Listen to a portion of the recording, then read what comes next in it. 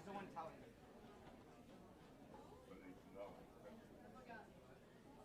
Oh, hey, you.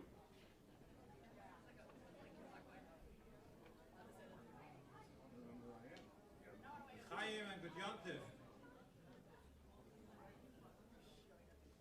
Welcome to the community Suda and Farbrengen in honor of Yudas Kislev, Taf Shin Pei Beis.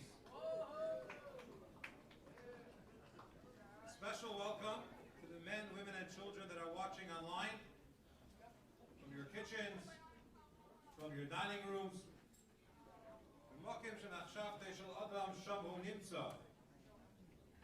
where a person's mind is, that's where they really are.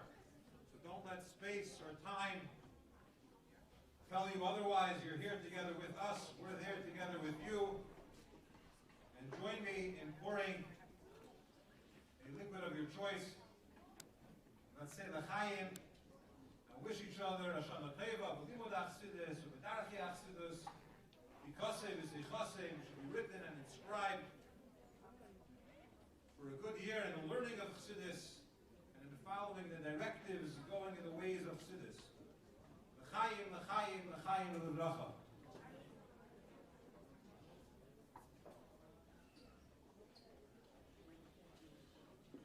Rebbe Hashab referred to Yudas Kislev as Rosh Hashanah l'Chassidus. It's a new year for Chassidus. The term Rosh Hashanah is not one that Rabbi used lightly. It has tremendous significance. And it represents the power of the day that achlatas that we take, good resolutions that we decide to do, changes that we commit to make, increases in learning and davening, as well as brachas that we wish one another, especially at Chassidus F.R.E.E, carry tremendous potential to be fulfilled. Yudas Kislev, as we know, we're celebrating the release of the Alter Rebbe from Tsarist prison. And after being in prison for 53 days, it's on this day of Yutes and Chav Kislev that the Alter Rebbe was released. But many ask the question, why can't we just put that part of history behind us, opposition to Chassidus, people framing the Rebbe, having him accused of all types of counter-government activities? We've moved on, we've come a long way. Let's put it behind us. But the truth is that Yudas Kislev is not just a day to remember, it's a day that means a lot. The day of Yudas Kislev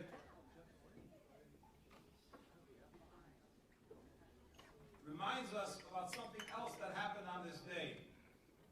When the Alter Rebbe was in jail, he was visited by two special individuals who came from Gan Eden, the Baal Shem Tov and the Maggid. And he asked his Rebbe, the Maggid, and the Baal Shem Tov, he said, why do I deserve this? Why am I in prison?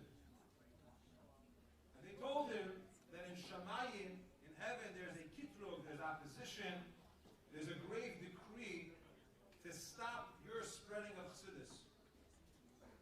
It's secrets of the Torah. These are things that were reserved to select few. The Alter Rebbe said, maybe I should stop. If there's opposition on high, when I get released, maybe it's time to tone it down. And they told him, not only should you not stop, but you should increase.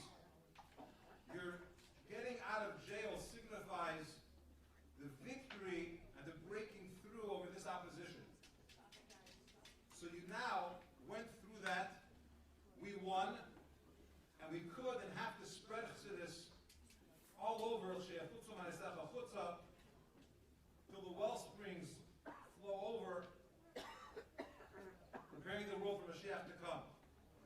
day of this Kislev is not just remembering a Geula which deserves its yontif in its own right, but it shows us, reminds us, and gives us that guiding light that we have Chassidus.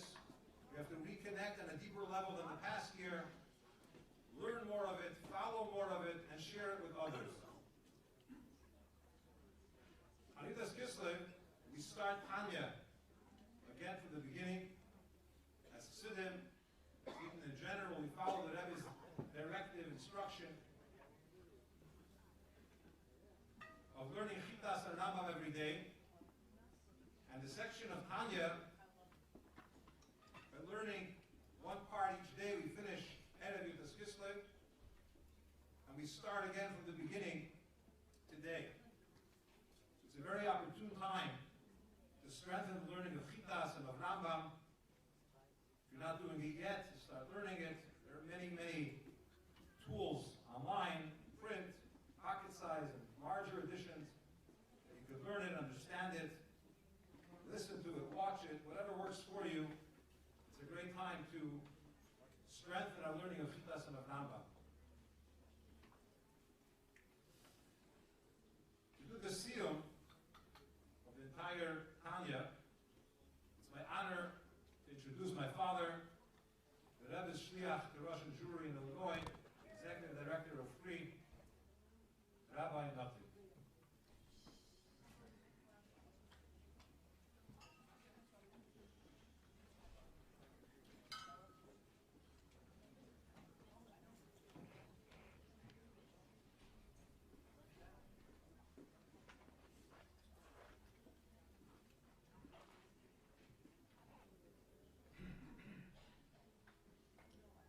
Yontif, from the Teva, Kaseva, Sechasemo, a good and blessed year, Yimadas Chassidus, Adaka Chassidus, and we know that this Farbrengen is a mocker for all the brachas, including and especially those that have prepared. I want to thank everyone that has so participated in sponsoring and preparing for this beautiful Farbrengen. And this should be a mocker for brachas and yeshuas, l'chaim, l'chaim.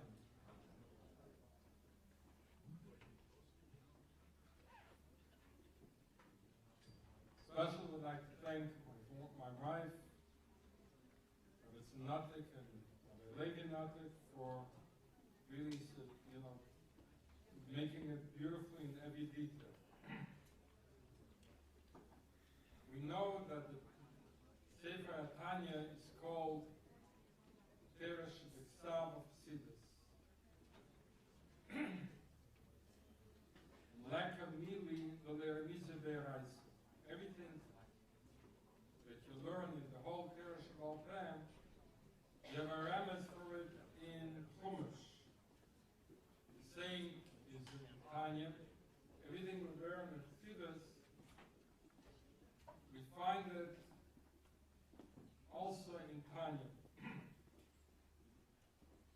Tanya is a special shaykhus to me personally because of the last yeshivas that I was able to be by the Rebbe as a bacher. The Rebbe instructed me to learn Tanya, the Porket in Tanya, but that's for another time. Also, in that Yechidus, the Rebbe gave me an eitzah to have a highest in davening, and that is by learning, by thinking of the Chassidus Shatayich of davening. So I would like to, since the end of Tanya talks about davening, so I'd like to start with that. Nimis Shabbos, Yakavona, B'Tfilas Shabbos, because in the Yechidus, the Rebbe told me it should divide the davening in 6 or 7, which the Pashtus I took that in 6, that's weekdays and Shabbos, you can take out some more time and think of the Chassidische Pirush of the davening.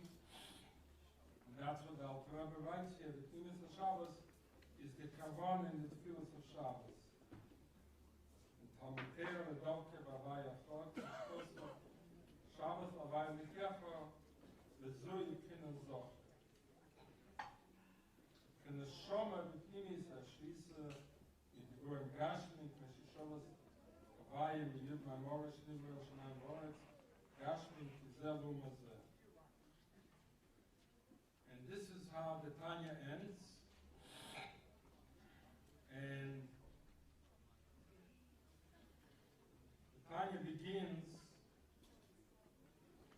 with, as it was mentioned by Rabbi Levi, with a letter from the Rebbe about Chitas, and particularly about Tanya as it is divided in the every day of the year, and this year it's a Shona Mubaris. So the Rebbe brings that takona in the Hakdoma of Tanya. Interesting that the Rebbe signs off his name and his mother's name in this letter.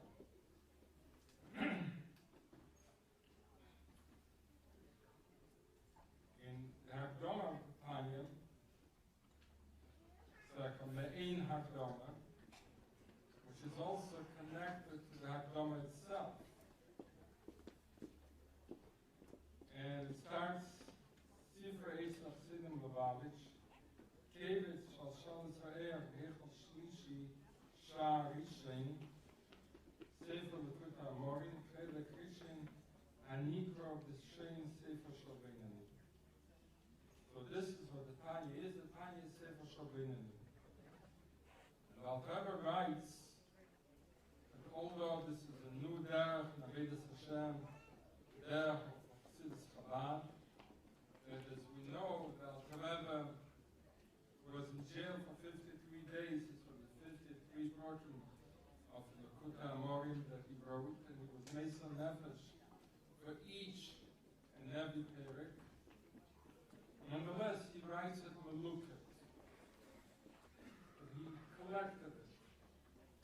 Interesting that you find similar approach to the Rebbe. He would, as he says, see this, he would often say the word Yechazer Amayno. So, he says, as we look at it, this foreign, we be safer. So it's foreign to say that that's the Maral Mikrok. The safer, that is the Zitcha Magid and the Bolshem. Yusuf al-Apostle, Kikar Valach Adover, the Eid of Yechol Vavof al-Seise, the Rabbi hated Kikar Veid, the Derech Aruf Oksora, Bezos Hashem Torah. So, I believe when he writes it, if he says that he's the Rabbis, the Magid, and the Baal Shem Tov, it's in place to bring in a story that connects the Hilul of the Magid, which is Anitas Kislev, and the Hagagul of the Sifra of the Alter Rebbe. The Magid once has a Torah, and then he asks his Talmidim to repeat the Torah. So the Talmidim, they repeat it. The Magid said, it's not Meduya. Went back, rehearsed, talking about Gainim and Tzadikim. We remember more details. Came back, hazard it again for the Magid. The Zitcha Magid said, still not Meduya. So they went back for a third time. They made it exact. They came back, and the Magid says, it's not Meduya. So they said, it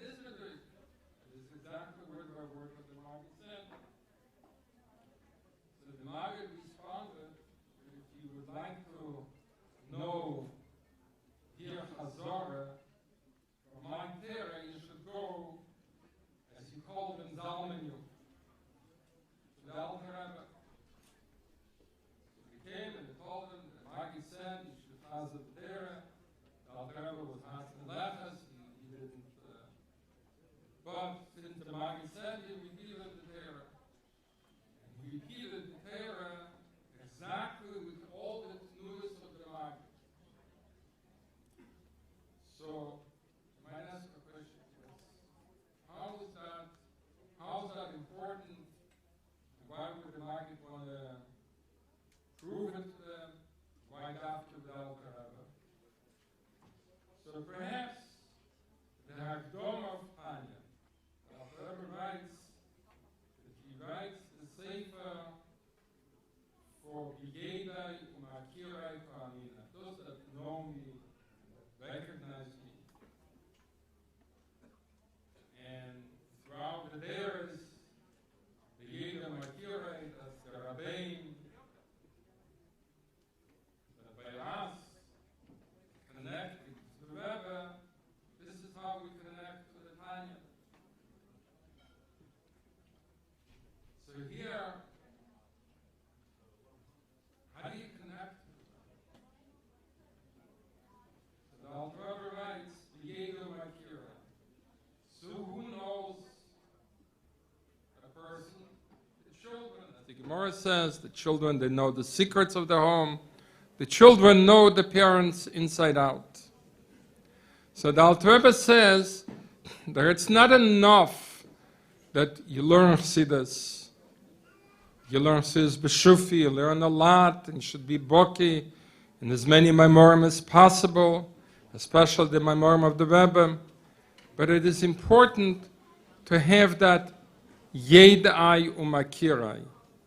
You should become, like Chassidus explains, there's a difference between a Talmid and a Ben. A Talmid takes only the Chetzenis of the Rav. That's not what Chassidus is all about.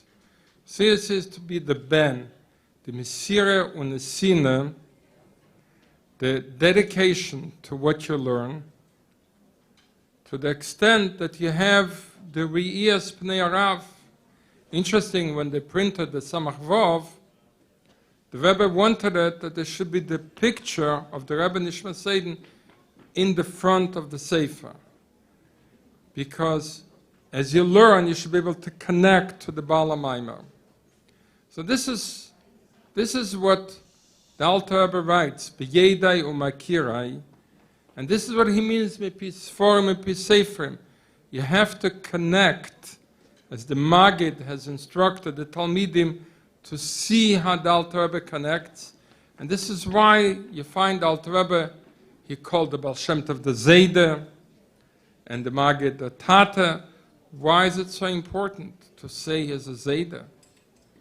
Because it's that Atzmis Dika Kesher that is expected. So one might ask, you're talking about some very high madreges. How are we, simple people, able to connect on that kind of a level? So the Alter Rebbe writes here, Levaya Heitiv Echo Korv Me'ed B'derach Arucha Uktzora.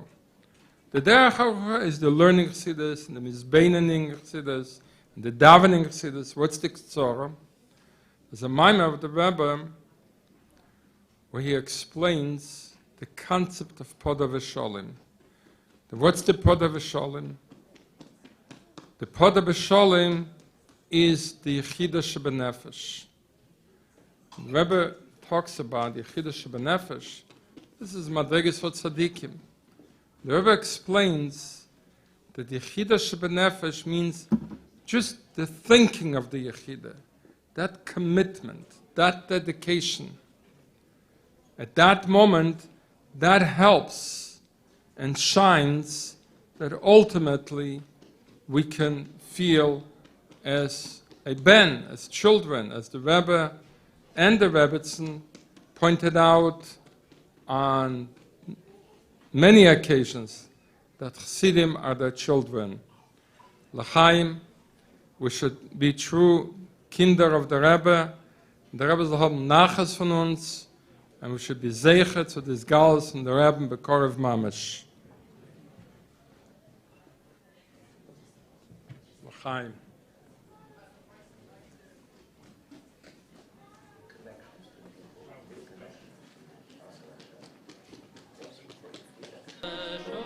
The teachings of Rabbi Shner Zalman of Liadi, the founder of Chabad, were based on the revolutionary teachings of the Baal Shem Tov and the Maggid of Mezrich.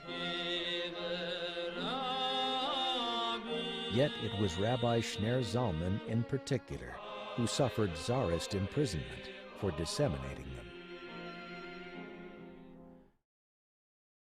Der Gesehre von Jusef Kislev le Meiler ist auch wie der alte Rebbe hat erzählt und wie sie gebracht sind von dem Rebbe, dem Schwert, dem Nossi Baruch in Kamos, Sichis und Michtovi. Ist bestanden in der Kitrug le Meiler, vor was mir geht mit Fasten sein. Sedes Hatera. In a Nefen, als mir soll das verstehen mit Zecho. Bemele wird das können verstehen, nechet oder die, was sie seien noch nicht treu. Mitzad Ma'amodum und Matzovem in Limo Datero und Kiyima Mitzvit auf der Griechische in zu lernen in Roseter. Und der alte Rebbe hat das eingestellt in Asamin Seder, wo das ist die Hisofe auf viel auf dem Masritscher Magid und auf dem Baal Shem Tov, und nicht nur mit soll hören Atero und nehmen an Nikuda allein, aber dem soll ich verstehen mit Avone was Soge, auf der Weg, wie man versteht, eine Linie in Nigle de Tere, in Gallie de Reise. Und wie der Rebbe der Nossi Mewaie Baruch in dem Kuntres von Limodach Sidus, das darf sein in einem Nefen, und das kann sein in einem Nefen, und das muss sein in einem Nefen, man soll das verstehen, mit dem Sechel. Was mit Zada Sechel ist auch nicht verbunden, Itzter, ins Mann Hagolus, das mit ihrer Shomayim, wo der Pfarr konnte sein, als Ami, was in ihrer Schamayim, der Weile fällt ihm noch, und der Afal Piquet soll in Sechel haben, einen tiefen Sechel, und soll können verstehen, dass jedes Atero eben mit Gizares in dem Lewusch von Sechel. Und der Pfarr ist bestanden der Kitrug, aber darf reinsetzen, Bekeller, das heißt, auf Menea sein, Chasvischolen, die ist Pashtus. Von dem, was will Nefi sein, Rosen der Reise, in der Nefen von Avone, was Soge besechelt. Wie bald hat der keine gewesen, als noch zu früh, Megale sein, Rose Teire in Gas, in der Fahre bestandene Mensch, also der, was hat das Megale gewesen in Gas, sollen bei ihm zunehmen, die Möglichkeit, dass soll können sein in Gas. Und auch der Fall ist der Rheinisch bestanden, Miede Kneget, Miede, Kohlsmaß, in der Meiler noch nicht gewinnt, durchgebrochen. Als man darf geben, Rose Tere zu allen Jiden, in der Leben von der Wohne, was Sorge, in der Rheinisch ähnlich bestanden, in dem, als wie bald man will, das Ton jedem als Mann, in der Fahrt darf man ihm beweisen, als sie können sein, in der Fortschritte. Bishaasle Meilo ist gewollt, mit gesehen, durch den Messias Nefesh von Iden, auf der alten Reben Bereich. Idos Gufe beweist, als sie seinen Roi, wie bald das hat der Messias Nefesh gewähnt, bei Rosh Nissi Israel. Wo sie seinen der Chkeler, der Nishmas Kol Bnei Israel, wie Mewail Betanie Barucho, ist auch die Messias Nefesh Gufe hat durchgebrochen und bewiesen, als alle Jiden seine Schiroi und zugegräht, aber kommen Rose Tere in der Leben von Avone Vasoge. Wo der Pfarrer in Kasche nicht mit Monefschach, ebse früher gewähnt, die Gesehrame darf nicht mehr fit sein, verwas hatten der noch eine Wattel gewähnt, die Gesehre. Und hat gesagt, man soll ja lernen, Tere bei Avone Vasoge, nur das, was man sich meiste Nefesh gewähnt, nicht gucken, die Kassen Kitrugle Meiler, aber bringen Rose Tere zu allen Jiden mit Havone Vasoge, ist Messias Nefesh von der Jiden und befragt von der Nossi, brecht durch, dass viele den Gzavdinsche der Meiler wird tegen Nikra und sie wird das Gufe pflaster durch die Weg, als Rose Tere soll nach Robkommen bei Havone Vasoge zu allen Jiden. Vor man ist ihr das Nefesh von den Jiden, ist die Zeit der Ruhe, was alle Jiden seien der Chakema Schleimer. Sich kol Israel Chaverim, bisher sie kommt zu in ein Never von der Kema Schlema, begoloi Ates Vischayes und am Messirat Nefesh, peilt das in alle Evrim, als sie werden nicht anders. Und das Gute hat gepeilt bei allen Jiden, als sie seinen geworden, nennt zu dem ganzen Linien Achsidus, wo das ist der Linien von Rosen, die Reise mit Avone Vasori. Was hat das ist die Nekude von Jutes Kislev, dass nicht ein Chaga Gejule mehr nicht wie für einen bestimmten Kreis, für ein Teil von Jiden, nur das ist ein Chaga Gejule für alle Jiden, der Farwas wie der alte Rebbe ist nicht, als Bishosho, Mati, der Pode, Bisholim, Nafshi, ist ja der, und das hat gebracht, die Gejule, warum hat in der Ruhl besteht, die Gejule, die Bdi, gewähnt in der Nefen, von Scholim, da vereinigen sich alle Jiden zusammen in dem Efen von Nafshi oder Zähne von dem Baal HaGiulo, auf bringen Sedes Atere, Lechol Echad wie Echad mit Israel. Was das ist der Limit für uns diesen dem dort. Aber wir darf wissen sein, als Jiden sein nicht voneinander geteilt, auf zwei Gelotten, zu da sehen, was eine Ziel. Und als einer, was eine Minagdin, dass mehr nicht wie ein Einreden ist und ein Pitui von dem Jeter Hora, was hat mehr, als es werden Schollen begolli bei Israel, wer demut herabkommen Mashiach, wer es Ruach Atum Avim in Horet. Hat nicht mehr was zu tun.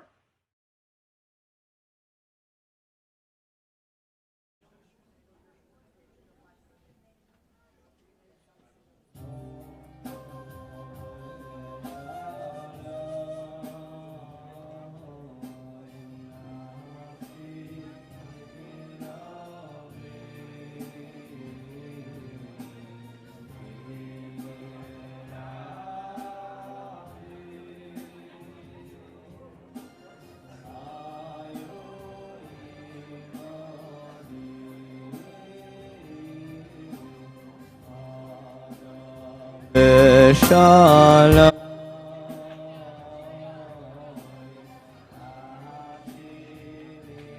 Of thee, give Rabbi,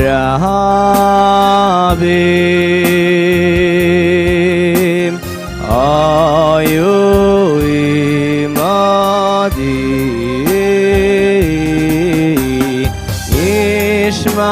Ishmael v'yanem v'yahoyshev kedem Salah Ishmael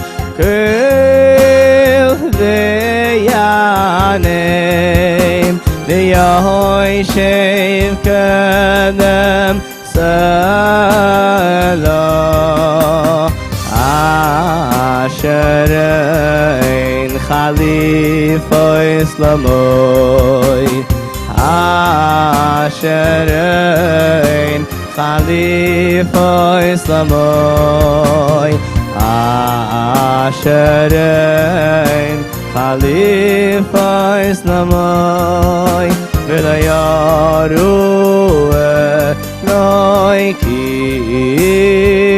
Eloikim Sholach Yodav Bishloimav Chilel Chilel Chilel Verisoy Cholku machmois pivu kerav divoy Raku devorov mishemen Beheimav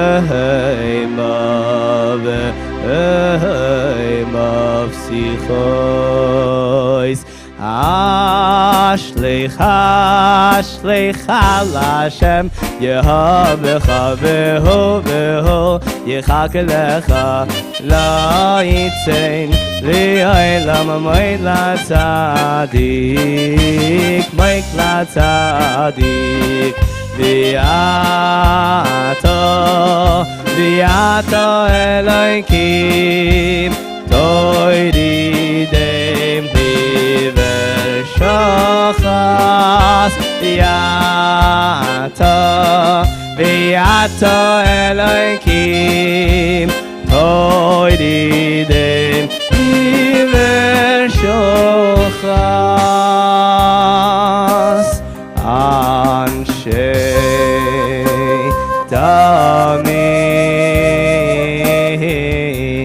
Damim Umirma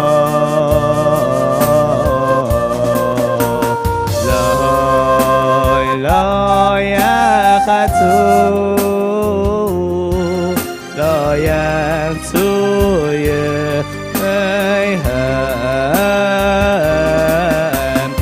Anshei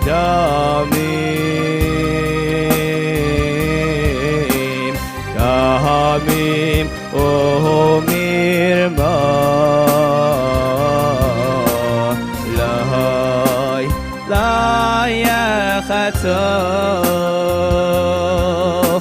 La yachtu yehem Va'ani eftach bach Hey va'ani eftach bach Va'ani eftach bach Va'ani eftach bach Hey va'ani eftach bach Va'ani eftach bach Va'ani eftach bach Ay ay ay Va'ani eftach bach Va'ani eftach bach Hey va'ani eftach bach Va'ani eftach bach Va'ani eftach bach Va'ani eftach bach Va'ani eftach bach eftach bach Hey va'ani eftach bach Va'ani eftach bach Hey va'ani eftach bach Va'ani eftach bach Va'ani eftach bach Va'ani eftach bach Va'ani eftach bach eftach bach Va'ani eftach bach Hey va'ani eftach bach Va'ani eftach bach Va'ani eftach bach Hey va'ani eftach bach Hey va'ani eftach bach Va'ani eftach bach Eftach bach Ay ay ay Va'ani eftach bach Va'ani eftach bach Va'ani eftach bach Va'ani eftach bach Va'ani eftach bach Va'ani eftach bach Va'ani eftach bach Eftach bach Va'ani eftach bach Hey va'ani eftach bach Va'ani eftach bach Va'ani eftach bach Va'ani eftach bach Va'ani eftach bach Va'ani eftach bach Eftach bach Va'ani eftach bach Hey va'ani eftach bach, hey va'ani, eftach bach, va'ani, eftach bach, va'ani, eftach bach, va'ani, eftach bach, va'ani, eftach bach, eftach bach, va'ani, eftach bach, hey va'ani, eftach bach, hey va'ani, eftach bach, va'ani, eftach bach, va'ani, eftach bach, va'ani, eftach bach, va'ani, eftach bach, eftach bach, va'ani, eftach bach, hey va'ani, eftach bach, va'ani, eftach bach, va'ani, eftach bach, va'ani, eftach bach, va'ani, eftach bach, va'ani, eftach bach, eftach bach, va'ani, eftach bach, va'ani,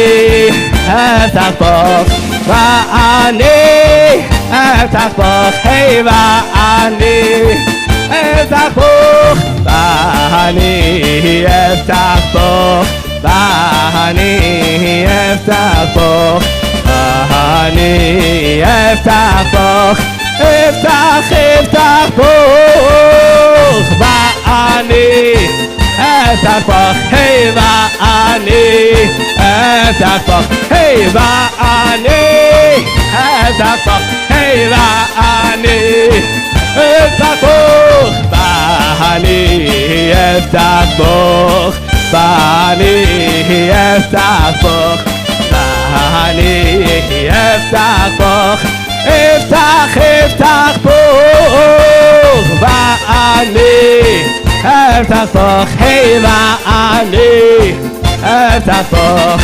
va'ani, eftach bach, hey va'ani, eftach bach, va'ani, eftach bach, va'ani, eftach bach, va'ani, eftach bach, eftach bach, va'ani, eftach bach, hey va'ani, eftach bach, va'ani, eftach bach, hey va'ani, eftach bach,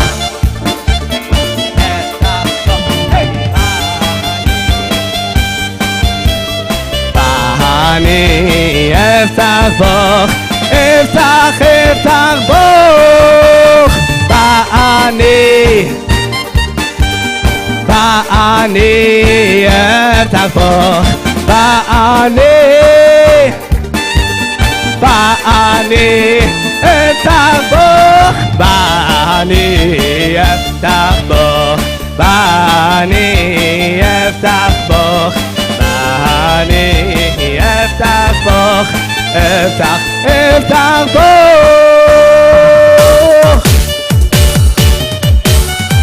Hiya mama.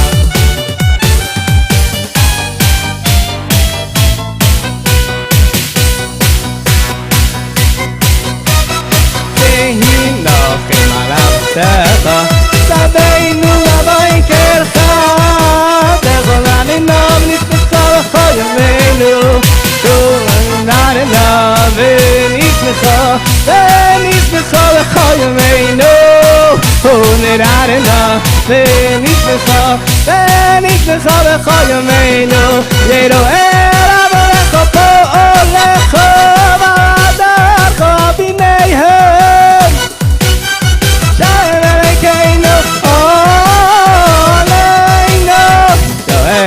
עבודך פועלך ועבדך בניהם וינו ים השם אלוקינו עלינו ומעשי ידינו קנינו עלינו מעשי ידינו קנינו מעשי ידינו קנינו עלינו מעשי ידינו קנינו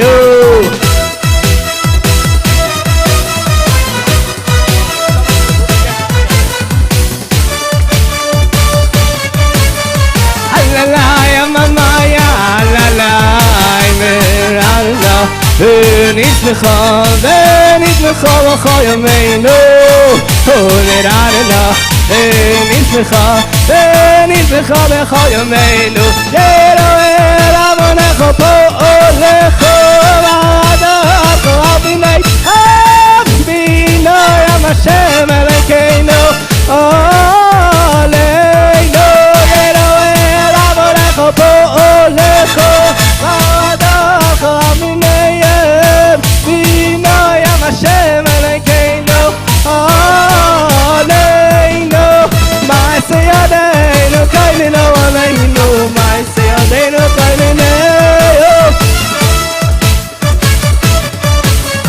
מעשה ידינו כאלנו hey aman la la oh oh oh la la ay ay ay ay oh mama la la oh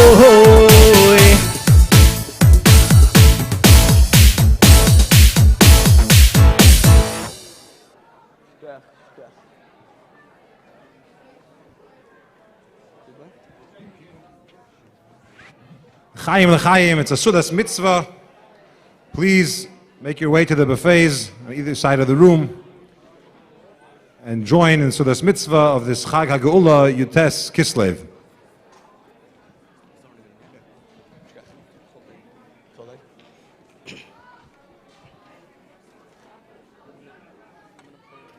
Exactly. Yeah.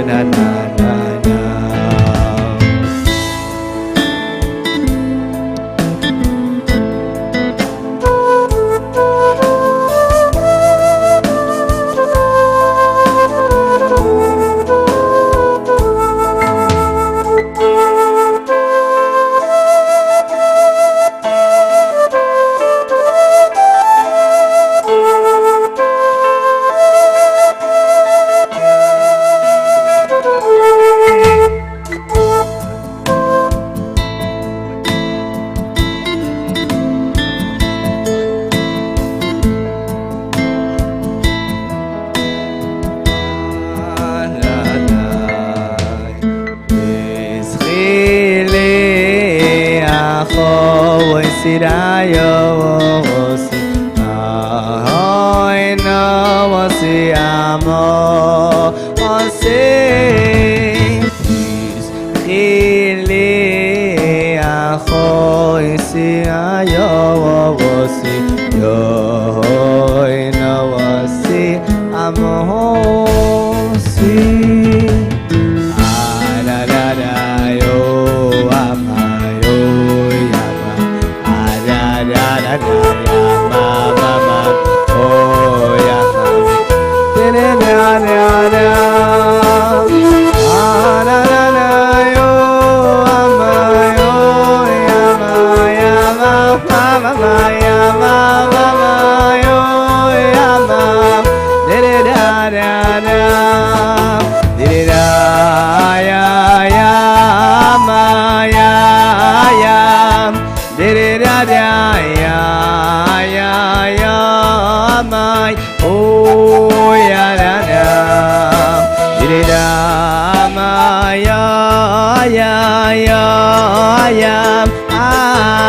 my hadadam oh my oh yananam dere oh inam oh inananam dere oh inam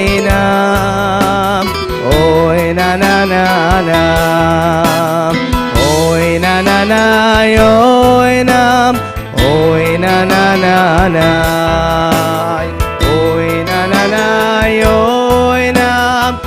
Oy na na na na, oy na na na, oy na, oy na na na, oy na, amayam, oy na na na na, oy na na na ya, my oy na inam, oy na na na ya.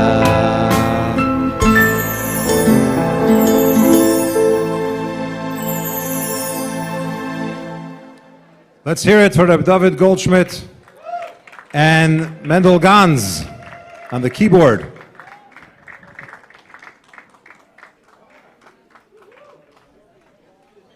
As you partake in Sudas Yantif, it's my honor and privilege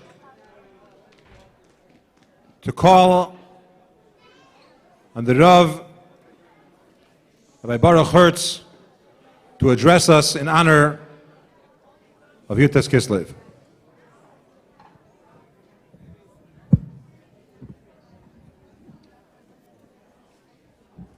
L'chaim, l'chaim, good yontiv.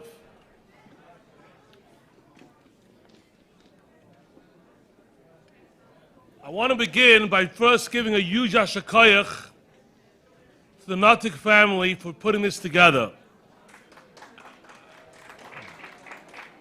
And I'm not, Rabbi Levi Notik and his parents, I'm not just saying a regular ashakayach. It is ultimately, today is a day that we show respect to the Gilei Aruch Chassidus which came in the world, and they do it in the most spakavadika, respectful way, like a Suda, the way it's supposed to be, a respectable Suda with all the pieces and details involved, to give it the koyach no less than a chasna of a mitzvah. That's how it should be, and for that, I'm sure it takes a lot of work and time, but it definitely is the right thing and gives the kavod and derech eretz to what this day means to us and to what it is. So again, one more time, thank you very much. Just share a small point I was thinking about today. Every Chassid has Kislev reflects. I'll begin with a small story. The story is that when Alter Rebbe was in jail, one of the famous ministers visited him. And while he was visiting him, he began saying, he was saying Shema Yisrael. So the Alter Rebbe ignored this minister and didn't even look to his direction and didn't stand up. And only when he finished did he actually stand up. the minister turns to the Alter Rebbe and said, don't you know the protocol here?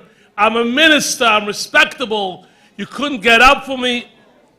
And this is what the Alter Rebbe responded.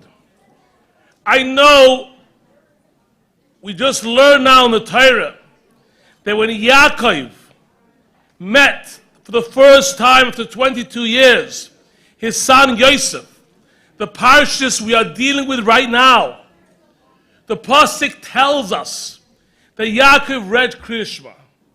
He couldn't find the 5 minutes before or 5 minutes after, the one time, a moment, he was waiting for 22 years. That time, he had to read Shema. Said the Alter Rebbe as follows, that really, the Shema he read, he knew that he will be overcome with excitement and passion to see his son and show unbelievable love. He wanted to remember that the love of Hashem is greater. So at that highest moment, when a parent doesn't see a child for 22 years, he realized that he has to show, demonstrate to himself, and demonstrate to the world what means Ava to HaKadosh Baruch Hu. Says the Alter Rebbe, you're great, you're a minister. But by me, God is more important. And not only more important, but God is everything. And just to explain this story in our terms, what is the Gilui Or, this great revelation that tonight we are excited about? Why is the whole world, whether you're a chassid, whether you are in every section, is taken by Yutes Kislev. Anywhere in the world, you'll see Farbrengens and Sudas, and what is this excitement about? Say one small story. There was once a bacha in yeshiva who left, it was the literature yeshiva, he left the yeshiva. And he went to a Hasidic yeshiva. He meets the Rosh Yeshiva one day, and the Rosh Yeshiva said, you were such an Eloi, you were such a prodigy, you were great. Why did you leave the yeshiva? He says, you have a lot of milas in learning, qualities in learning, but there's one quality this yeshiva has. They teach me how to read minds. The Rosh Yeshiva says, that's impossible, it doesn't make sense. How can you read minds? So I'm telling you, they teach you how to read minds. The Rosh Yeshiva turns to him and said, okay, tell me what I'm thinking about. He said, the Bacha says to him, you're thinking about that Hashem is everything. He said, that's not true. And the Bacha says, and that's why I left your yeshiva. On a similar note, there was once a shtetl in a city that they were looking for a candidate for a position of teacher. And it was a literacy school. So the first question they asked, are you a chassid? There was a chassid who went for the job, and he came with unbelievable qualifications. And they asked him, are you a chassid? And he said no. So they wanted to make sure that he wasn't a chassid. They say, do you think all day about the Eibishter? He said no. A few weeks go by, and they realize he's a great teacher, but a chassid. They take him to Bezdin. What do you mean? You said you are a chassid, fine, you're being humble. But you said you think about the Eibishter the whole day. You said no.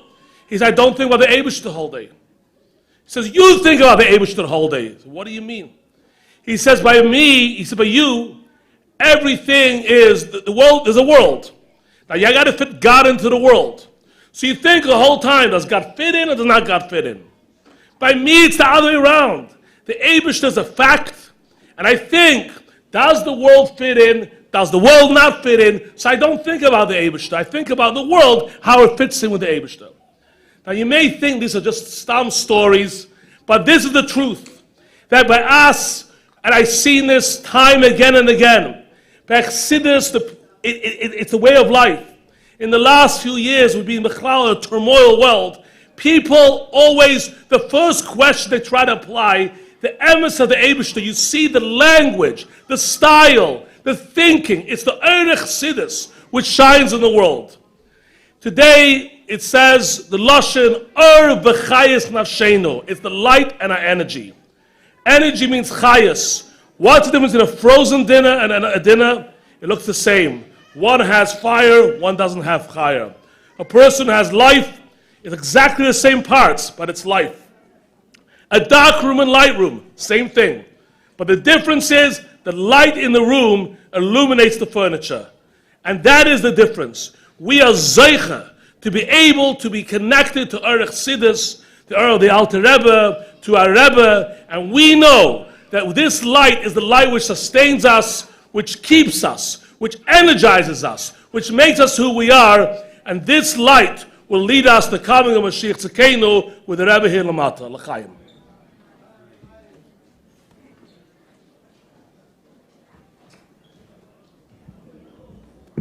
Thank you very much, Rabbi Hertz.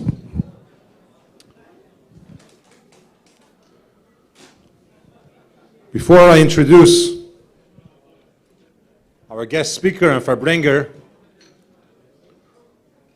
who will speak, and then Farbrengen, he's not leaving till tomorrow morning sometime. So I encourage everyone to stay. Farbrengen. I'd like to mention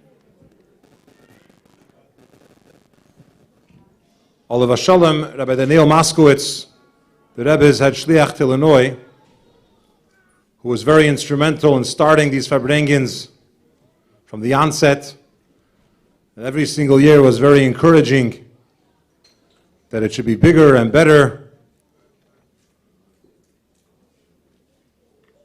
I just want to say the Chaim for all of the shluchim and institutions throughout the state of Illinois should continue to flourish. A bracha for his Rebbetzin, soll gesund sein, and for the entire community.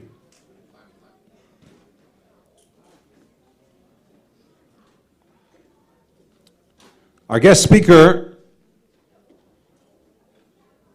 Rabbi Mendel Rubin, is the Rebbe's shliach in the University of Albany. You could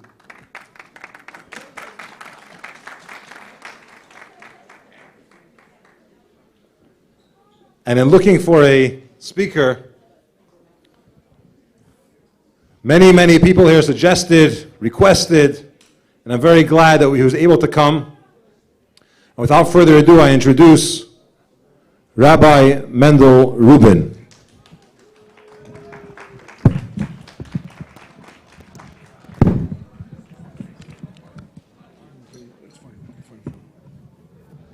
Okay, good yantif, everyone. Good yantif.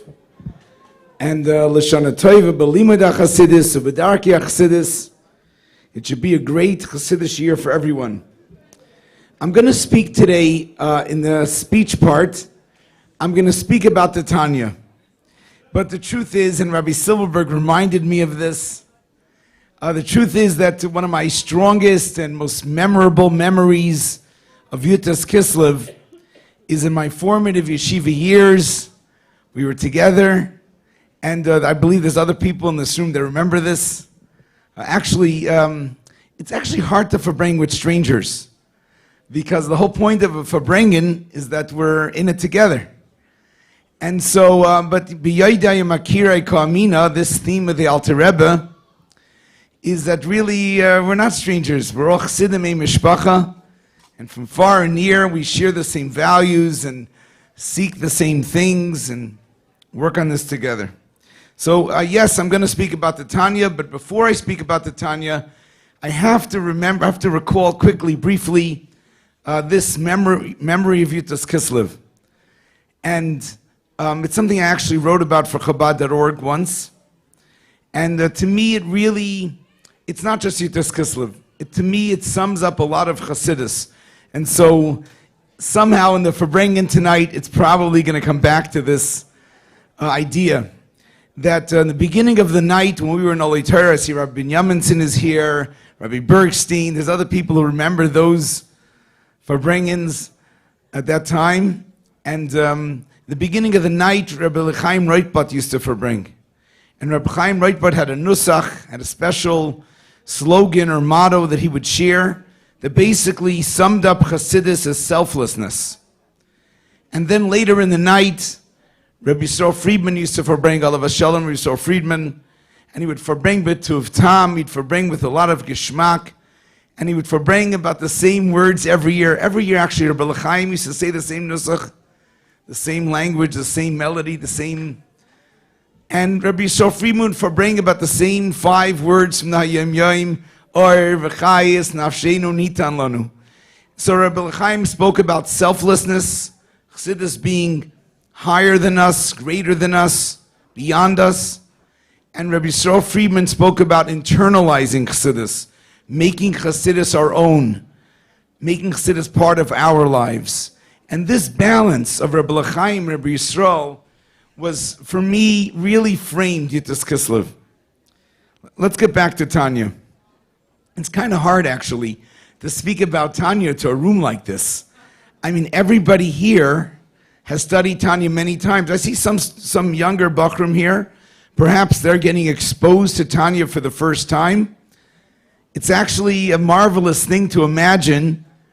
Imagine seeing certain Parakim Tanya for the first time. How you would see it in that lens. I just want to begin. So it's hard to, really, honest, it's very hard to talk about Tanya with this room. But I'd like to share some tips, some insights, some inspiration that inspired me in the Tanya, and hopefully it may do some of the same for you. I'm going to begin with a story, since this is the F.R.E.E building, and F.R.E.E is an organization dedicated for many years to serve the Russian Jewish community. So I'm going to begin with a story of Dr. Branover that's in his book Return.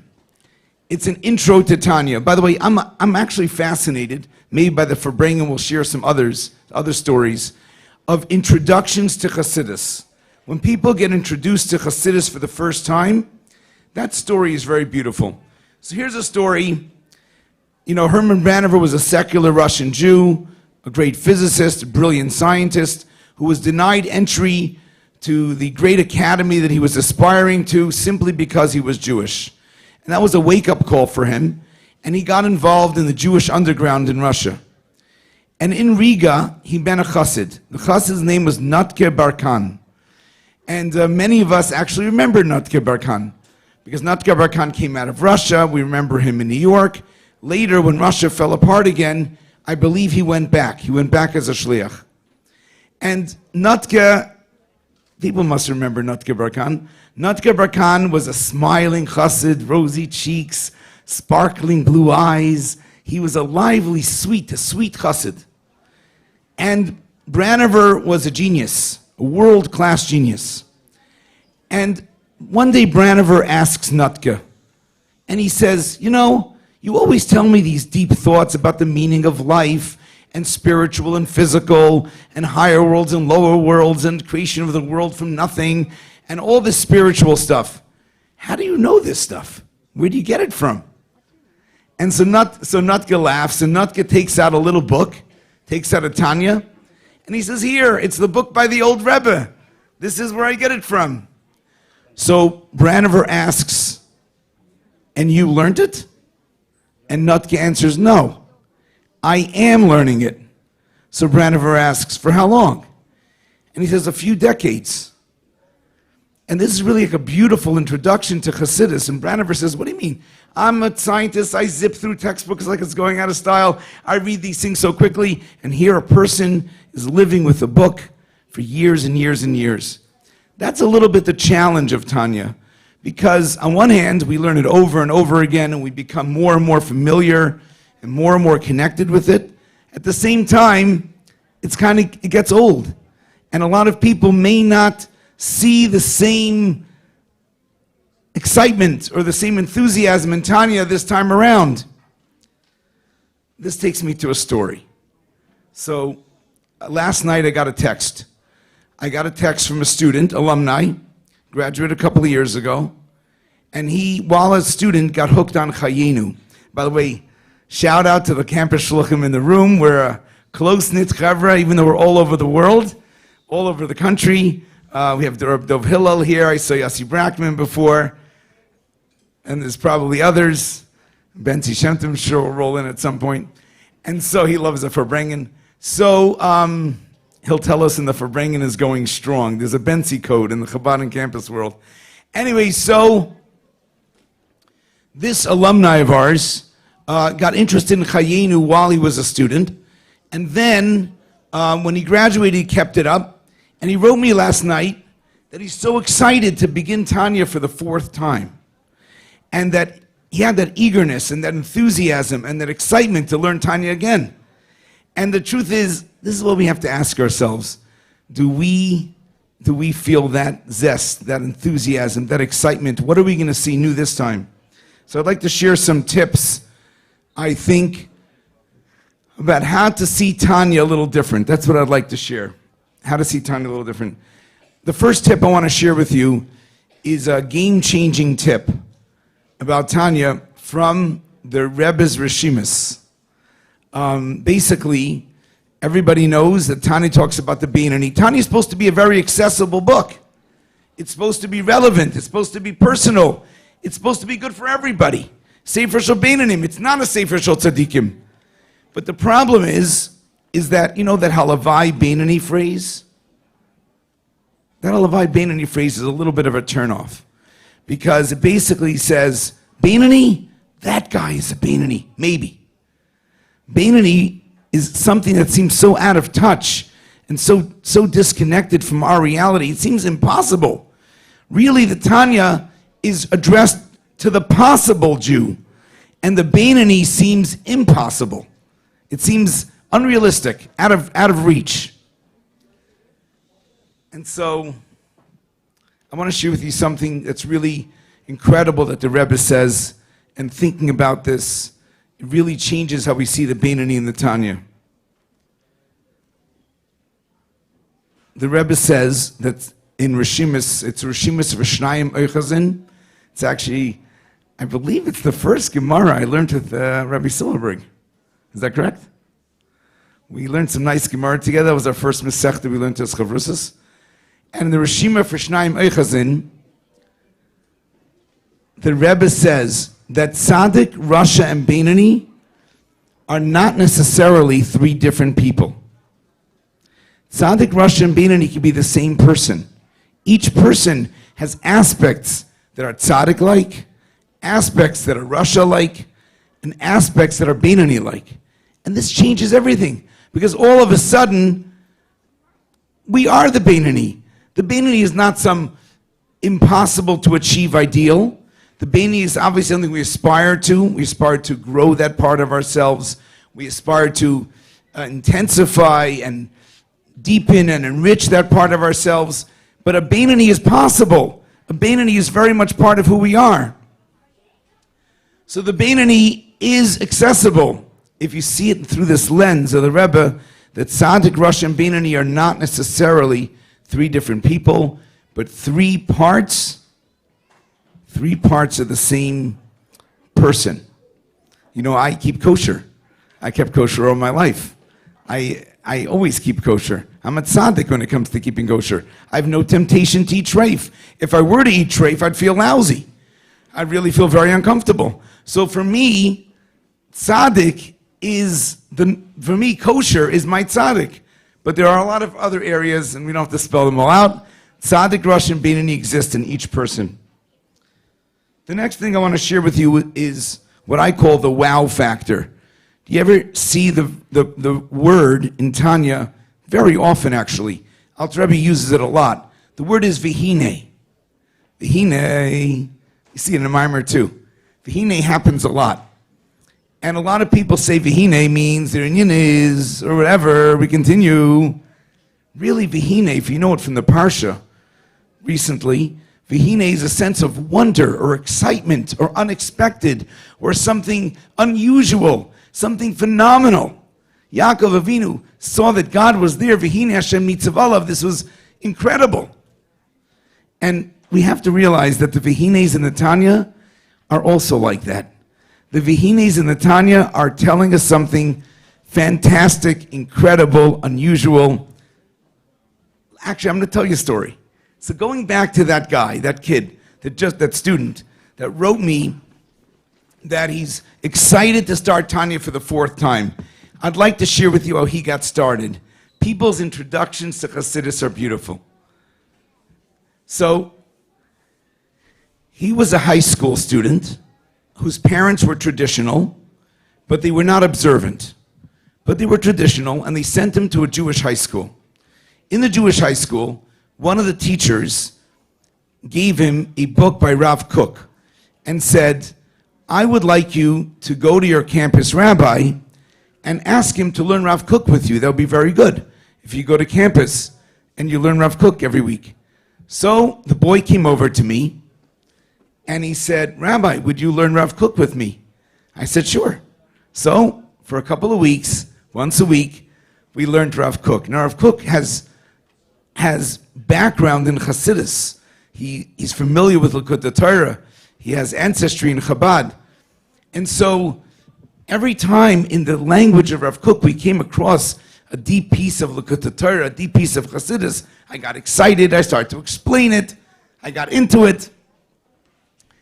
And after a few weeks he says, you know, I see that once in a while you get excited about certain lines. Where do those lines come from? What's the book that they come from? So I said, okay, we could learn some Tanya if you'd like. So the first piece of Tanya we learned was Perek Chav Zayin, Aseli Matamim, and Bariskafia and Isapcha, and how to fit in with Yitzchak and the Brachas, and all of that beautiful, beautiful, very, very rich piece of Tanya. And we learned it, and the guy looks at me. Afterwards, he puts his hands on the table. He was actually an ROTC guy, Army guy. Puts his hands on the table, gives a hard look at me, and then my Zayda used to whistle. Someone here, Rabbi Natik remembers my Zayda. My Zayda Moshe used to whistle. I can't whistle. But, Izzy must remember my Zayda too. So, about whistling. So, he lets out a whistle, like a long, low whistle. And after he finished whistling, he said, wow, I never learned Torah like that. So, if we can take a moment, we're too familiar with the Chassidus. We grew up with it. It's in our mother's milk. We heard it all the time. We see so much of it. The Kalisker had a complaint against the Alter Rebbe that too much oil will put out the fire. If there's too much saturation of Chassidus, there may not be that enthusiasm. Now, obviously, we're not buying the Kalisker's argument, but we have to find that fire of Chassidus, even if we're familiar, even if we're used to it.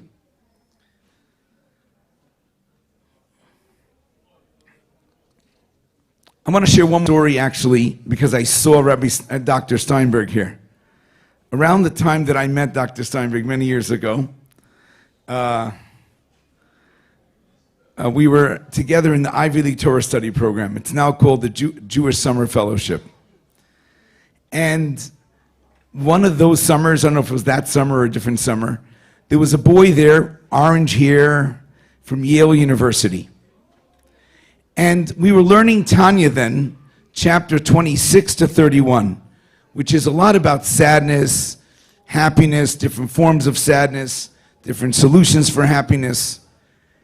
And in the Tanya we were learning, every once in a while this guy would pipe up and he would say, when was this written? And I would say 1796. And then a few days passed and he asked the same question again. A few days passed, he asked the same question again. So I pulled him aside and said, guy, listen, you're an intelligent guy. We discussed this. It was published in 1796. I mean, I could show you from pages from Slavito or something. And this is like, it was published in 1796. What's your big concern? He said, you know, the whole awareness of mental health and understanding people's nature and analysis of people's sadness and joys, that came much later in the 1800s. The Alter Rebbe, to write this in 1796 and to devote 6 chapters of Tanya to this subject, it was beyond him. I'm just saying a lot of the Tanya we take for granted. We take for granted. Things like Dira B'Tachtoinim, we were standing around the Bima this Shabbos. And we were talking about Yutas Kislev with the guys after davening. And I said, Yutas Kislev, what's Yutas Kislev? The Alter Rebbe one of the boys said, Alter Rebbe, he's the rabbi. He's the rabbi who says that Judaism is where we are at. He understood Perek Lamed Gimel and Tanya. He understood Dir B'Tachtonim.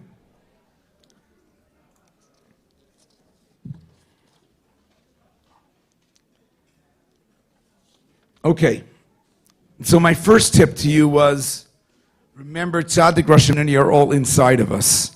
We're living the Beinani life. Part of our life is the Beinani. The second tip was to try to find the newness in Tanya.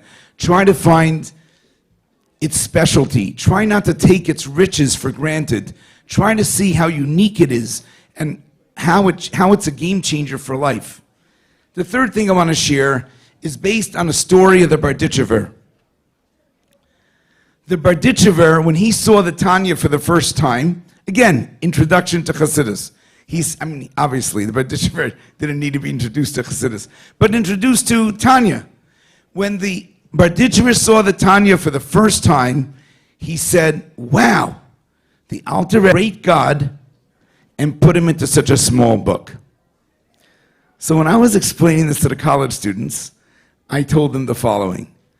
Most of the college students today are born after the year 2000. So I told them that when I was a little kid, there was something called a cassette tape.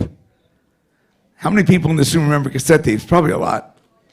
Okay? Side A, side B, the pencil that helps wind it together. So we grew up with cassette tapes and into CDs. But both cassette tapes and CDs both had both were very limited to the setup of the CD or the tape. You couldn't pull out music as you wanted. It was, you had to listen to the whole side, and then the other side. And then, you could, in CDs, maybe you could skip a song. But basically, you were locked into the setup of the cassette or the CD. Also, another thing is, if you wanted music, you had to have a big tower of it, because the CD towers are very high. Sometimes you took it in a car, like a whole notebook of album with CDs in pockets. It wasn't really accessible. You couldn't listen to it anywhere. If you want to take a lot of music with you and go on a run, you'd have to carry a backpack. But today, there's something called an MP3 player or iPod or whatever it is, whatever technology you're using now. It could be right on your phone. And it accomplishes two things that are very, very relevant to Tanya. One thing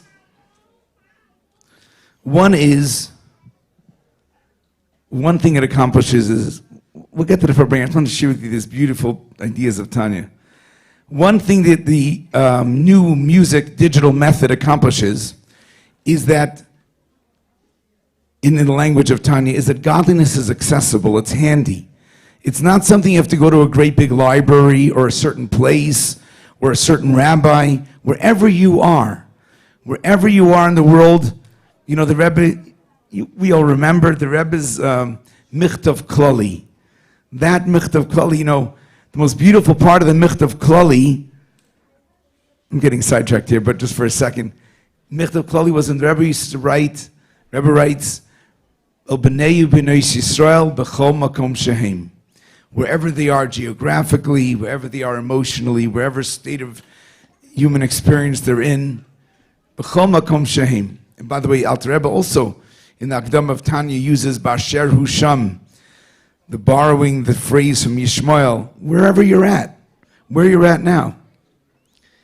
And so the advantage of today's music system is that you could take it anywhere. Tanya is like that. Berditchever said it's a tiny book. Take it with you. It's handy, it's accessible. But the other thing is that it's shuffleable. I think this is a very big aid in learning and appreciating Tanya. So, of course, in yeshiva, you learn Tanya in order. If you're learning chitas, you learn Tanya in order. But I like to create Tanya playlists. What I mean by that, let me explain, is like my students at the University of Albany, as students everywhere, have all kinds of playlists. They might have a playlist, for example, when they're jogging, they listen to certain kinds of music. When they're studying, they may have a different playlist for other, And And they even have a special playlist. Like when they come to cook at Chabad, they have a special playlist that's sanitized, that only has certain songs. They have a playlist geared for Chabad House. And so they have different playlists for different needs and times and places in their life. And I feel that, yes, we learn Tanya in order, but the beauty of Tanya is to be able to recognize certain chapters that speak to you, or even parts of chapters that speak to you in certain parts of your life that are relevant and meaningful, supportive, encouraging, reflective in certain things that you live with. And going back to the music metaphor, the interesting thing about a Tanya playlist is that there are contrasts. There are contrasts in Tanya. For example, Perek Yud-Ches 18 speaks about the Pinta L'Yid, the spark, the hidden soul, the core, the indestructible essence. That's Perek Yud-Ches. Perek Chav-Hei is the flip side of that. It's the actionable Jew, the Jew who lives with his Judaism, the Jew who expresses their Judaism. So Yud-Ches and Chav-Hei are two halves of a whole. And many, many, many prakim of Tanya balance each other. There's 33 and 46.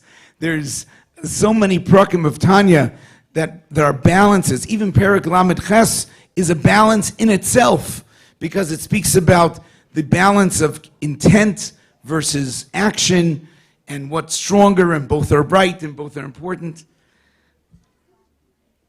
So this playlist idea actually brought me to something in Chassidus that I call chasynthesis.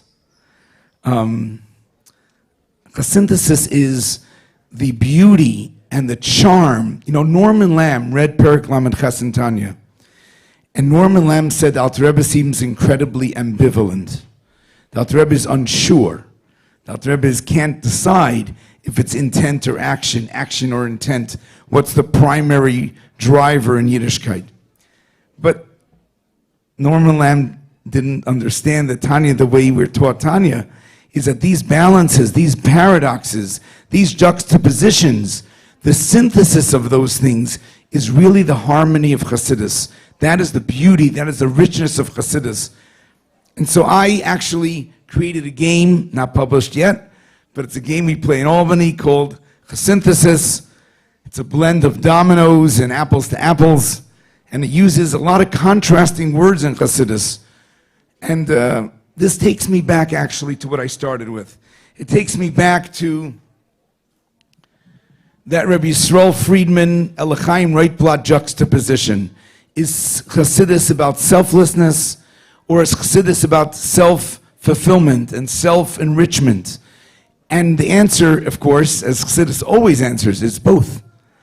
And the synthesis and harmony of that is really the magic of Chassidus. It's found all over the Rebbe's Mamarim. It's found everywhere. That's the balance. And a playlist in Tanya helps us realize that, helps us find certain prakim of Tanya that helps us with the balances and imbalances of our life. And that's another way to appreciate Tanya, using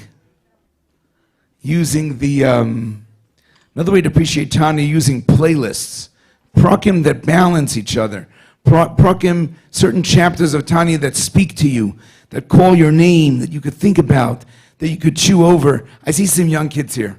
I want to tell you something. They're learning Tanya for the first time. They may encounter Perek Chav-Hei and see you with their eyes for the first time. That's very important, because the tone that you set and how you hear those words, and it's like the aromas and the feelings and the ideas. It creates an atmosphere that you keep for your whole life. But it's not too late for the rest of us. We can relearn Tanya. We can be re-energized by it. We can find tremendous meaning in it. I'm going to close this speech portion with 3 questions. 3 questions. I think the answer to these 3 questions is the same. But I'm not sure. That's my opinion. And it's possible that in the course of the Farbrengen, we'll get to some of this. We'll for sure get around it. But what I want to share with you is 3 questions. The first question The first question is regarding a story of the Alter Rebbe in Yitas Kislev. There was a minister that was impressed with the Alter Rebbe, who appreciated the Alter Rebbe. And he said to the Alter Rebbe, I'd like to do a favor for you if I can. And the Alter Rebbe said, I would like the Hasidim to know that I'm okay. So the minister said, well, how do you want to go about that? So the Alter Rebbe said, I'll write you a note in my handwriting. And then, no text in those days, and no fake news, his handwriting of the Alter Rebbe. So I'm going to write you a text, and there's a man that I want you to give it to. Because it was a little tricky, because Petersburg had Hasidim, who were supportive of the Alter Rebbe, of course, but also had people who were involved, Jewish people, from people, who were involved in framing the Alter Rebbe. So it was tricky to say, go give it to the first religious Jew you see, because it could end up in the wrong hands. So the Alter Rebbe said, I have a brother-in-law in town named Yisrael Kozik. It's actually interesting. I don't know if we know anything else about Yisrael Kozik. Maybe mistaken, but I don't know anything else about Yisrael Kozik other than this story. And the Alter Rebbe said that when I was arrested, I told my brother-in-law, Yisrael Kozik, go immediately to Petersburg, right after Yontif. He was still dressed in his Yontif clothes. The Alter Rebbe says, I know he went looking just like that. And the Alter Rebbe described what he would look like. In his Yontif clothes, he stood out in Petersburg. He looked like a sore thumb. That was not the place where people dressed like that.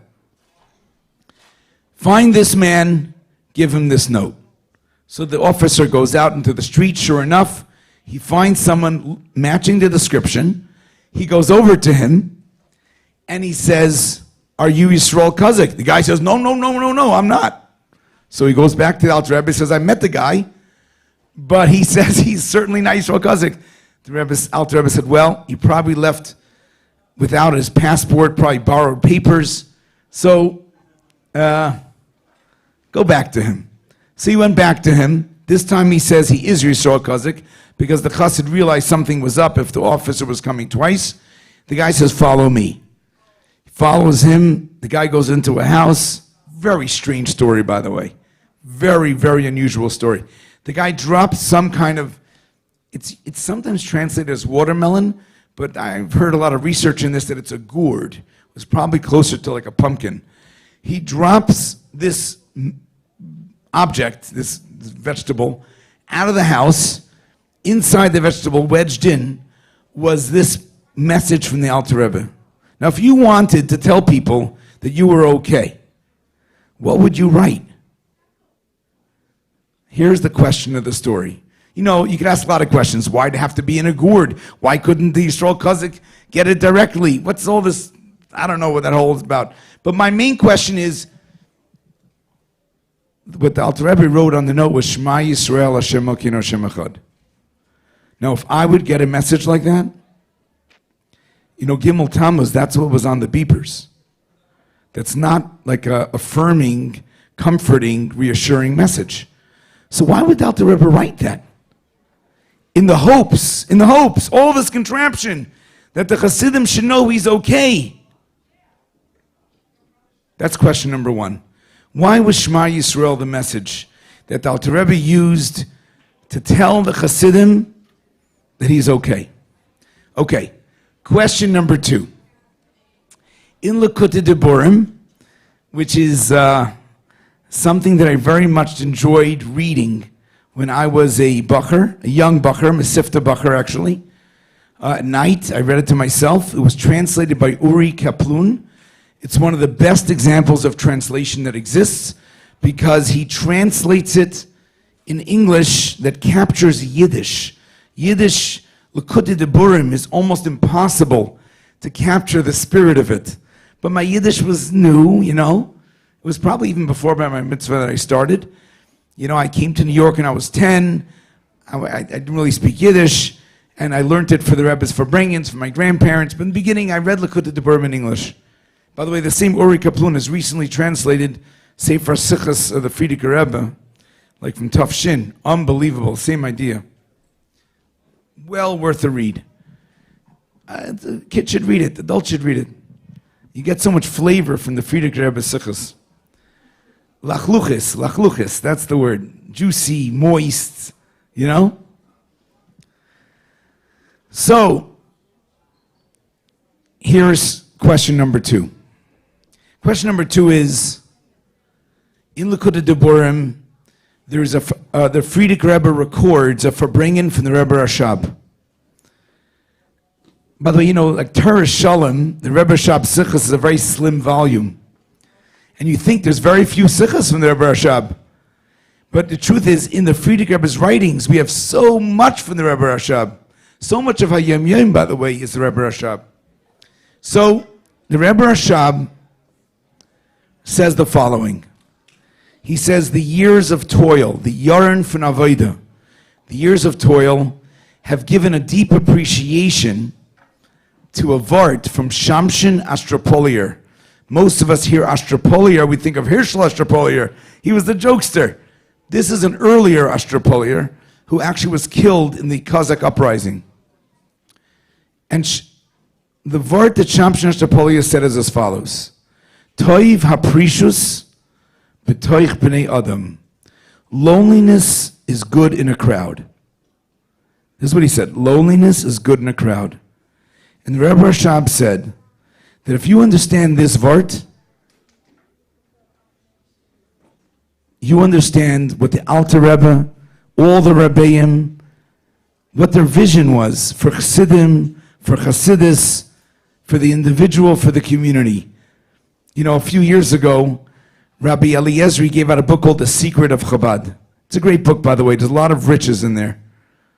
But it's interesting.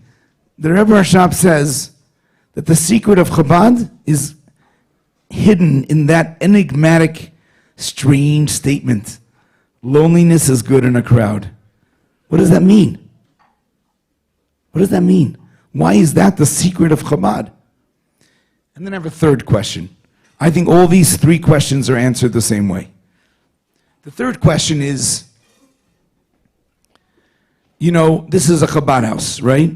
Rabbi Dov Hillel has a Chabad house. Many Chabad houses around Chicago. I run a Chabad house. I think that the word Chabad is one of the strangest descriptions for a Chabad house. Chabad means intellect. Ask anybody, wisdom, understanding, and knowledge, right? Even though knowledge is a terrible translation for das, but that's aside the point. But let's say you say that Chabad means intellect. And it's true. The Rebbe said in the Sikha, Chabad is about intellectual appreciation of Yiddishkeit.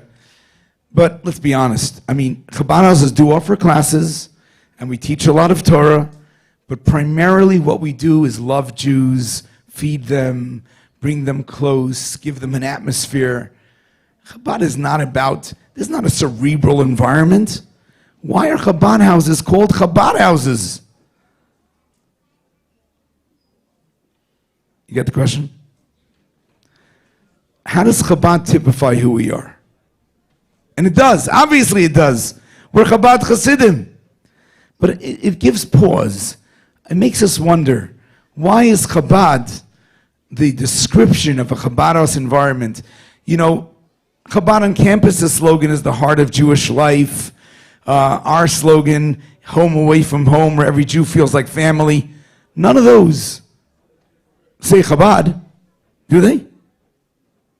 That's my third question. So hopefully we'll Farbrengen. I'm not going to answer the questions, but I think these are 3 questions that have the same answer to me at least. I don't have the answer. 3 questions that to me say everything about Chassidus. L'chaim. Hopefully, there's a lot of, I said a speech. There's a lot of really nice, warm Jewish faces in this room. Some I recognize and remember, some hopefully we'll get to know. And it is Yutas Kislev auf der Welt. It is Yutas Kislev tonight. And hopefully we can make a warm Farbrengen. L'chaim.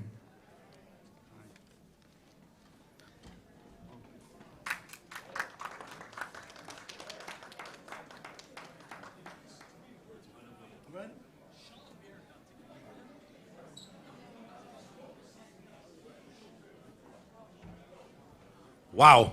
Thank you very much, Rabbi Rubin. We're going to bring the tables together and continue the Farbrengen in a less formal setting. We encourage everyone to gather a little bit closer. They'll bring out the dessert, also known as Farbeisen. Refill your lechaims. Continue with the negunim, and we'll Farbring. Lechaim.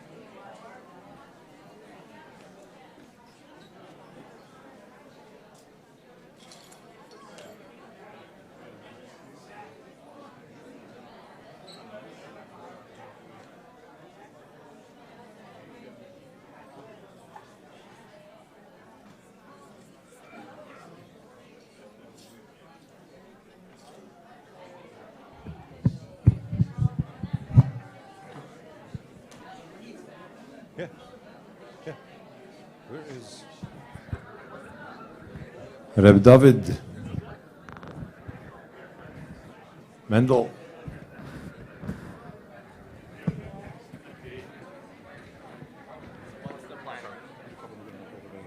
Okay, no problem. Start again. With, see here?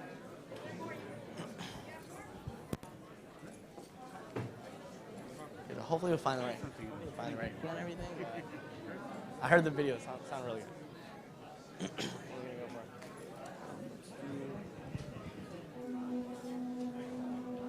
gonna go for it.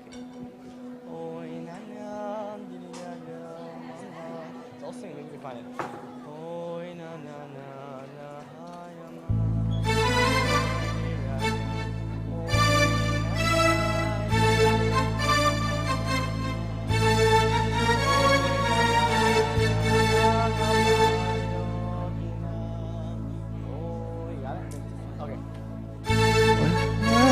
Na na ma ma ma oi na na na na na ma ma ya ni da dam oi na na ni da dam ma ma ma oi na na na na ma oi na oi na na ni da da ya ma ma oi na na na na na ma ma oi na na ni da da ya ya ya oi na na na na ma oi na Avinu Malkeinu Ein lanu melech Ein lanu melech Elo anto Avinu Malkeinu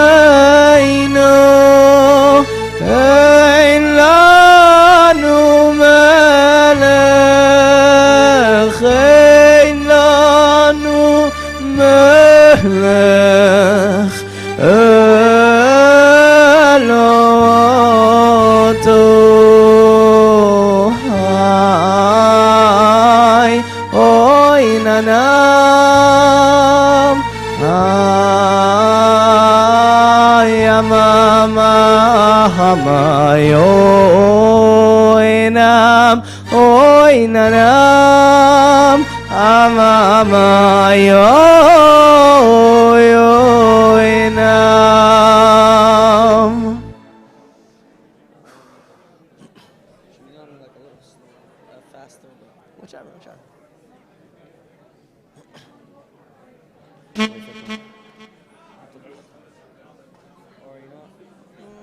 something to drop slower, right? Something slower? Yeah, drop slower, yeah.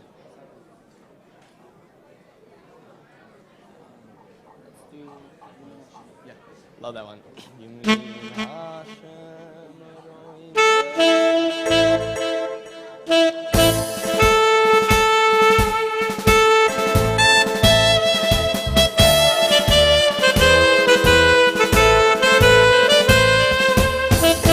Hashem, Roi Mei Yemin Hashem, Oy Sachoyil, Yemin Hashem, Roi Mei Yemin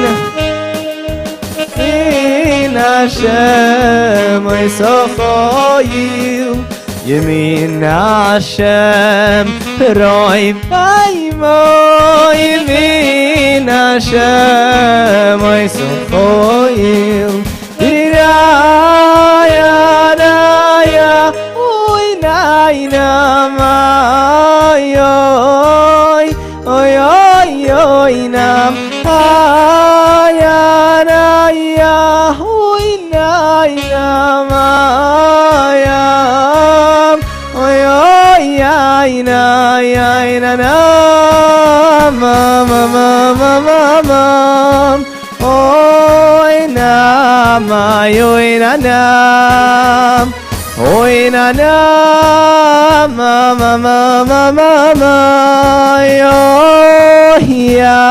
Oy Nam.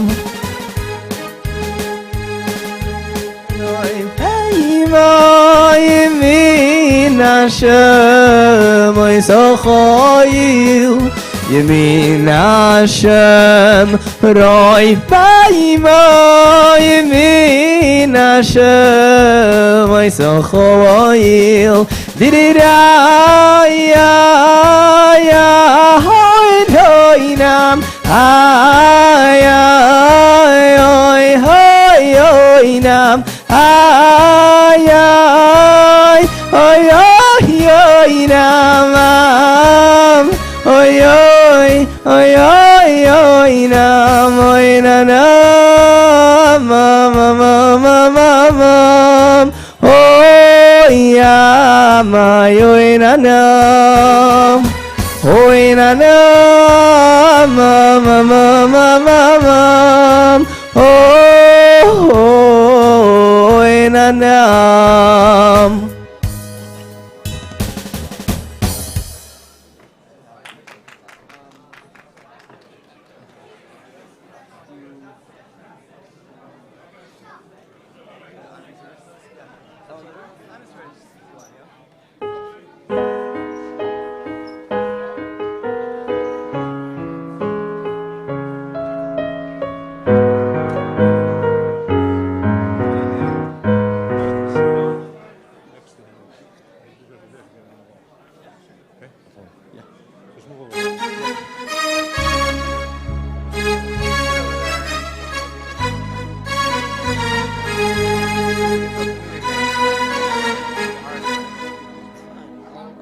Yeah.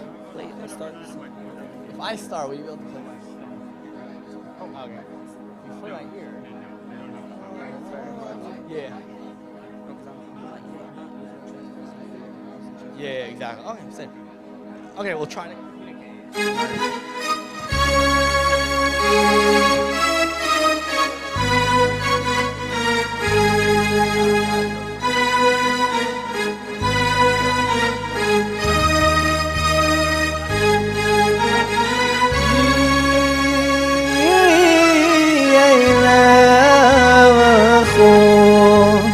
Nafshi sarui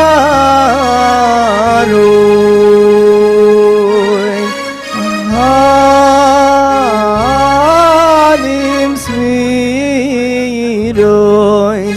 beshirin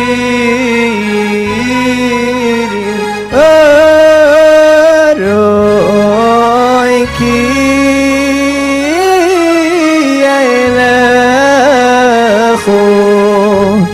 nafshi sarui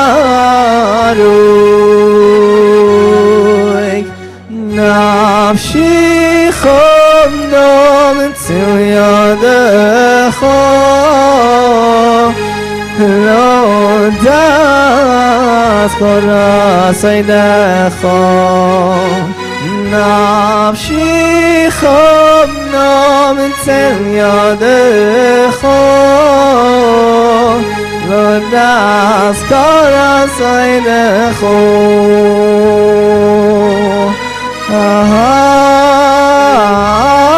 Ahalim smirois beshirim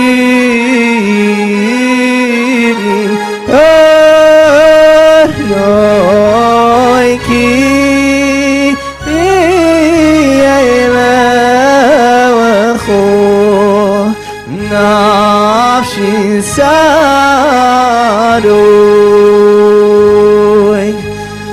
נפשי חומדום אצל ידך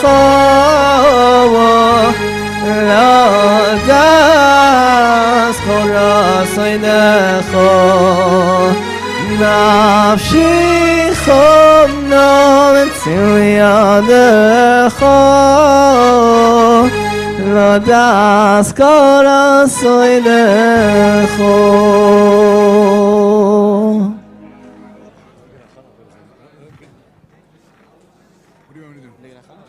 Say a story? Okay, guys, I'll tell you a story. I'm just going to continue.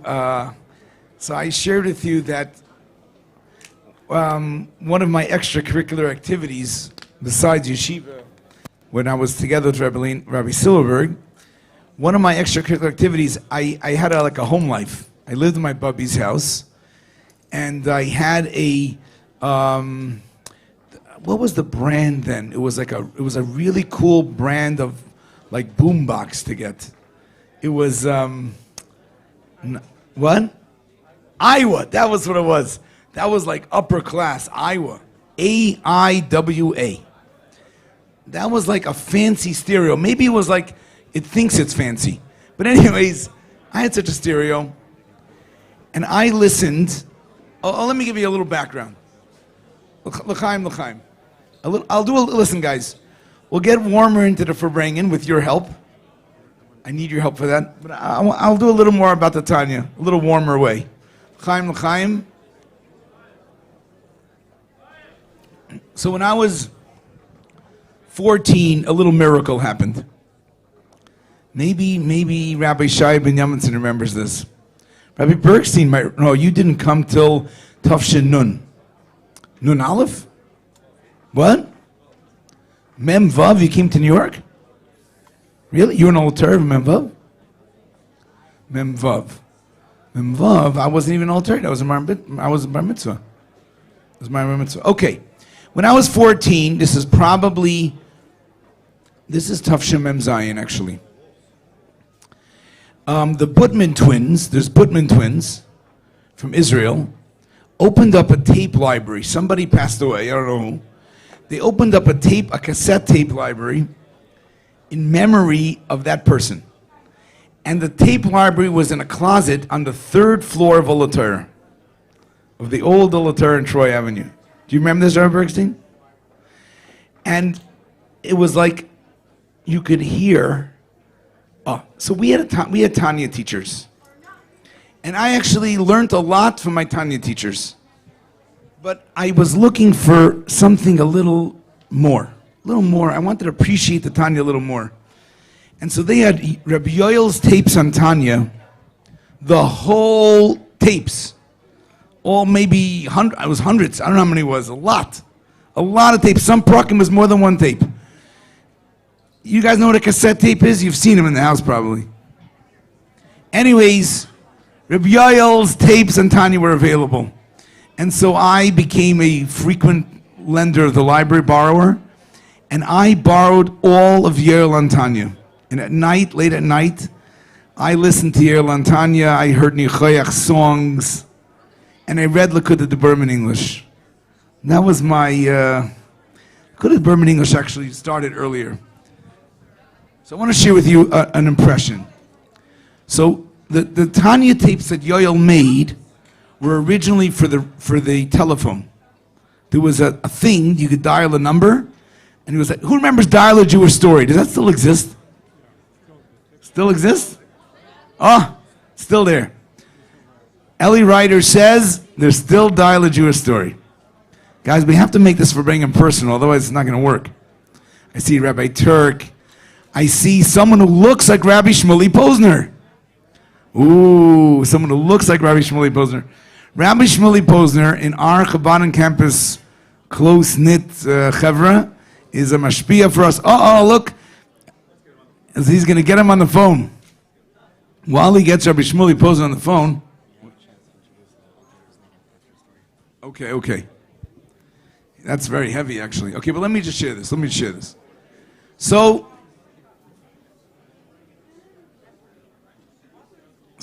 in the beginning of these tapes, Yoel speaks on all the tapes. Rabbi Yoel speaks on all the tapes forever. And by the way, in the summer, I listened to Noisim Biyadis. Shai, you remember these things? You see he's nodding. Right? So, the Tanya tapes begin not with Rabbi Yoel speaking. There's another voice, a very familiar Lubavitcher voice. Right before Rabbi Yoel speaks, everybody knows this is a voice this is a real, no? I don't remember. Rabbi Yossel Weinberg introduces it because he's probably, must have been related to the radio and the telephone, I don't know what got involved. The bottom line is, Yossel Weinberg gives an introduction to all that Yoel. I want you to understand what it means to listen to Yoel, 53 prakim, 12 prakim. I don't think I did Igar Sakoidish. You hear, guys? Yes? So how do you introduce our Yoel like that? How do you introduce all that Tanya? What? He wants me to introduce Alter Rebbe's Niggin. I'll have to figure that piece out. Let me just say this. How do you introduce Rabbi Yoel? So he tells a story.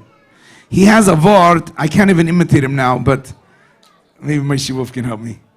He has a vart that there's a vart from the Shalah Kodesh.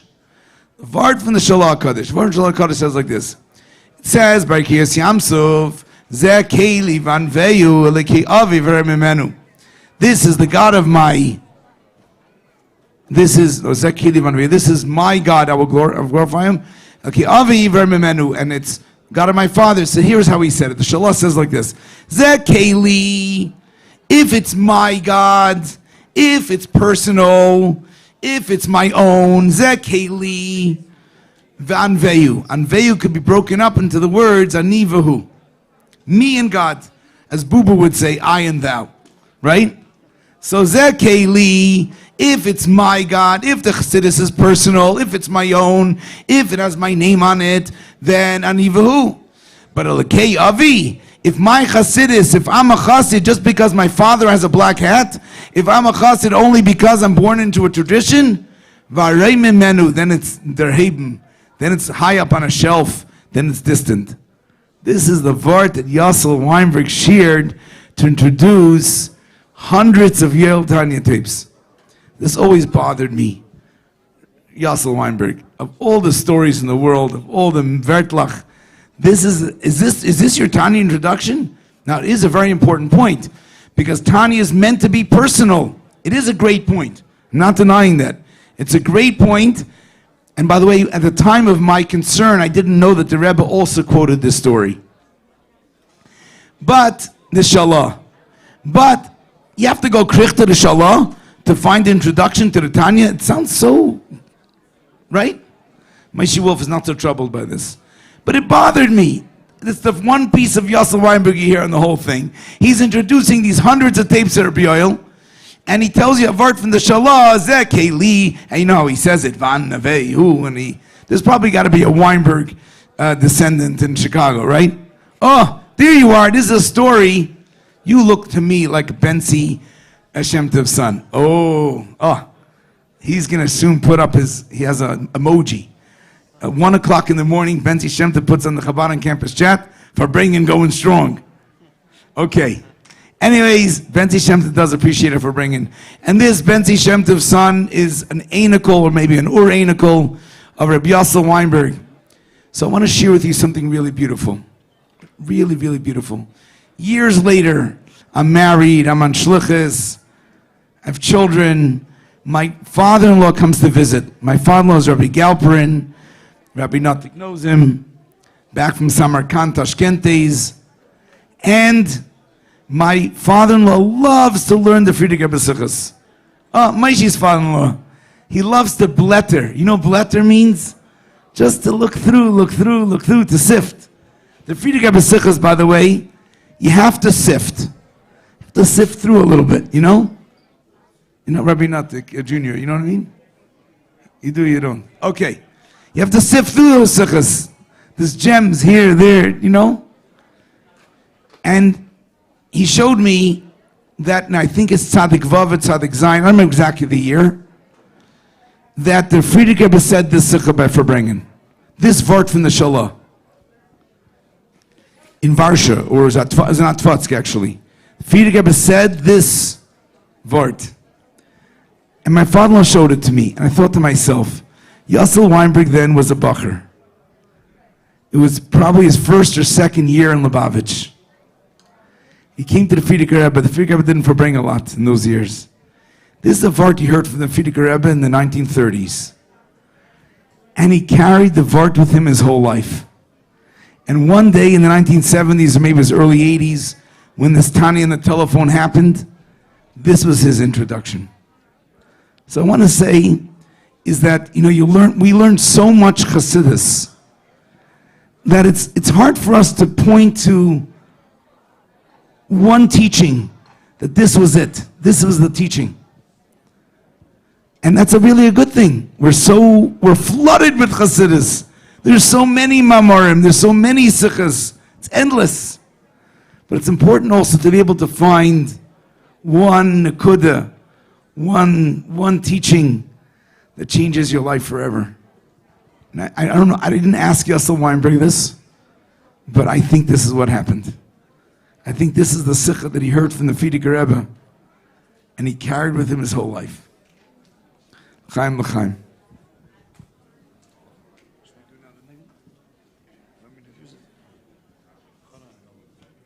Okay. I would like to share a memory. Since he asked me to do this Alter Rebbe's Niggin, the honest truth is I can't. The Alter Rebbe's Niggin is like such a awesome, it's such a, someone find a nice fancy word for it. You know what I mean? Right? Do you have a good way to explain it? What?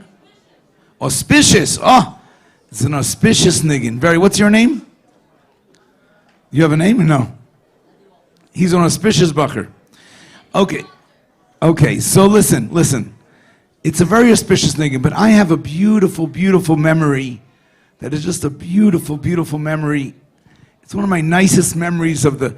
You know, I want to share with you something. When I was little, I went to New York at age 10. And I didn't really speak Yiddish yet.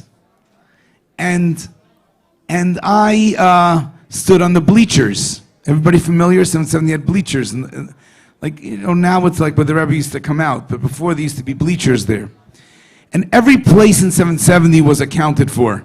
It's my spot, I was here, my grandfather was here. But the bleachers had no, it was open space. It was first come, first serve. And so I stood on the bleachers from age 10 to age 13. And on Shabbos, it was very hard to hear the Farbrengens from the bleachers. There were two people that I remember hearing the Farbrengen on the bleachers. One was Rabbi Wassim Nolav Shalom. He was a teacher in Lubavitch Yeshiva. He had a Gela Bard. You know, he stood, by the way, that, you know, Albany Bakery used to have a slicer. Turk may remember this. A slicer, you know, a bread slicer? Bread slicers have teeth. Albany Bakery had a bread slicer that was missing a tooth. So every loaf of bread had a wide slice. Anybody remember this? You remember this? Do you remember the old Albany Bakery with the slats on the floor and the sawdust? You know what I'm talking about? The lekach came from Albany Bakery. Rabbi, yeah. Anyways, I don't know why I'm telling you. Oh, because the bleachers also had an extra thick slice. In other words, the bleachers, all the step had a certain thickness, but the middle step had a railing. They didn't all have railings. Had a railing, and it had a thicker, right? An extra piece, right? I've heard this is true. Guys, it's not deep stuff. I'm just sharing with you a memory. So I stood there from 10 to 13. Oh, the two, I mean, I don't know, I can't say whoever else, but the people used to chazer in between the sikhs, you wanted to hear of art. Oh, that's right.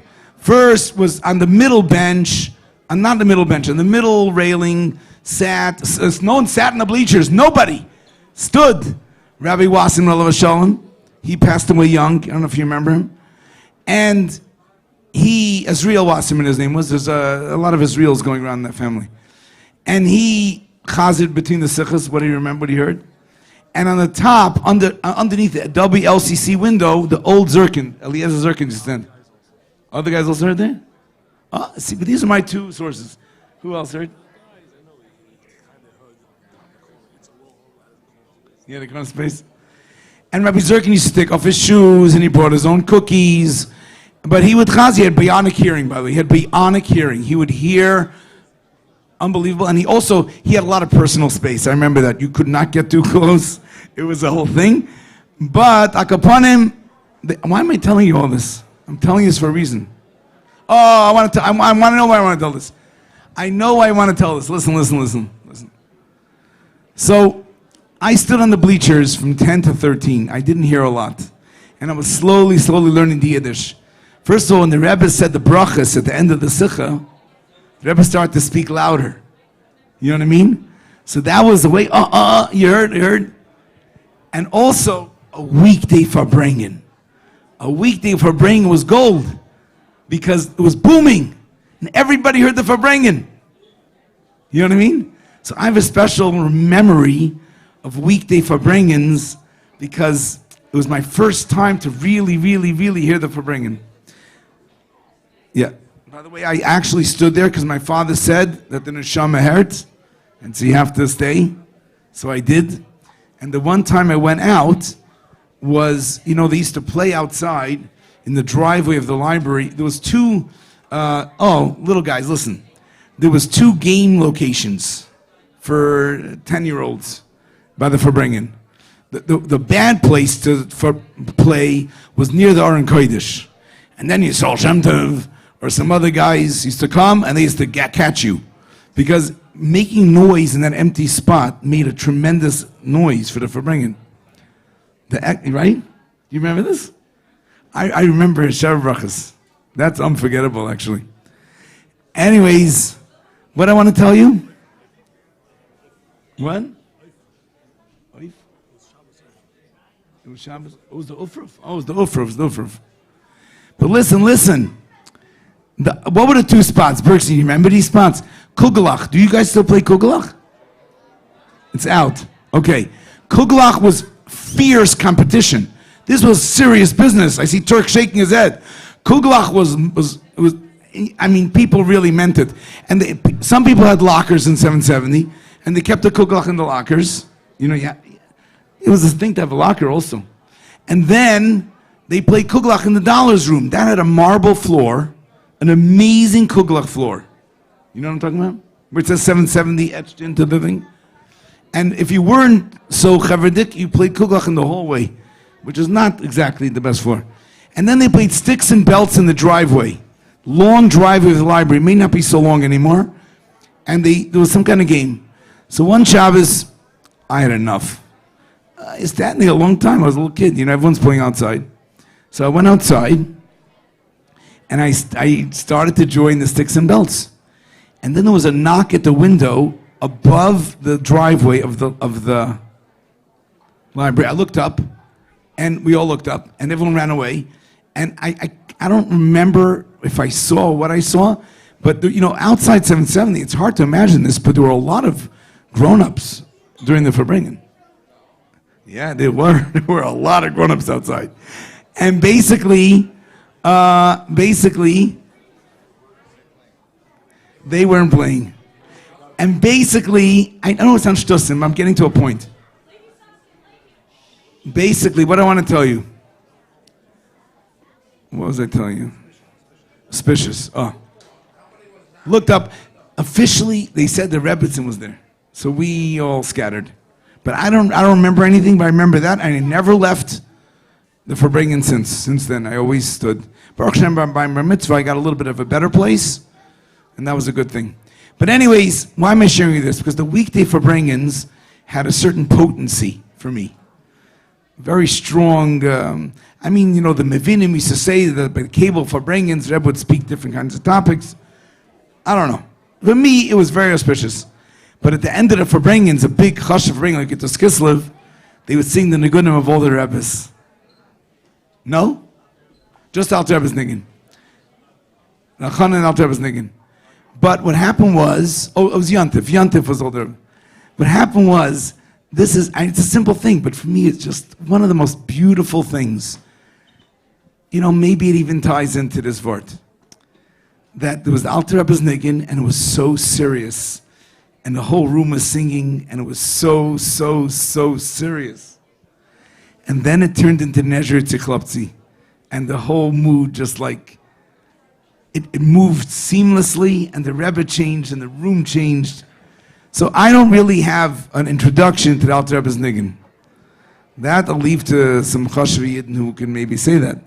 But I do have this feeling of how that Nigun transitions, how the Nigun changes, how Chabad moves, how the, I'm talking about, I see Rabbi Twersky's here. Rabbi Twersky's father was my teacher. I remember that. Many, many, many other things. Okay, more time to bring later. But they want to sing the Alter Rebbe's Nigun. But for me, I didn't say enough l'chaim to really express this. But the move, how that transitioned, how that changed, how the Rebbe was so serious and all of a sudden so shy. This was like that? You remember it like that? See, really, the whole me coming here is like upon chadashes. Because really, there's enough people here to, and just have a nice upon chadashes. So I'm happy to join you. Sheva brachas over here. And really, Shabbos Sheva brachas doesn't need upon chadashes. Yutas Kislev doesn't need no upon chadashes. But okay, I'm happy to be upon chadashes. Whatever damage I do, I'll leave tomorrow. Join. Okay. But you hear what I'm saying, guys? That twist, that change. And one thing, the Rebbe wants us to be able to change. So we have to transition. Lubavitch has so many angles, and the transition is always seamless. You know what I mean? A shliach, right?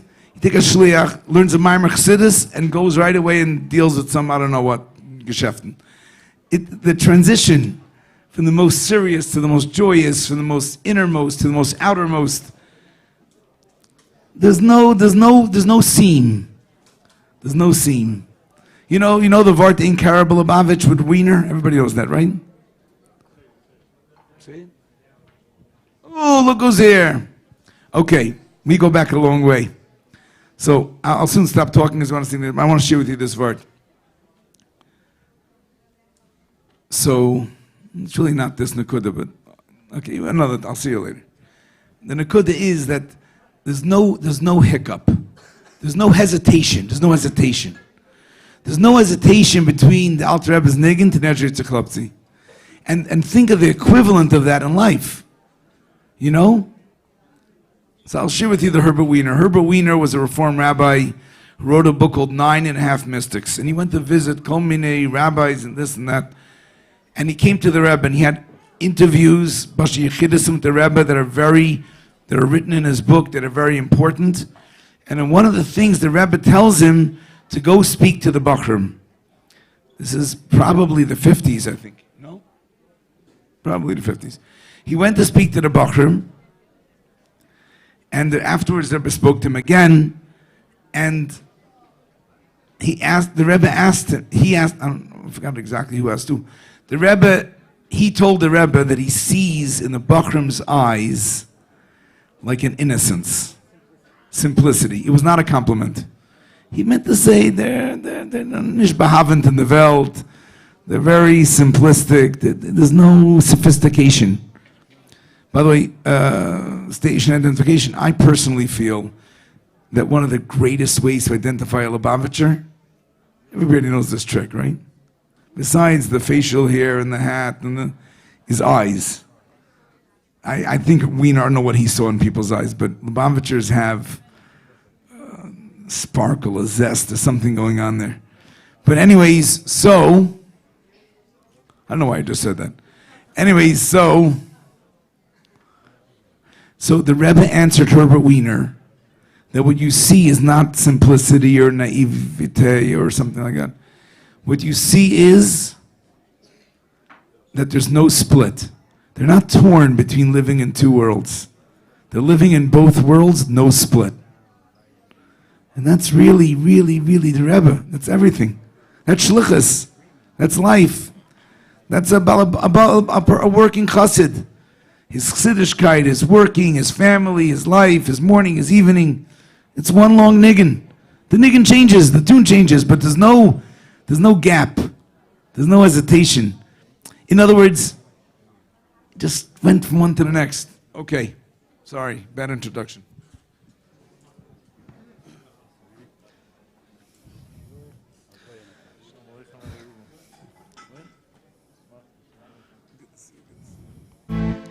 Oh,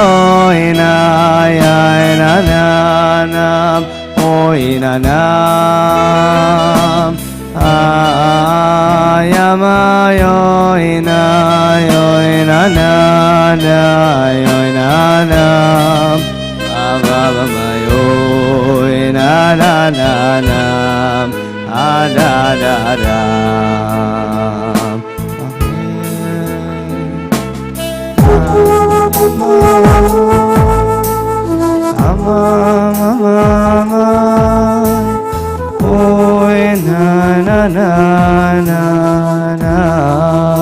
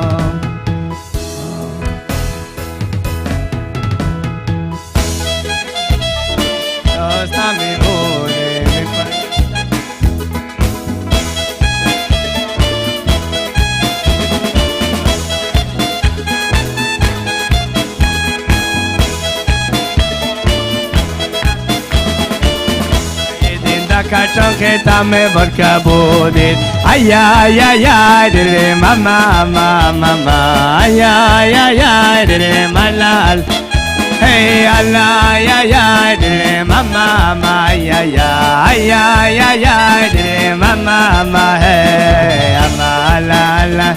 Ay Allah, ay ay ay, ama la la la la. Hey ama la la la la la. Ay la la la la la la. Nirjirit sikhlopsi, shtos nami bodid. Mi payidin da kachonke tame vodka bodid. Nirjirit sikhlopsi, shtos nami bodid. Mi payidin da kachonke tame vodka bodid. La la la, dere mama mama mama. Ay ay ay ay, dere ay ay ay hey. Ay ay ay ay, dere mama mama mama. Ay ay ay ay, dere malala hey, la la la la ya mama mama. Ay la la la ya la hey, la la la la ya la la. La la la la ya la la. Nirjirit sikhlopsi, shtos nami bodit. Mi payidin da kachonke tame vodka bodit. Nirjirit sikhlopsi, shtos nami bodit. Mi payidin da kachonke tame vodka bodit. La la la, dere mama mama. Ay ay ay ay, dere malala hey, la la la, dere malala ya ya. Ay ay ay ay, dere mama mama hey, la la la la ya la la la la. Ah la la ya la hey, la la ya hey, la la la la. Ah la la ya la ya mama mama la ya ya. Ay la yere la la la la. Ah la la ya la la. Alam alam la la la ya ya, dere la la la la ya ya, dere la la hey, la la, dere la la la. Ay ay ay, dere la la la la la ya la la la ya la la la la hey, la la la ya la la. La la la ya la la la. La la ya mama la la. Ay ay ay la la la. Eval kabole ay ay ay, dere la la la. Ay ay ay, dere la hey, la la ya la la. Ay ay ay, dere la la hey, la la. La la ya la hey, la la ya la la. La la ya la.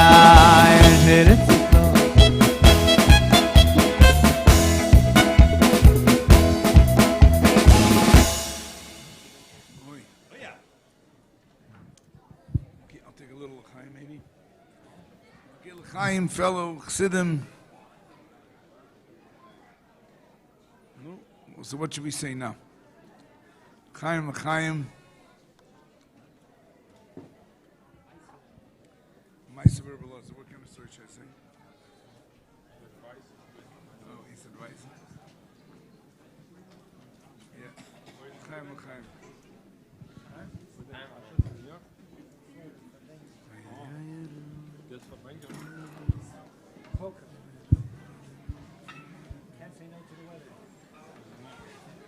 Chaim to all these wonderful Chicagoans. Chaim Fitas Kislev. What? A Chicago story? Everybody knows the Breda story. No? Okay, I can tell the Breda story. Nobody knows the story? L'chaim, it's Yutas Kislev. I'll just share with you in Albany, first an Albany memory of Yutas Kislev. In Albany, there lived a Yid named Zalman Levine. Zalman Levine was named Shner Zalman, and he was the son of the Malach. The Malach was not Rabbi from a Malach from the Maggid situation. The Malach who left Timchatimim, and he came to New York, and he attracted a group of thirsty Bachrim. Thirsty Bachrim Light. Here comes someone walking out of Timchatimim to 1920s New York. What? Right, he had sichsuch with the F.R.E.E Rabbi, and so he came to New York. And so the Malach was a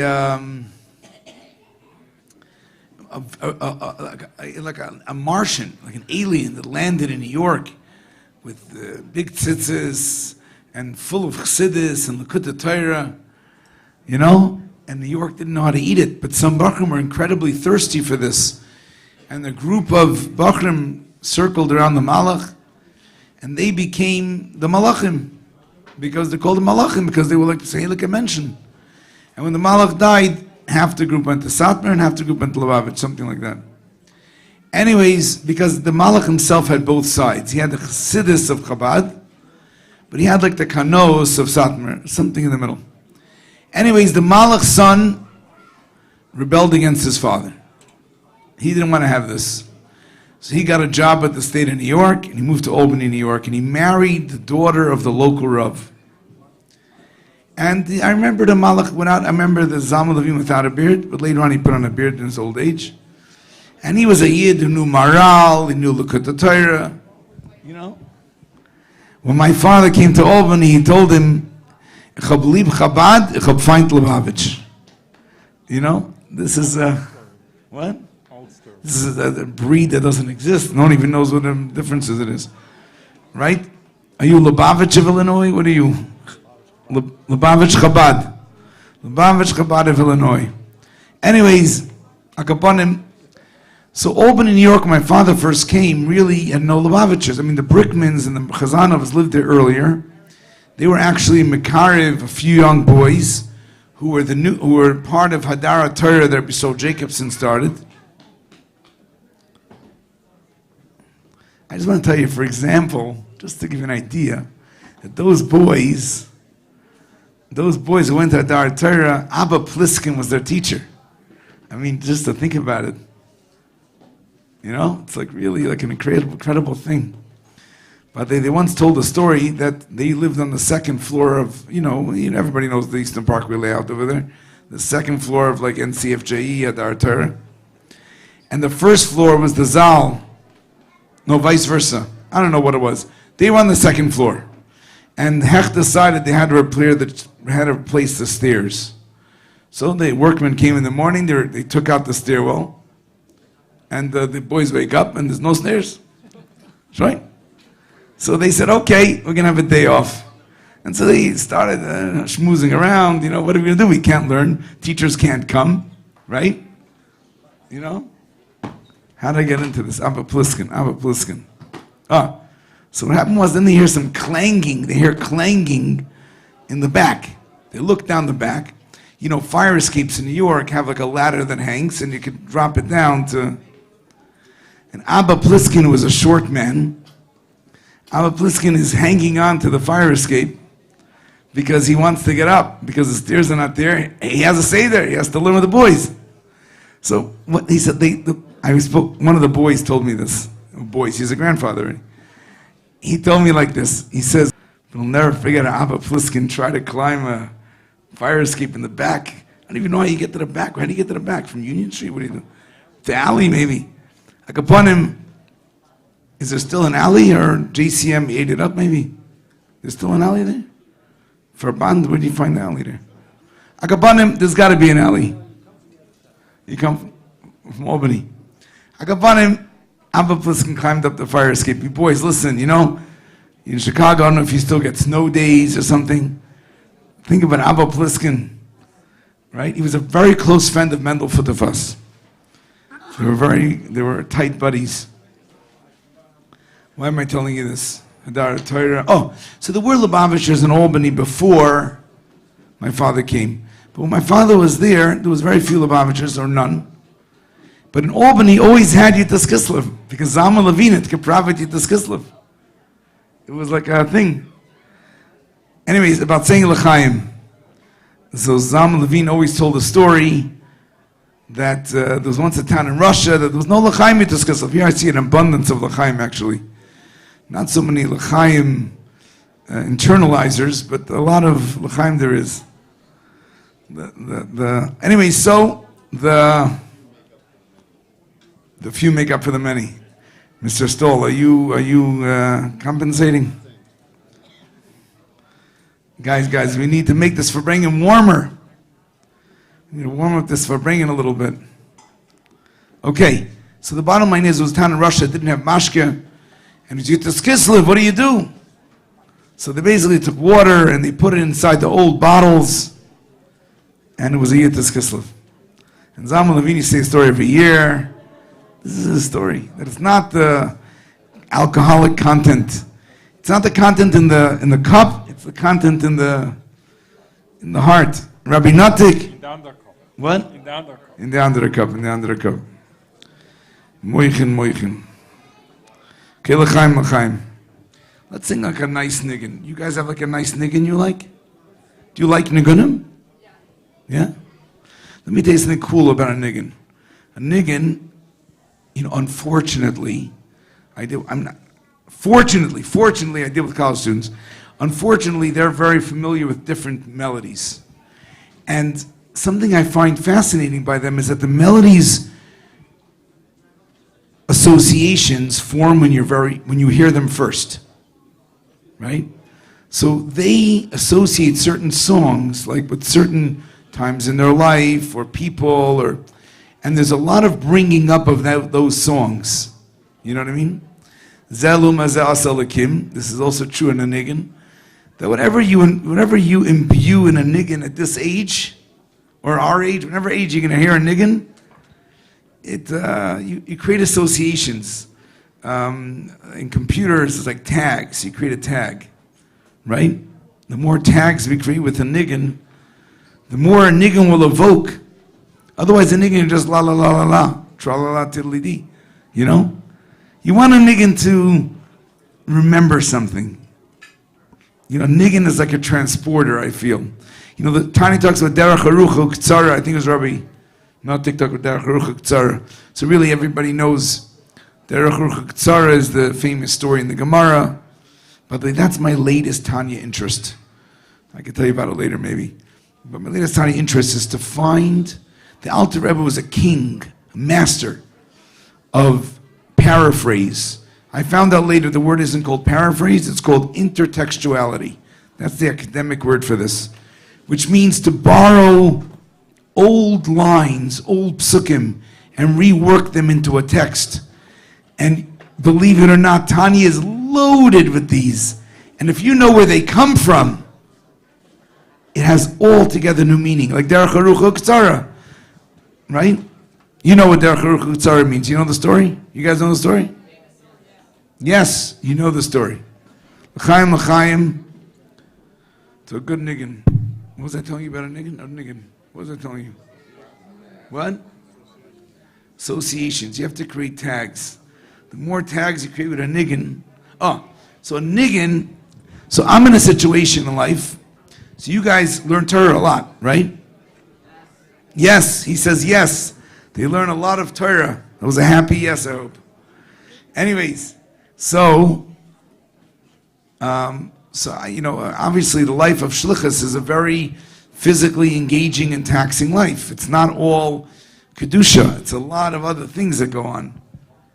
And obviously it's all for the kavana, it's all this, but you're not immersed in it.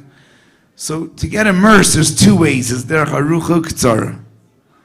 Derech Arucha is to take time to learn, take time to be inspired, to reconnect. These are all very important things. But there's also Derech Tzara. A niggin, for example, is Derech Tzara. You could be in the middle of anything and you hear a niggin, and all of a sudden it takes you back someplace. You know what I mean? But it only takes you there if once upon a time you gave that niggin a tag. You know what I mean? You gave that niggin an association. It meant something to you. There's certain nigunim, I remember the vibe or the feeling. Some nigunim, I remember where I learned them, or where I heard them, or who I heard singing them, and what they meant to me. You know? So a niggin is a good niggin. Right? So let's sing a good niggin. And maybe it won't hurt so much if some people say a little high, maybe. I think it's not, based on the Zalman Levine story, it's not absolutely mukhrach. You could really have a Farbrengen without singing l'chaim.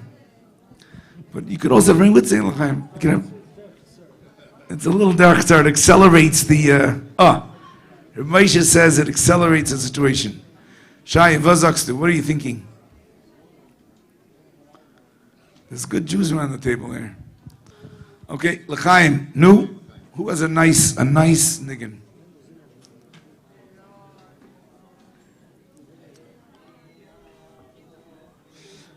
Eko Eloika Yarei Mimeveko Keili Atoviyai Ayelika Yarei Mimeveko. Guys, we have no music backup. We need the people. We need the people.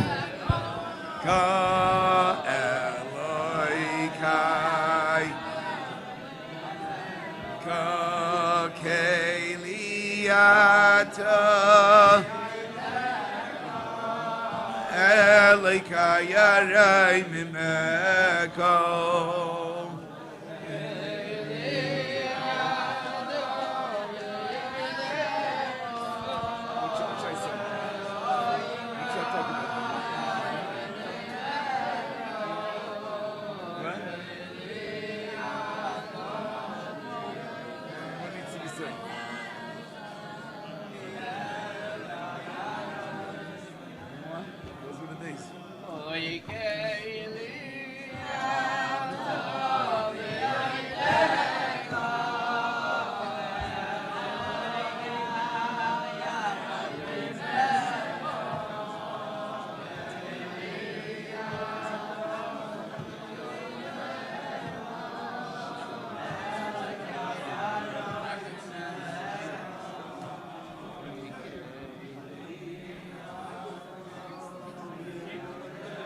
What?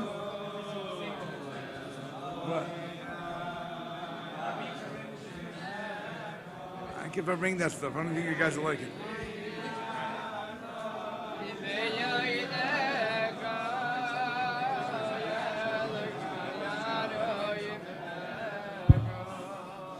Rabbi Steinberg, Dr. Steinberg, you have a good word? Huh? Oi. Oi, that's a terrible Farbrengen. You have the old Hasidic answer. L'chaim people. L'chaim. We can tell a story. We tell a story. What kind of story should we tell? L'chaim. Story is good? Do you know everyone here know the Breda story? Shmuel Breda? No, really? Everybody knows it? Okay. First I'm going to tell a different story. I said I'll say another story about introduction to Chassidus. I need to say some l'chaim. I thought I'd be able to get away without l'chaim. I need a little l'chaim. Mendel, what should I say? L'chaim.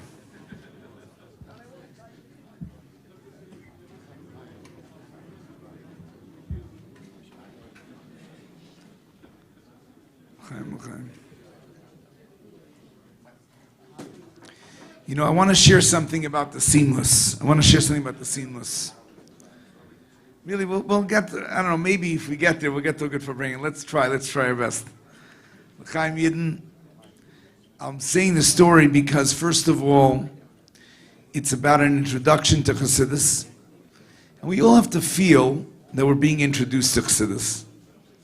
If we feel too veteran and too familiar, you know what I mean? I remember my father telling me this, that when he was young, my father loved F.R.E.E. F.R.E.E. Munchkin was in Montreal. And my father loved F.R.E.E. very much. He learned a lot from F.R.E.E. And there must be a Munchkin cousin here or something, some kind of connection, right? There's got to be. Not in Chicago? Oy, oy, oy. See, Chicago has room to grow. So anyways, F.R.E.E. was a very warm, actually, let me just say this. Tanya, the beauty of Tanya is how human it is. Tanya is not an abstract, kabbalistical, raw text. Tanya is an incredibly human book of life. It tells us life through the lens of Chassidus in an incredible, human way. And that's why my father loved F.R.E.E. F.R.E.E. was a deeply human chassid. Empathetic, understanding, wise. Even a pikach, he was a kluge yid. All I remember from F.R.E.E., by the way, was his eyebrows. When I was young, my father used to take me around and show me different chassidim. And I remember that a lot of chassidim had these very elaborate eyebrows. And F.R.E.E. had such eyebrows. Anyways, what? Yes, this is true. So, F.R.E.E. Why am I telling about F.R.E.E.? F.R.E.E. Not the eyebrows. A human chassid. F.R.E.E. Oh. I don't know why I told you about F.R.E.E. Tanya. But I will tell you this. Maybe I'll remember why I told you F.R.E.E. By the way, that's really a real chassid. A real chassid is a deeply human chassid. What? Explain. L'chaim.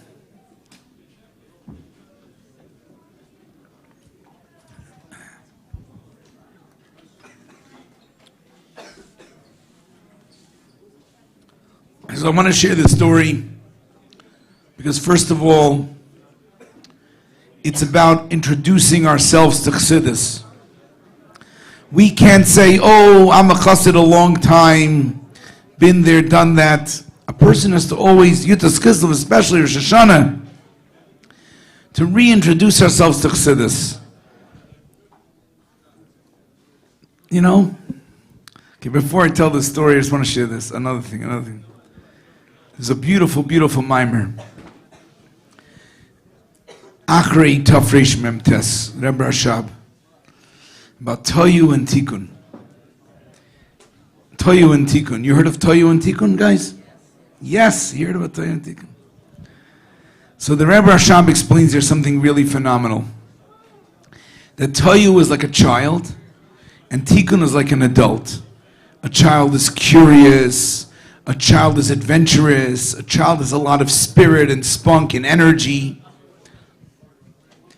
A child is easily excited, but children also crash, and children do crazy things. They break things and ruin things, and they don't have consistency, and children can't get life functioning, and they can't pay bills, and they can't get life to work.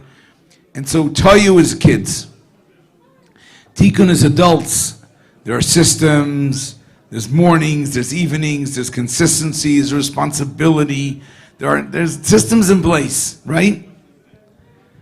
But everybody knows, actually, even Yutas Kislev, the Rebbe says, I think the Rebbe quotes in the Friedrich Rebbe, the Rebbe says that Yutas Kislev is Hamshachas Toyu into Tikkun. Far Peterburg into Nach Peterburg. Far Peterburg was Isis, was was holiness, was out there, was spiritual, was huge. But then after Peterburg was more articulated, was more expressed, systems were developed, Chassidus became Tikkun. Oides the Teo bekelim the Tikkun. I don't want to get, okay, you get the idea. We can go on and on about that. But all I want to share from this mimer, besides, I just had to tie that to this Kislev connection, so you shouldn't think we're losing the track here. So, Oides the Teo bekelim the Tikkun. This, the Rebbe also told us in Chavches Nisan. This is a eternal charge of Chabad.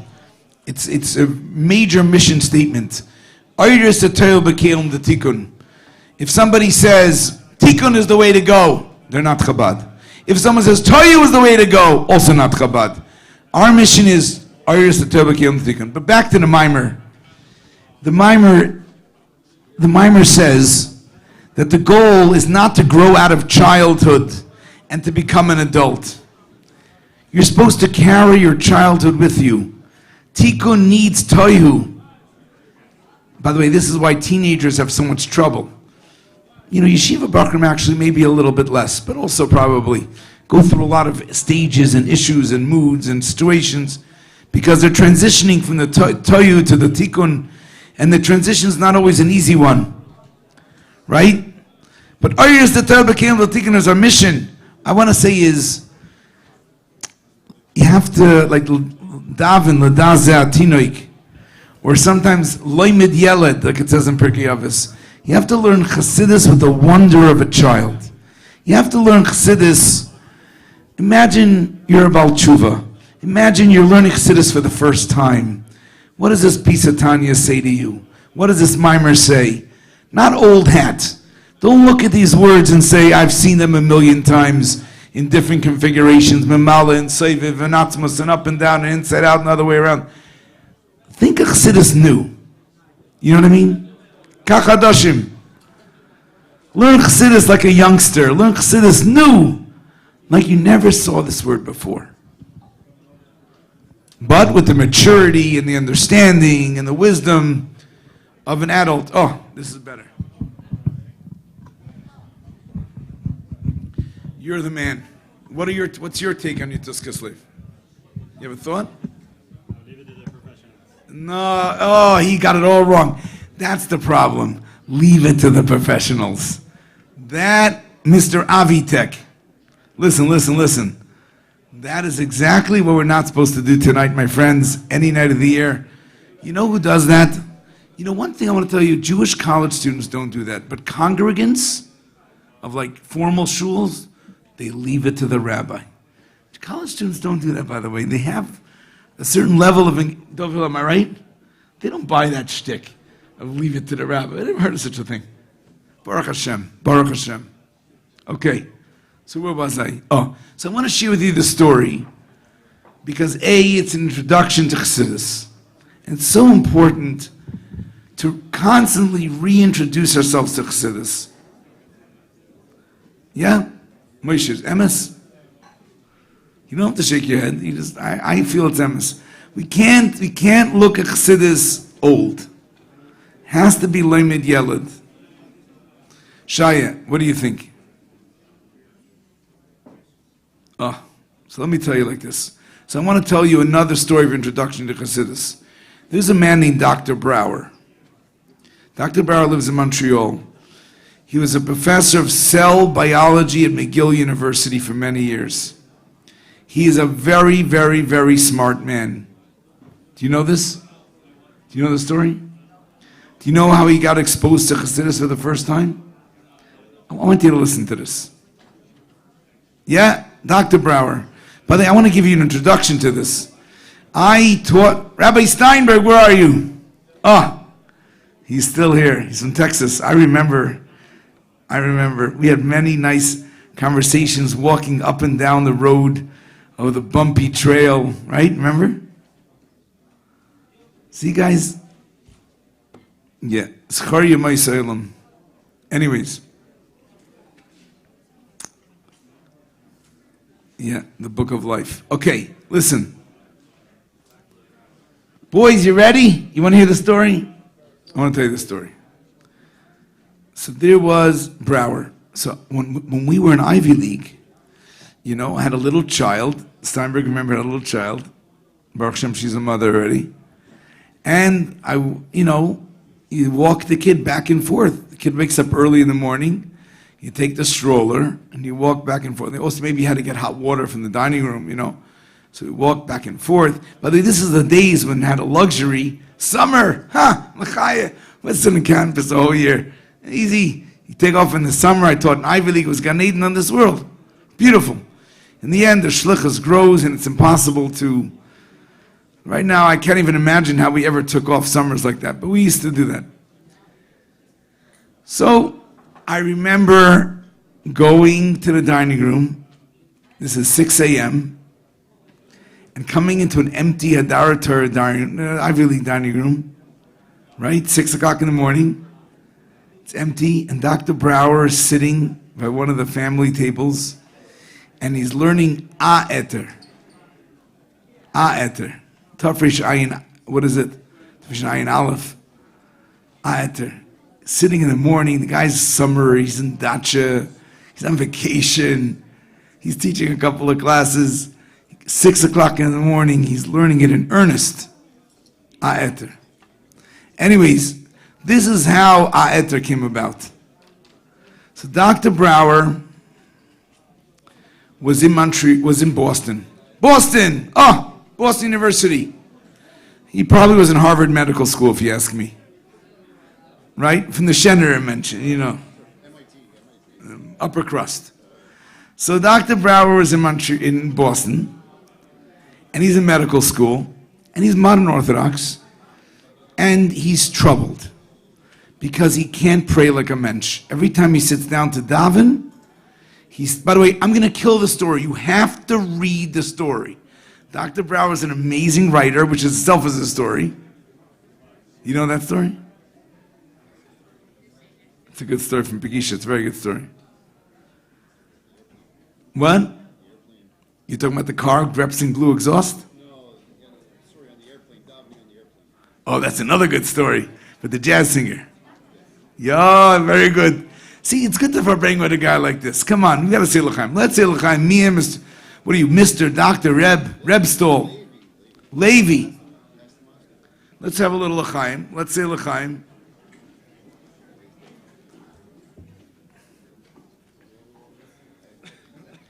Da-da-di-da-da-da-di-dim, oh, yada-yada-yada, da-da-da-da-da-da-da-ya-yada-yada. Hey, can I have a little l'chaim? Ay-ya-ya-ya. Am-am-am-am-ay-lididim, oh, yada-yada-yada. Ay ay ay ay ay, hey, am tididim, oh mamam, ya tidididam, oh yada, my ladida yadu.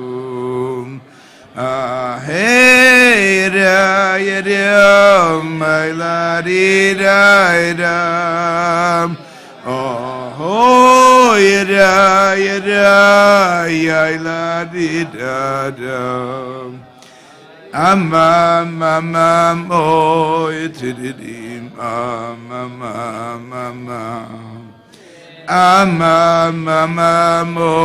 ya, tidididida, yeah.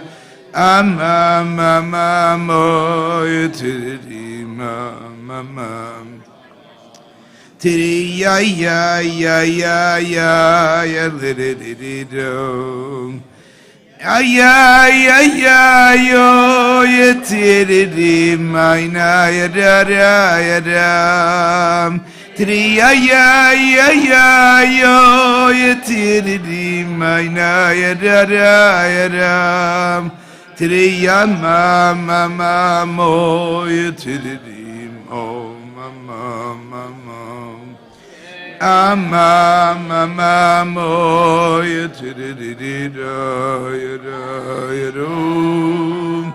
Ama ma ma ya yetiri ma ma ma ma ma. Ay ay ay ay yo yetiri do.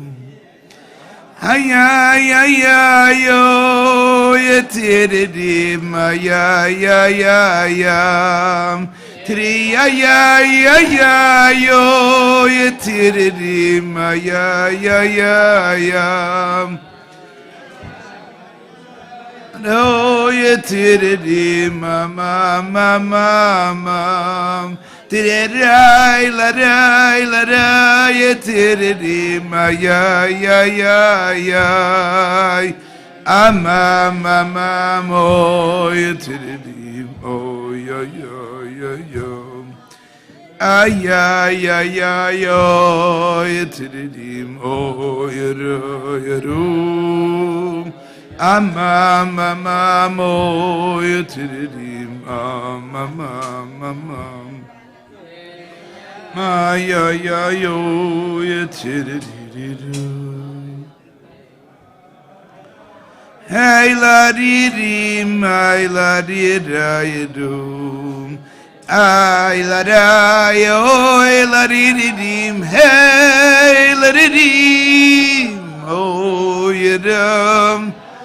Ay da di da ya do, nire ya ma ma ma mo ya di ma ma ma ma ma.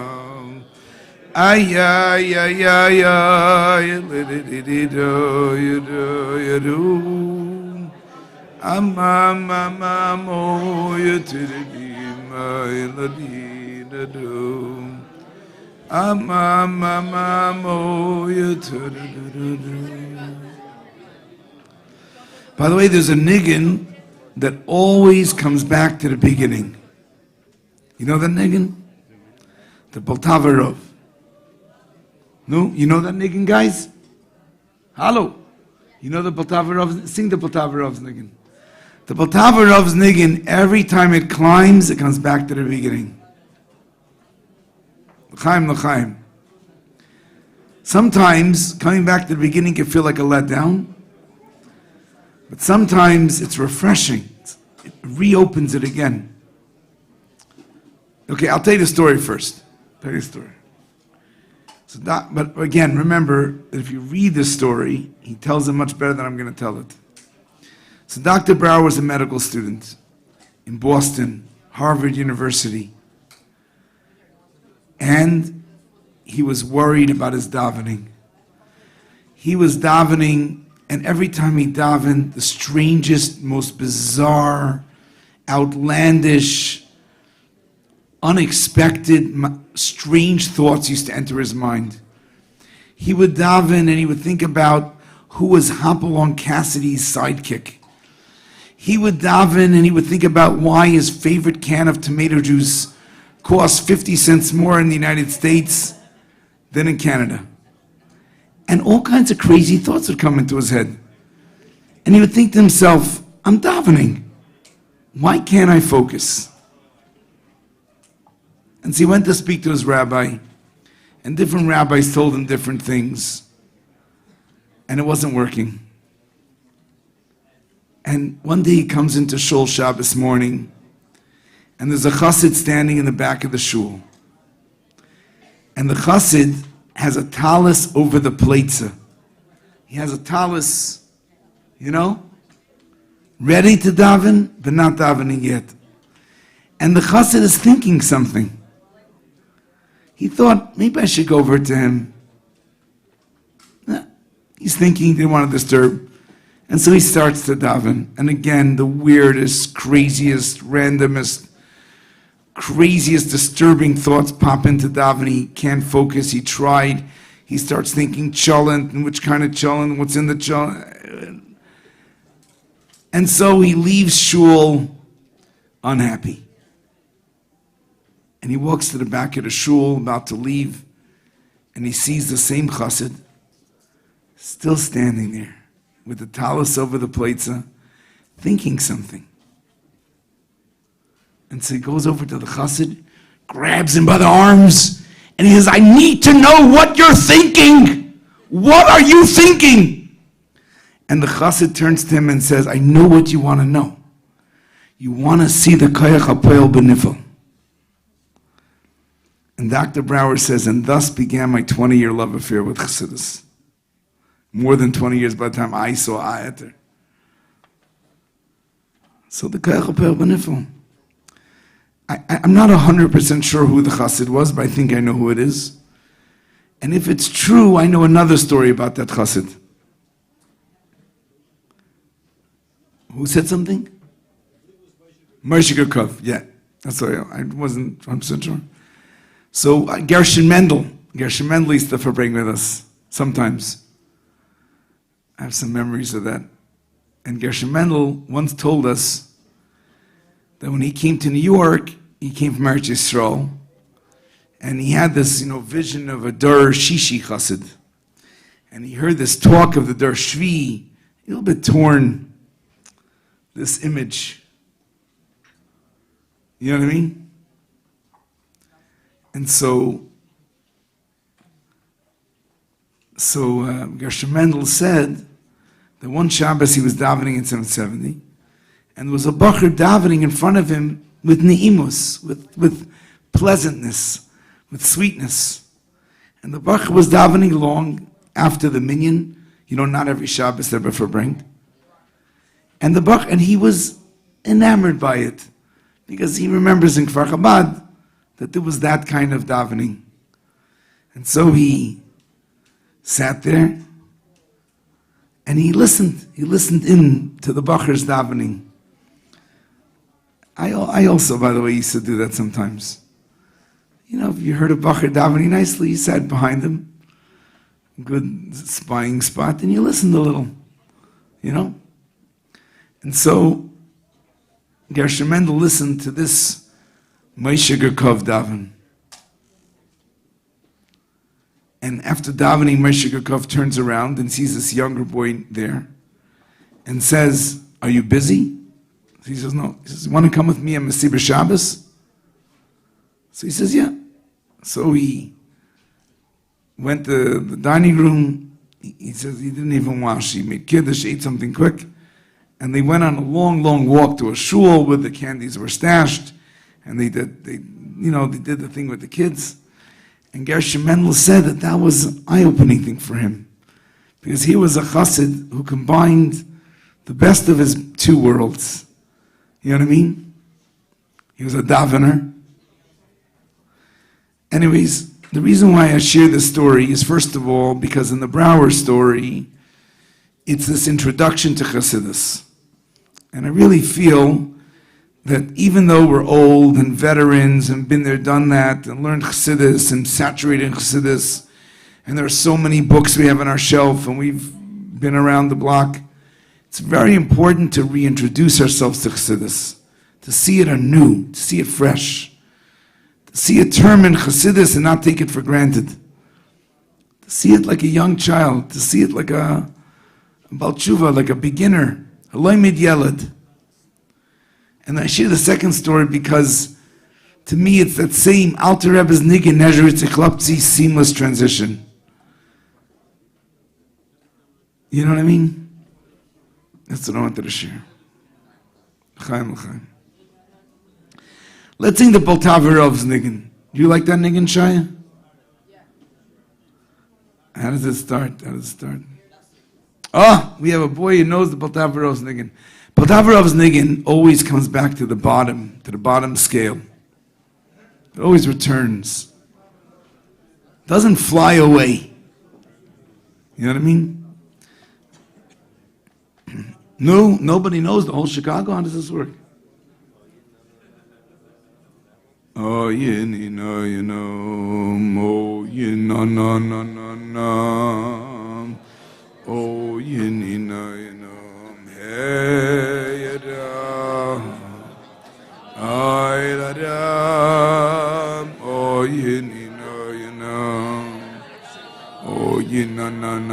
way, everybody knows who the Batavarav was, right?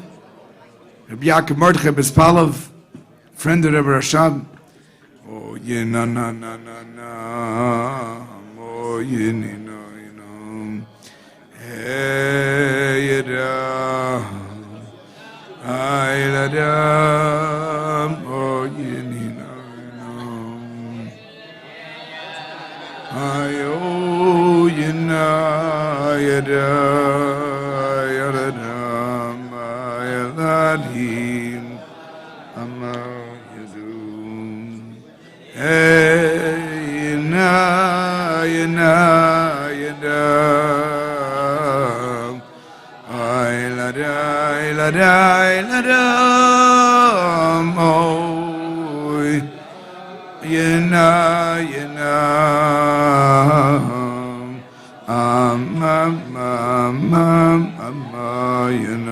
Here it comes back to the beginning. Oh, yada.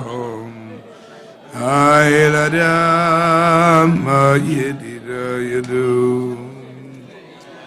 Yena.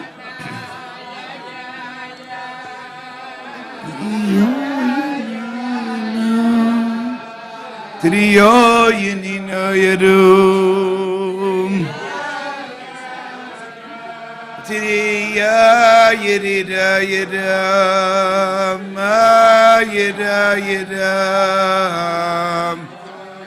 Ayedam, oh yedam, oh yedam, hey yedam, ay ladam, yedam,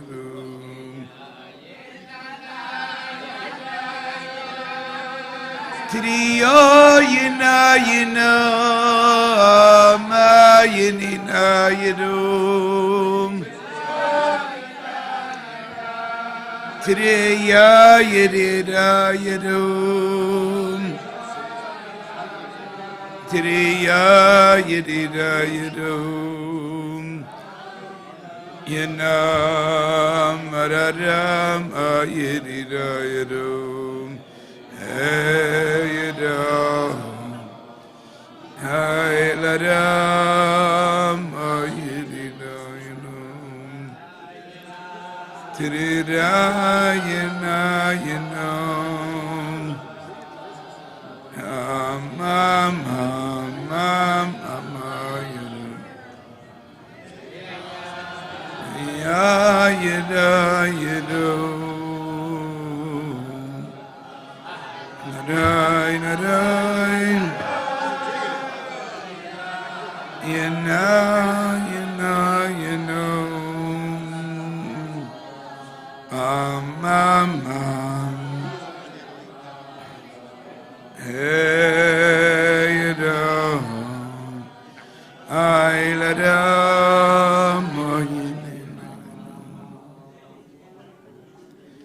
I mean, this niggin is also very relevant to us, campus shluchim, or other people in similar situations.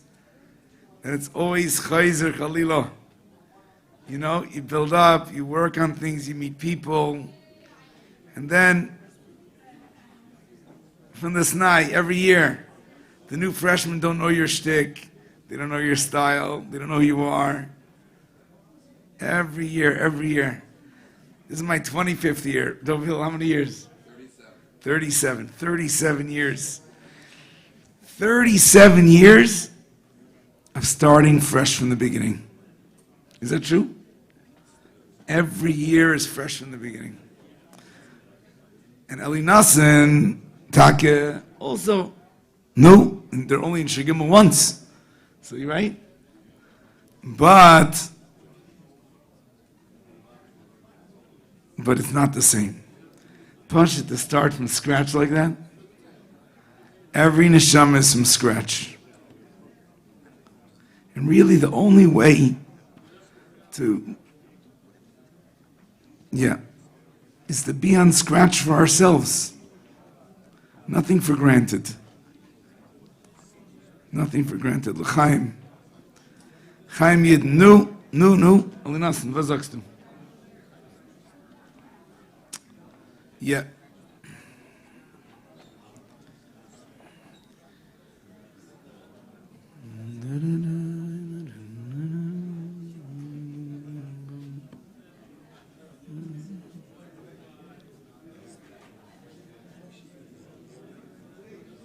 L'chaim, l'chaim, Yidden.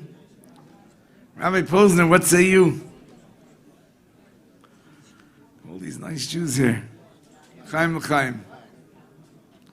Rabbi Stoll, l'chaim. You also read the one about Grepsing Blue Exhaust? The Mincha story. You know, I'll tell you another story in this vein. We have to get to Farbrengen eventually, but I'll tell you another story in this vein. So everybody knows the Mincha story from Velvo Green, right? The Rebbe told a story. So one time I was by the Kinnos. You know, you put the talus bag down in 770. The talus bag next to me, it says Green, David Green. So I asked him, are you Velvo Green? Yeah. So I said, oh, I love your father's Mincha story. So he says, oh, I'll tell you a sequel. To the story. The story goes like this. So what happened was, one year for Eid Aleph Nissen, he came home with a bacher. He went home to his parents. He came home to his, I don't know if this is what we need to bring about. I have to find out soon what we have to bring about. I'm just sharing some things. So he came home to his parents, and he took home Bachrim who would help for Pesach. Tzayim, this and that. One other Bachar. And his father was then at a period where he had some concerns about Lubavitch. He had misgivings, he had concerns, he had complaints. And so that Friday night by the Shabbos table,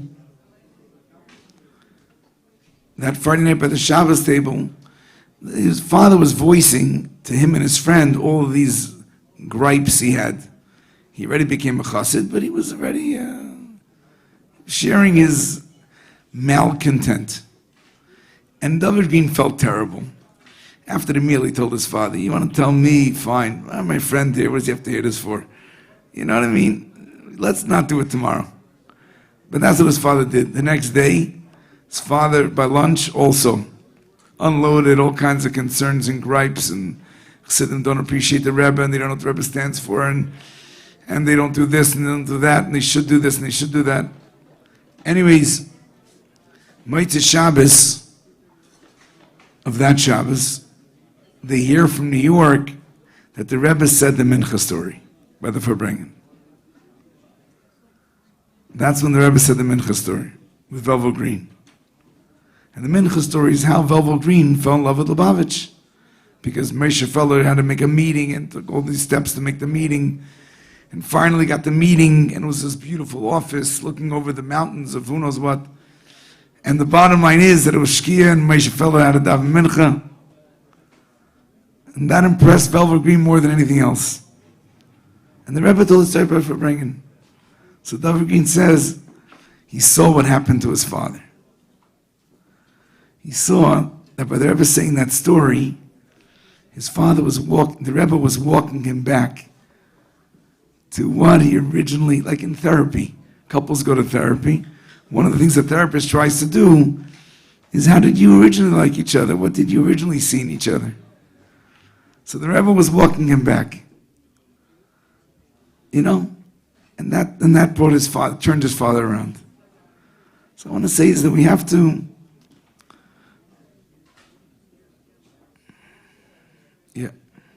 talking about Mincha, whatever, not so important. Give it l'chaim, l'chaim, l'chaim l'vrach. Rabbi Hertz, what should we talk about?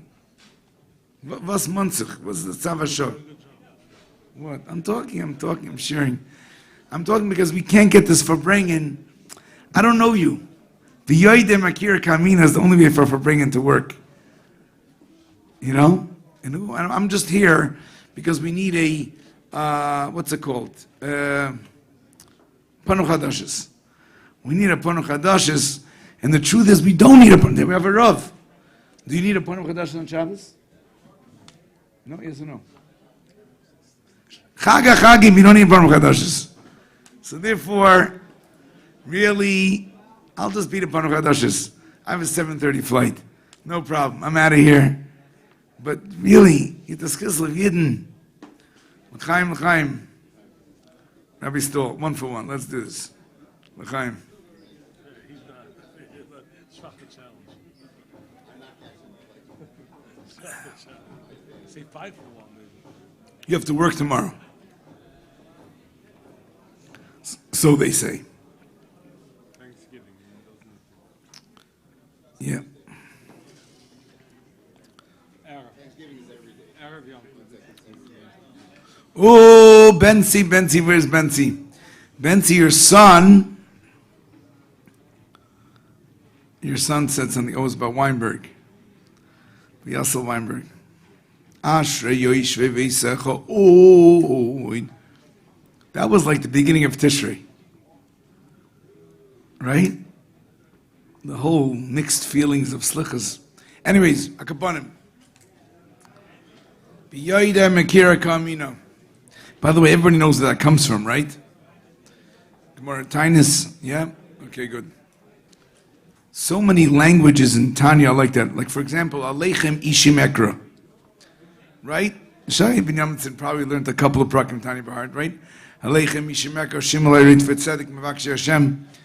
If you know where those psukim come from, unbelievable. Aleichem Ishim Ekra, Zak the Gemara, Ishim, the Lashon Ishim is a weird Lashon. Ishim means a weakness. Aleichem Ishim Ekra. We're talking to weakened men. The Tanya is addressing people with weakness. Azizak the Gemara. The Alter Rebbe borrowed that. And Shem, Hashem, if you read the end of that pasuk, he said, Bitul Churmet. Know where you're hewn from. Know where you come from. Know your source. Your chips off the old block. The same language speaks to our weakness and speaks to our strength. Tanya is like loaded. It's loaded with this intertextuality. Unbelievable. Like, it's really, really very special. Okay, Eden. Either we'll make a Farbrengen or it won't be a Farbrengen. What's the plan? You discuss it. For me it's a big deal. Because I don't have a lot of Farbrengens. I don't. I shouldn't say I don't have a lot of Farbrengens, but I don't have a lot of Farbrengens. It's a different culture, different context. Same idea. L'chaim. No, someone either have to say L'chaim or someone will say the Farbrengen.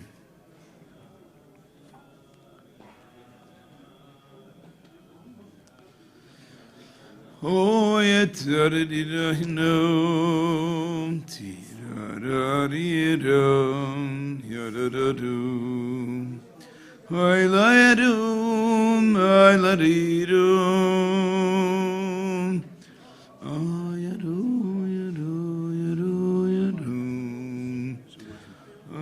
Oh, Benzi's here. Relax. Benzi loves a Farbrengen. He savors a Farbrengen.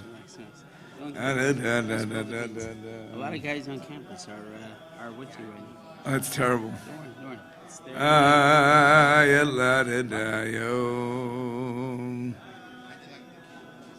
Oh, yadam, hey, yada, yada, yada, yada, no. Yada, yada, yada, yada, yada,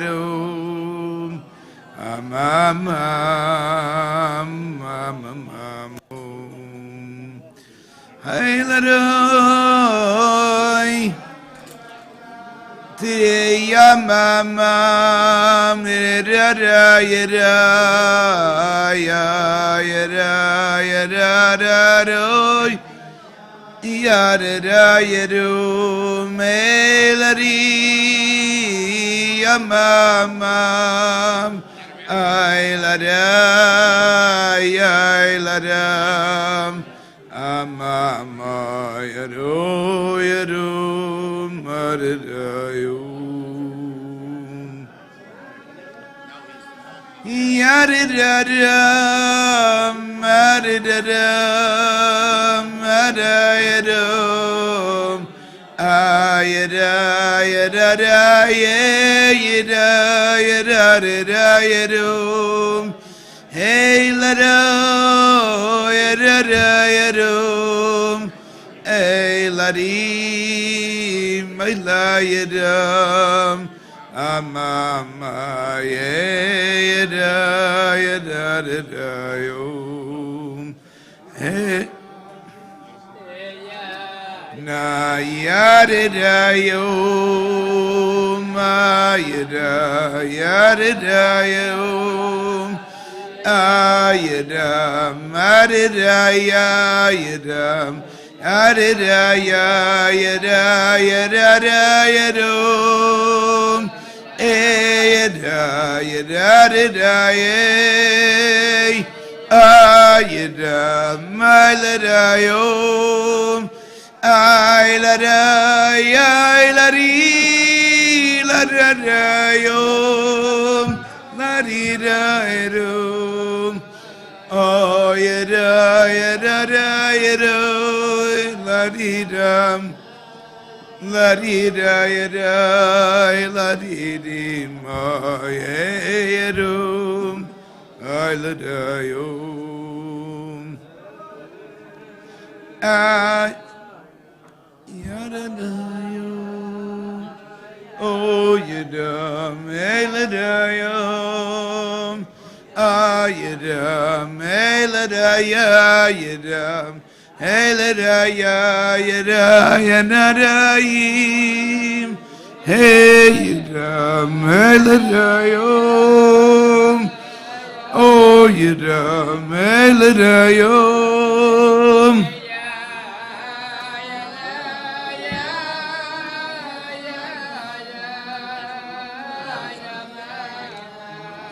Yada yada yada yo ladidim amama yadam madada yo.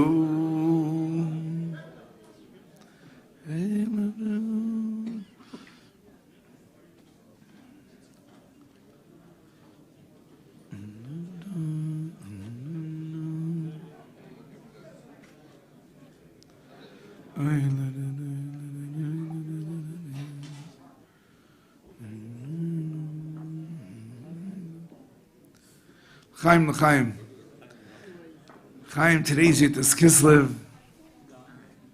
Today's Yud is Kislev. Ayadam, ayadadadim, ayadadam,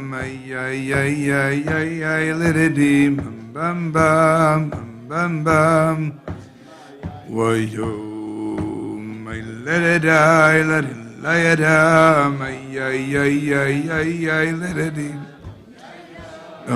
bam bam, ladin, ladadididum, lididai, lay, hey, lidididam, lidididam, hey, lidididam,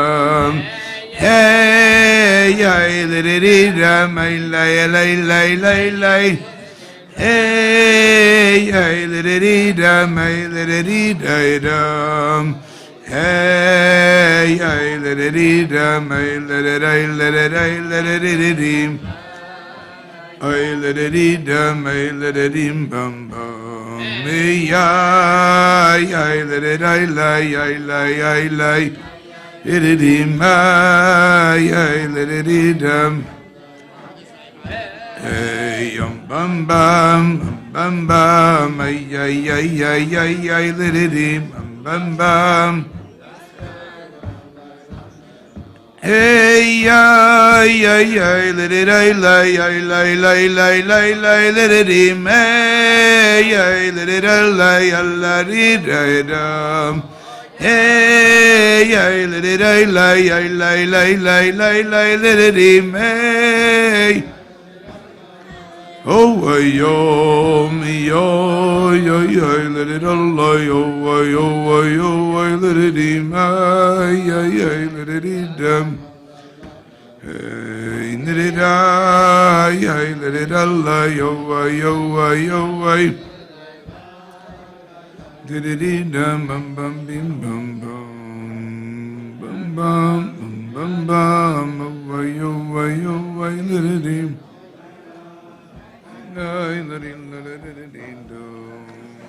bum bum bum bum My name is Wolf Walensky. I'm from Chicago. I'm a native. Did you live in Canada at one point? My father did. You said what town? Montreal. My brother-in-law got some people from by Mendel in Montreal. Maybe you knew him. He came from Ottawa. His name is Kardash. Eddie Kardash, you know Kardash? No. They owned a kosher bakery and a kosher stuff up, deli up there in Ottawa. I don't know. But he learned many years. He got some nice, income yes. from Rabbi Handel. Beautiful. I just thought I'd say hello to you. Thank you, thank you. I grew up in a barber show myself. My first student, Mr. F.R.E.E. Beautiful. Yeah. L'chaim. But anyway, I was in Albany one time, and I went into the Chabad house to daven, and the head of the Chabad house, is he still there? Yes. What's his name? Rubin. Rubin? Yeah. That's your name, no? It's my father, yeah. Is that your father? Yeah. He's still there in Albany? Yes. He said he knew my brother-in-law. He probably did, yes. I tell him, Eddie Kardash. I'll tell him. I met him for a minute there. I was up there one summer. I wanted to see, what's it called, Lake George. Yes. And they Queen of American Lakes. They made a big tent up there. Yes. And, they made a big tent up there in the summer to daven. So anyway, I met him. You could tell him. Well, listen, I wanted to mention to you, actually, I'm single myself. I'm really free shit. See, I'm a mathematician, but I'm also a violinist. I play for weddings, show. I'm from family. My Zeddy was a shocter. My uncle was a rabbi. He had a shul here in Chicago. As a matter of fact, all my uncles were shocting. And in the 30s, the kashrus wasn't so hot here in Chicago. So they made a union. And my mother's uncle was one of the originators of shocting here in Chicago.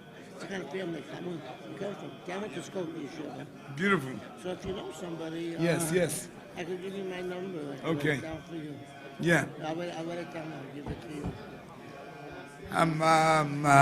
Hey Yerim, Yarara, Yara, Yalla, Yara, Yamamo, Yadadam, Ayla, Yadam, Mamam. Oh, Yamam.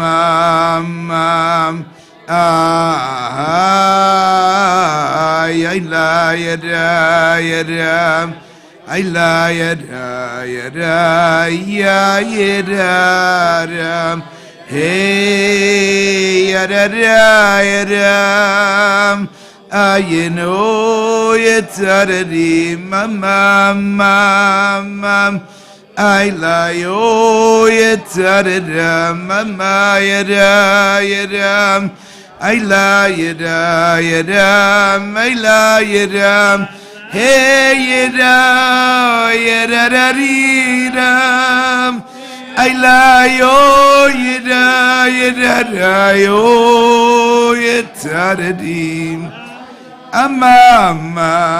mama yada oy ladum hey yada oh yada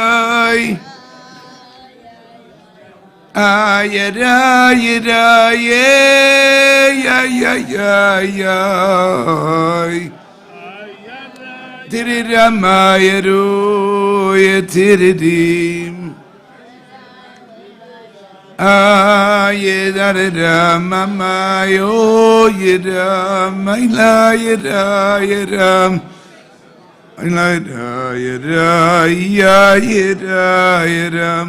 I la da yo yatiridim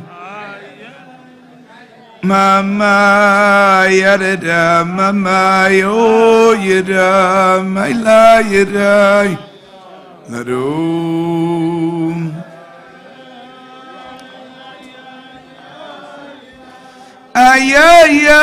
yatiridim yo yada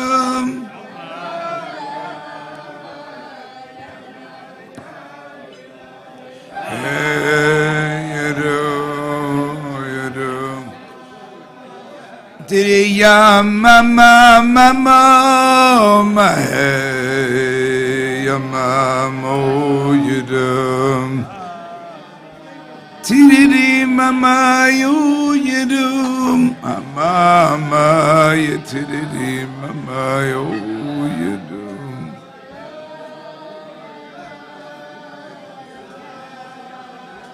Ya eladi dadam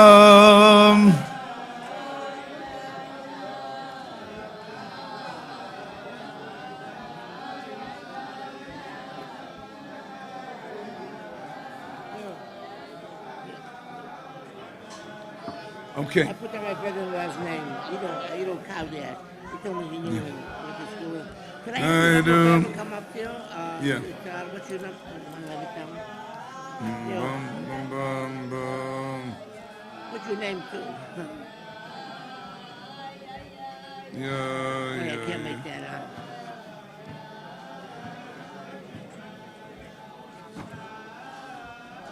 Wait 1 second. Hey, yo, What is this? 518. 1 second. 518, yeah. 438. 438. Yeah. For what? 4227. 4227. Yeah. Okay, so we'll listen. You Yeah. know, anybody's doing childbearing you, they don't have any kids. And somebody threw them, I grew up through them. Right. Thanks a lot. Did-it-da-dee-deem. Nice meeting you. Have a safe trip back.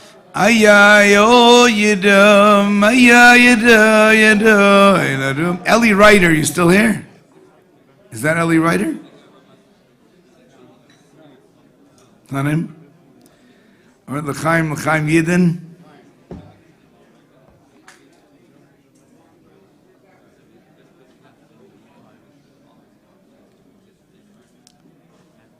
Yeah.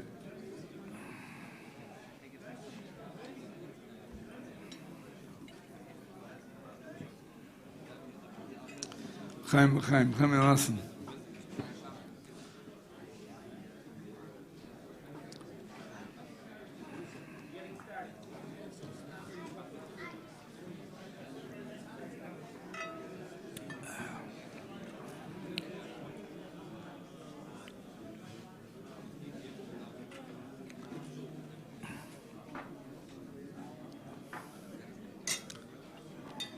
Nu, Elena, was sagst du? Chaim.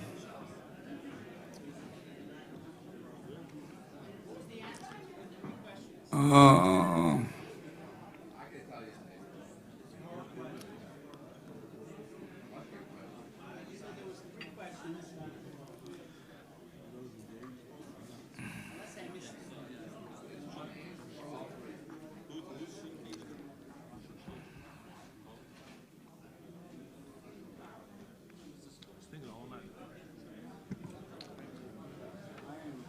No, Eden.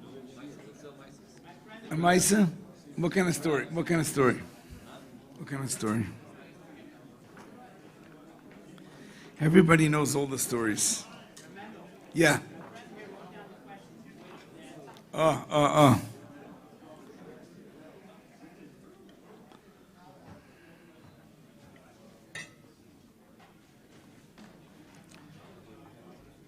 So,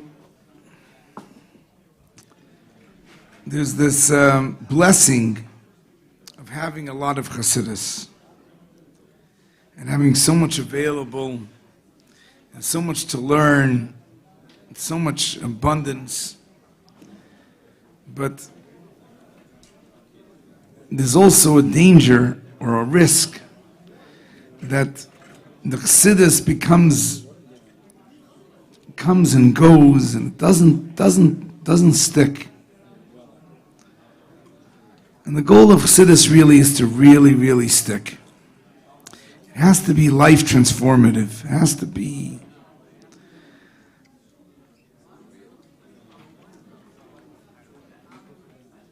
this is something I always think about my father, that my father went to one Farbrengen of the Rabbi. In Tafshin, now they have the story and the my story. one Farbrengen. He heard the Siyum, the Hadran and Makis, and it changed the way he learned Torah for the rest of his life. Continued life. It changed everything. It changed the way how he learns. Because he heard something from the Rebbe that deeply resonated with him, and he felt, and it changed him. And like we went to so many Farbrengens, I mean, there's certain Farbrengens that stand out, and certain sichas that we remember, but to say that there's one Farbrengen, and this Farbrengen, this Vart, you know what I mean? And I think that if we can't do that, then we're not fully engaging in Chassidus. We're not internalizing it enough. Then it's a lot of Chassidus, we're swimming in a big sea. And there's a lot of goodies in the sea. But how do we make that the Chassidus should be a Chassidus that's ours? Zekeli vanveyu anivahu. You know, there's a story. The Friedrich Rebbe Sichos are full of these stories of the wagon driver Pesach, and he went to the Marash, and he went with Mordechai Yoel. Mordechai Yoel was a mashpia from, where was he? Where was Mordechai Yoel from? He was from what? No. Hummel, maybe. I forgot where. Hummel. Yeah. So Mordechai Yoel, he went with Mordechai Yoel, was the mashpia. Oh, his name is Mordechai Yoel. And Pesach was a wagon driver. He's a wagon driver. And he went into Yechidus, their Marash. He told them Marash, he went into their Marash, and he told the Marash what he does for a living. That he travels on the open road, and he delivers merchandise on an open wagon. And the Rebbe Marash told him, if you go on the open road, the open wagon, then you could fulfill Su'u Morim Menechem Rumi Bara'ela. Su'u Morim Menechem is Rishtev Shema. Shema is Yisrael. That was the Yechidus. Came out, he told Mordechai Yoel what happened. Tell me, what does this mean?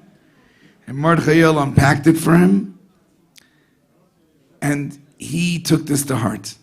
And when he built up his business, and he had a factory, he built big windows.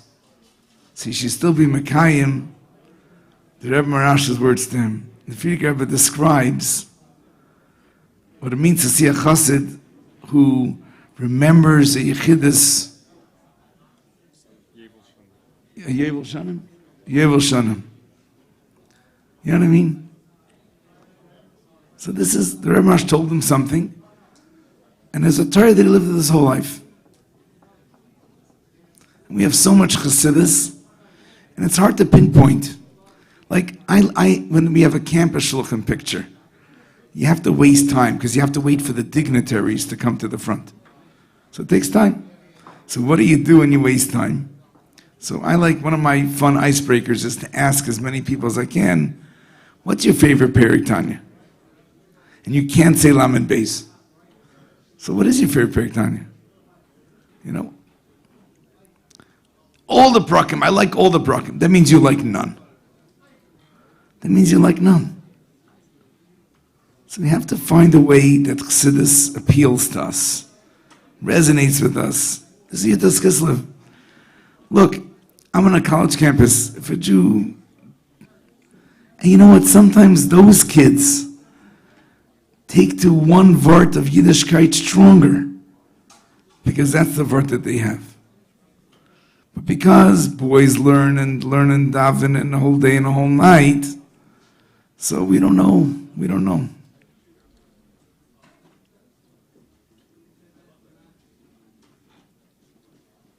Now this is not a critique. We should learn all day and all night. But I'm saying here we have a nashkila, right? And I'm sure great things are being learned. But this is, I'm talking to myself to take a little chassidus to internalize.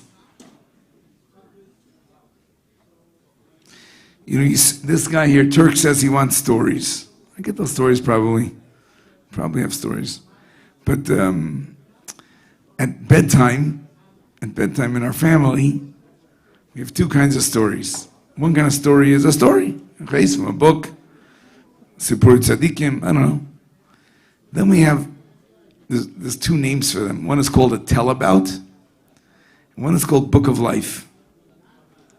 And we share stories of people we know. The greatest story is not Psamaises, Getroffen. Story is our story. We talk about other people.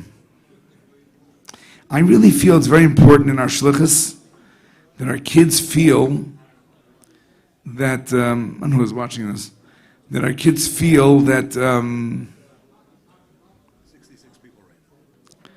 our kids feel engaged in the shlichus and sameach b'simchasa. You know what I mean? And so we talk about people. Not always with the names of this and that, but to describe the life of a person, the transformations, the challenges, the incredible stories of people. It's already cliche, but like, it's true. I once was by the oil, I said this a number of times. I was by the oil, and it was Gimel Tammuz, and we were driving back, and I wanted to tell the kids stories of the Rebbe. And I couldn't think of any stories. It was like that Baal Shem Tov story, you know, with the storyteller. So one of my daughters said, don't worry if you don't remember stories. We are the story. And that's the truth. We are the Rebbe's story. You know, this is the B'yodei Makirai. We're living the Rebbe's vision.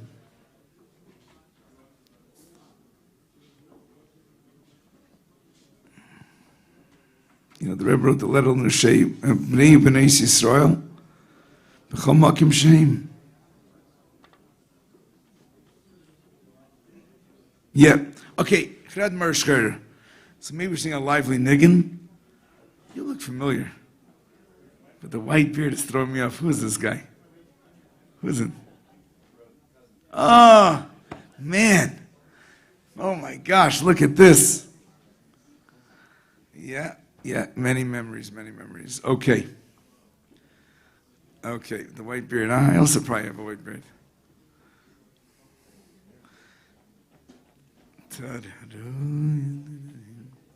Okay, let's sing it's a lively niggin. Someone else say a little l'chaim. I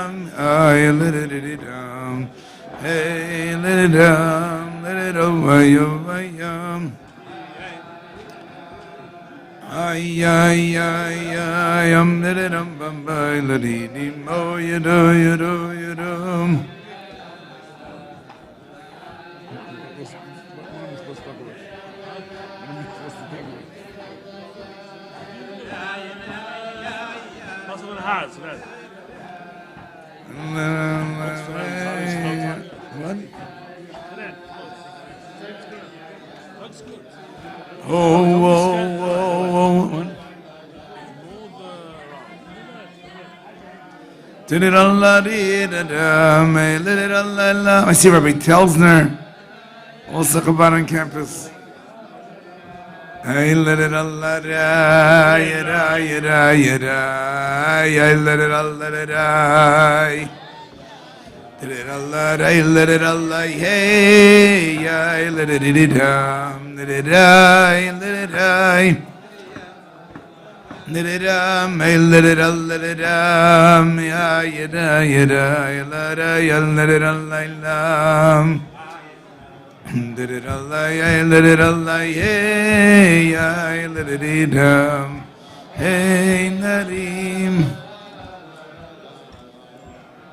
There's a live feed, so I was Farbrengen with you from the house. Sorry. I was with you the whole time. My apologies. and I say with you, not only you from me to me, because you're involved in everyone. I felt like I was here. So, shkayach. Hey, da, ya, da, ya, da, ya, hoy, la, di, la, da, la, da. Ay, la, la, la, la, da, la, la, la, di, dim, ay, da, da, da, la, la, la, di, dim, oh, yo, yo, yo, my, la, da, la, la. Ay, da, ya, da, my, ay, la, da, la, di, dim, ay, la, da, la, la. Ay, da, my, la, da, la, la, ay, da, ya, da. Nidida, yidida, hey, nadim. Hey, yida, yida, yida, me, yidididum, bum, bum. Helada, yidididalla, yeah, yididididum.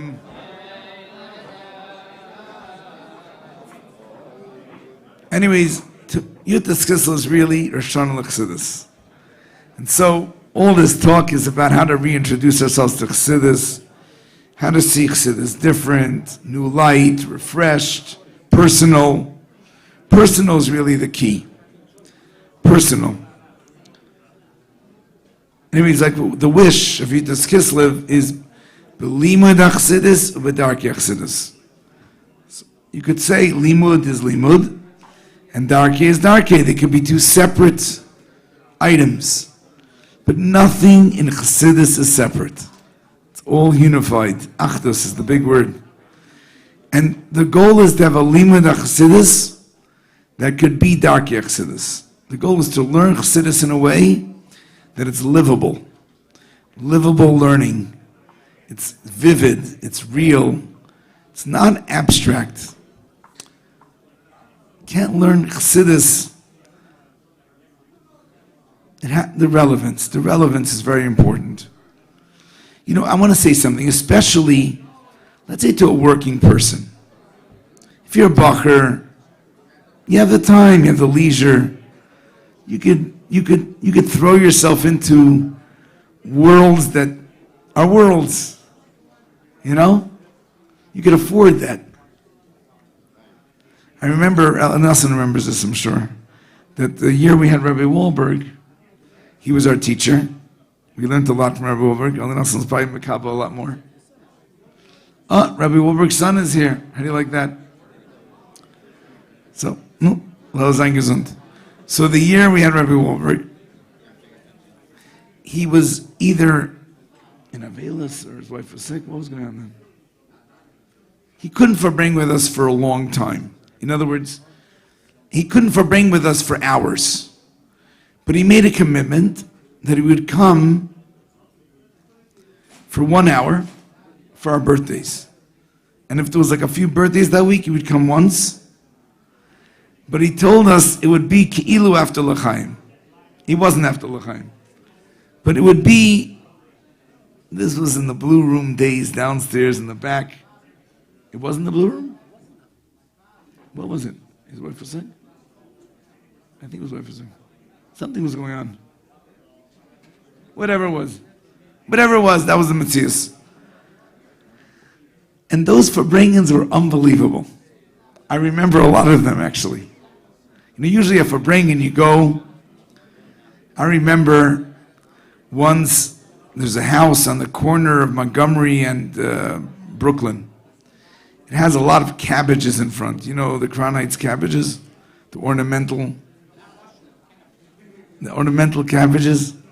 I think it's Krinsky's house. Chaim Nachum, what's his name?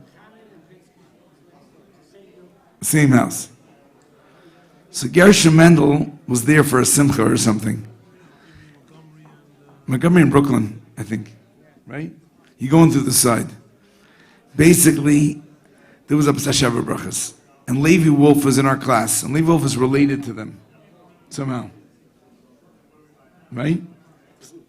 To Krinsky, to someone, to Gorelik, I don't know what. Bottom line is, either he's related or connected. He arranged that Gershom Mendel should Farbrengen for us Zwischen geht die ganze Meise. I told you this once. The Gershon Mendel should bring for us. I don't know if you remember this. You ever told your cover the story? You ever tell your boys the story? I think about the story a lot, actually. Yeah. So Gershon Mendel should bring for us. Basically, we were in the basement. The Shavach was probably upstairs. There was leftovers. They brought down a feast, a Suda Shlem B'Shaitoi. And you know, Bachram, we all fressed. We ate the meat and everything. And then Gershon Mendel was going to come from Farbrengen. So we sang the Gunim, ate a little more salami, sang the Gunim, vidna more salami. We flashir. You're waiting for Gershon Mendel. I don't know, it must have been like 2 a.m. or something. Gershon Mendel rolls out. Fresh eyes, you know Gershon Mendel. Looks around, he sits down. Says, no, Efshir's almost singing a niggin. We already sang our hearts out. We sang the whole night. We're waiting for this guy. And I don't know if we were, maybe he's still Mesifta. Could be. You know, eager and waiting and want to hear from a chassid and this. Anyways, Gershon Mendel sits there.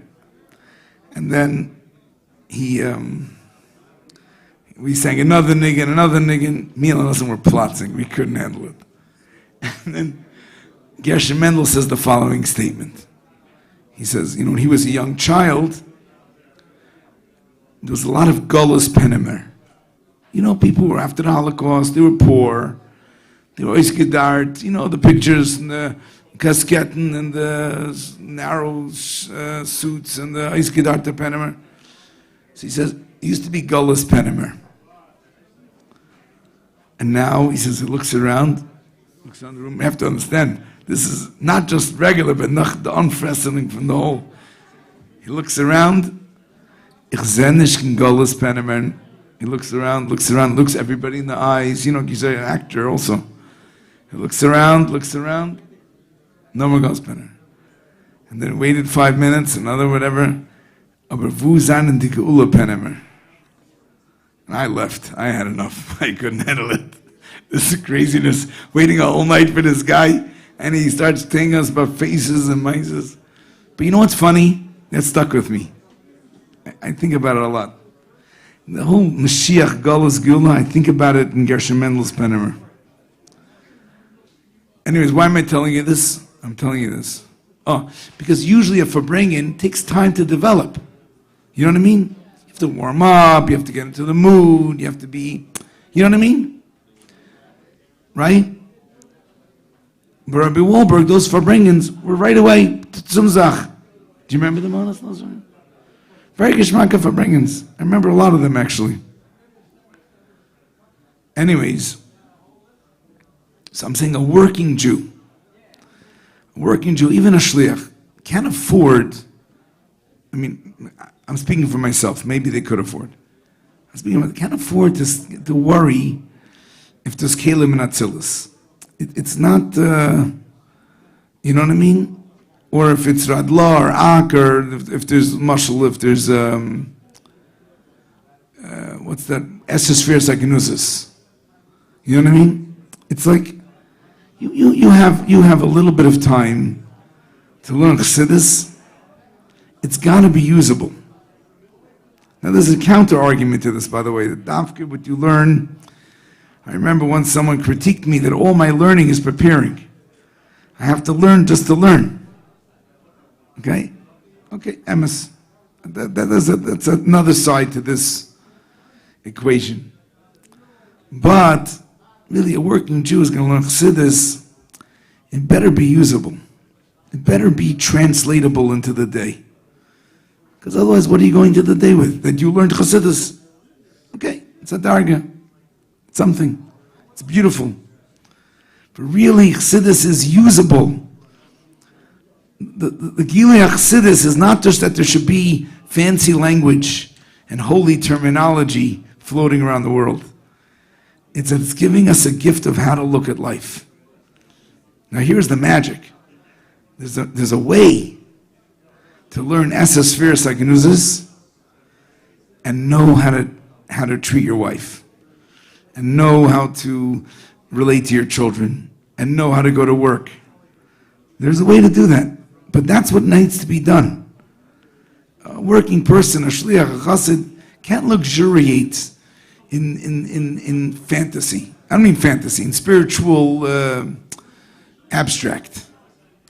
We need chassidus that we can live with. And the libud and nafshei is so crucial to be able to translate chassidus into our world. And you know what? If you can do that to your world, then you can do it to a student's world.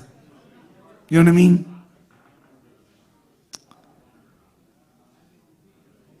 And it wouldn't be such a terrible thing if even in yeshiva, we have all the time in the world, there's a little more understanding of how chassidus really changes how we think and how we live and how we see the world. You know what I mean? I'm looking here at the Aron Kodesh. The story for another time. Okay. L'chaim. Anyways, look. Maybe the Farbrengen has a little cohesion. It's not the same topic, but the same nekuda. The same nekuda is that we have to embrace chassidus in livable ways. And how we internalize that chassidus and how we rejuvenate ourselves in the learning of chassidus. And learning of chassidus is not separate from living of chassidus. You're right, technically, like, the Friedrich Rebbe lines it up a little bit. Learning chassidus is this, and living chassidus is Farbrengen, and this, and Dibbur Chaverim. Good. But really, real learning of chassidus it can't have its own, it can't be too compartmentalized with this. You know what I mean?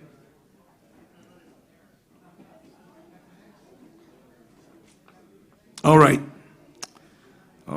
Maybe for another niggin.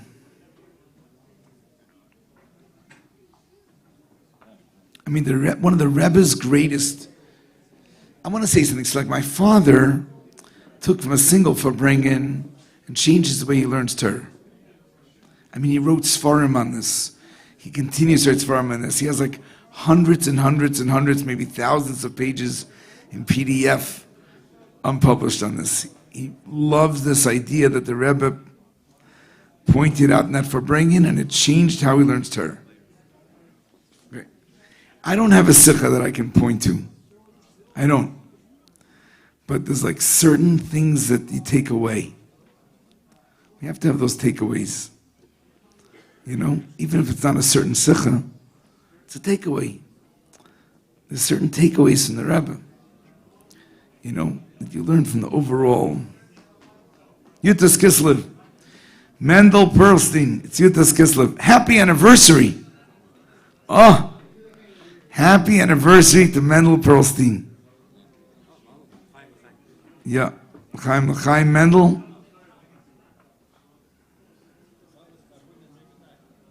This is true.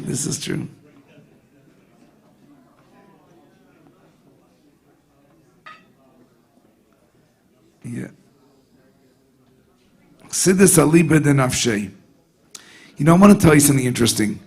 When I was in yeshiva, I strongly disliked learning halacha. It just didn't speak to me. I was dry. It wasn't interesting. I didn't relate to it.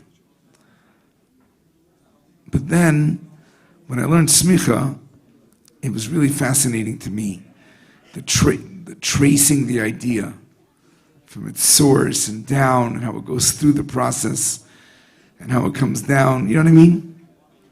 It's an incredible way of learning Torah that I never saw really before. I never saw again. You know what I mean?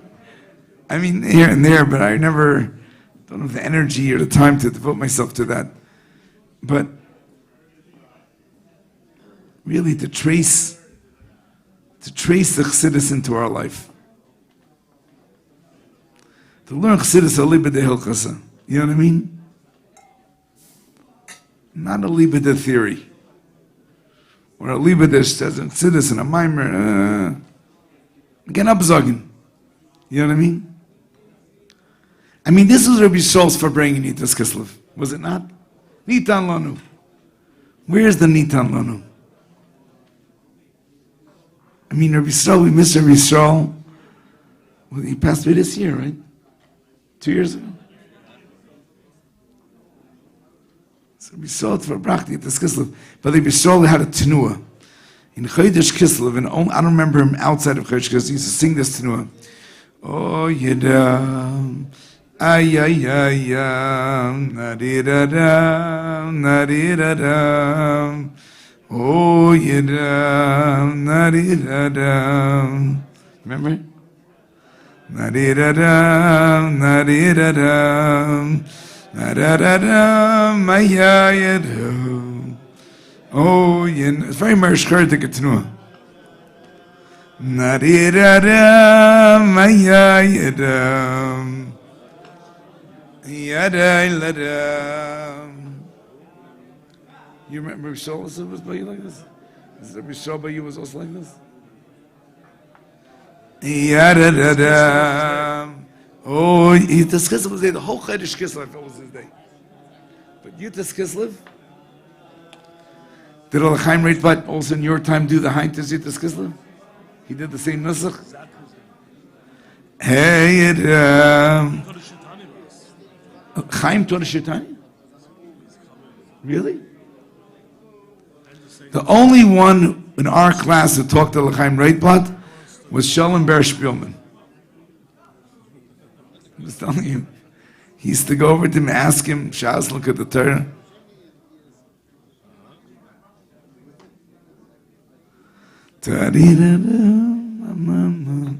Anyways, that was the Nitan Lanu of Yisrael. The Nitan Lanu. Do you remember the Farbrengen after our Kalisker escapade on Kingston Avenue? We bought something in Sweet Express. It was ice cream shop then, Nash World. Yeah. Shh. Miretnish, miretnish.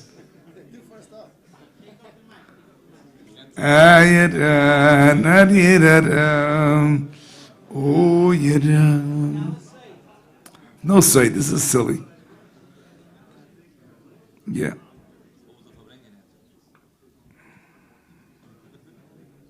The Geschmack von Chassidus.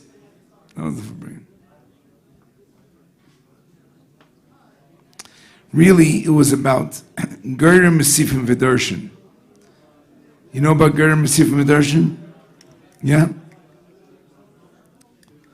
In other words, there has to be a skafia before a sapcha.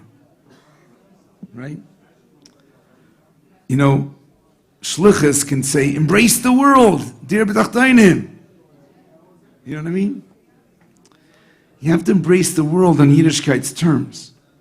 So the skafia sets the tone and creates the dynamic, creates the framework to embrace the world. You know what I mean? It's time to say the world's geschmack. Yeah. Chaim l'chaim Yidin. Yeah. So this Nitan Lanu, this is a critical question, really. You know, yeah. I am very worried that Mendel Matzav, Kislev, that he's tuning in from a distance. But I love these guys. I have to say that Linasan spoke earlier in the Masifta, the Tarikat from Chaverim, Chsidish Chaverim, and also I feel like the campus Shulchan, this is a very close, yeah. Chaim l'chaim. So it's a gehalten Nant. Chaim.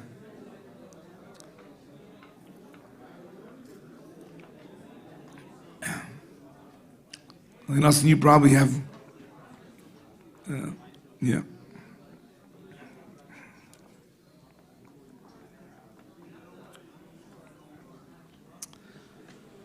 Oh, you do. No, you didn't know, no, you have to Kislev. Should I say a story? What? A story. Look, I want to tell you the truth. I could tell you shluchah stories. I could. Right? Shluchim can tell stories. By the way, shluchim are storytellers. Number one, all our Dvar Torahs have to be a story or tell about or something. Number two, any good fundraiser, which I'm not, but a fundraiser is a storyteller. Tell the story of your vision, of the maisid, of the purpose, of the this, of that. Stats are nice, but storytelling is really good. Maishi is an expert. Is it true storytelling is important? Very important. People like a story. So I could tell you stories from my shluchas. I could.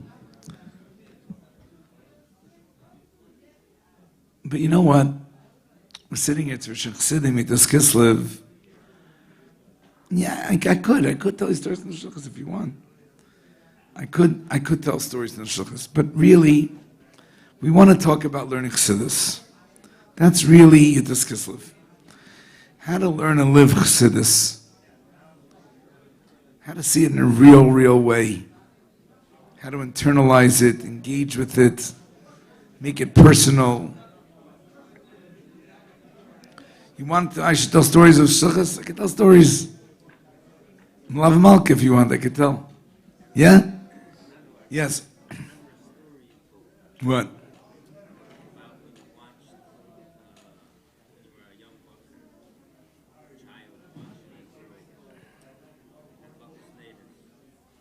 Yeah. Yeah, it's true. Yom Kippur. Yom Kippur, yeah. Yeah, we see a lot of amazing things. I mean, the neshama is the most amazing thing to watch. Really is. Neshamas surprise you. Neshamas uplift you. Neshamas worry you. Benzi, neshtamas. A neshama is an amazing thing to watch. I think that's one of the most amazing things about shlichus is to watch neshamas. I'm sure only not knows in yeshiva. The story of neshamas is a very nice story. And neshamas with gufim, everything together is really fantastic. It's better than any movie. What? Yeah, we don't want to see them separate. But I'm saying this story of the journey of the soul, how it valgers and finds itself and loses itself and taps into something. I mean, to watch people. You know, here I say l'chaim, I'm saying l'chaim and it's not working, actually. I've said, I think, a considerable amount of l'chaim, and so far, no go. But you should know that in my Chabad I do not say l'chaim. I don't say l'chaim, including Simchas Torah. And the reason why I don't say l'chaim, because they can't say l'chaim, so how can I say l'chaim? But I am pretty lively Simchas Torah. And it's because I get drunk on people's faces. Where she's laughing at his strange brother-in-law here. But it's true. What? He's used to it, Maishi, how often do we see each other these days?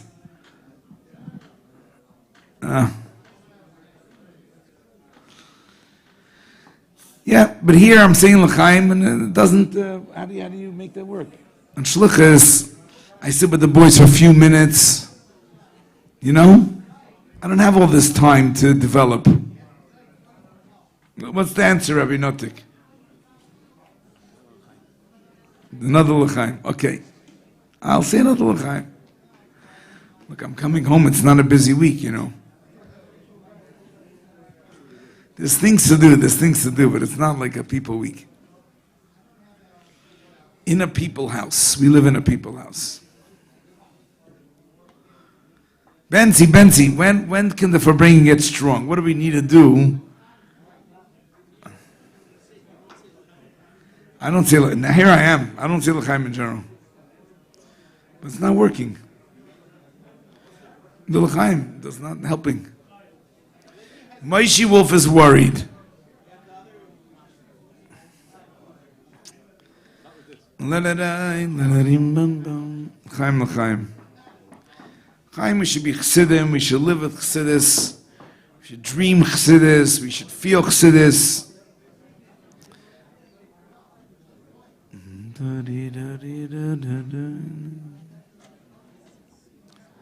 Yidden, no. People, what's your name? Moshe what? You're his son? You like Farbrengens. This kid is waiting and waiting for Farbrengen. He's like the Gershon Mendel. He's in the Gershon Mendel situation. You know what? Somehow you remember that Farbrengen. We were upset. I remember that too. We stormed out of there. I think he Farbrengen afterwards. We left together. I remember. And then I want to tell you something. Even though I don't remember a lot of specifics, I remember, there's a situation like this. You remember, there's a Goyish of art that people don't remember something, but they remember how you made them feel. Right? So, what? Yeah. So the Nakuda is, what do I remember from yeshiva?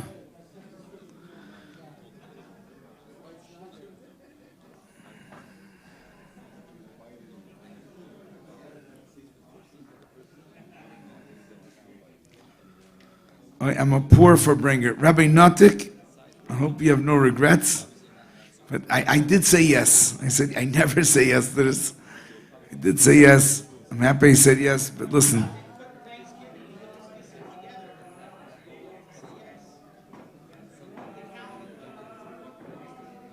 No Yidden, Moshe. Chaim. Eli Nassim. What would you bring with the boys? What would you bring with them? Chaim. L'chaim. I want to share with you, I'm going to share with you some Narishkeit, but it's an important Narishkeit. There's a children's book. The children's book is called, maybe it has trait for animals, so maybe in Chicago they know this book. It's a classic. It's called Brown Bear, What Do You See? You know what I'm talking about? Okay. Zolana Kapara. The Nakuda from Chassadus.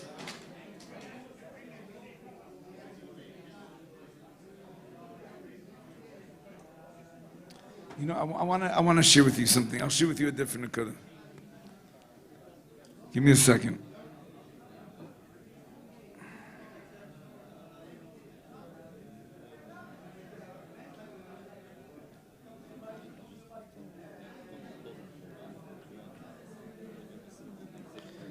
Okay, I'm going to share with you something. Guys, can I share with you something? Something? Okay, I'm going to share something.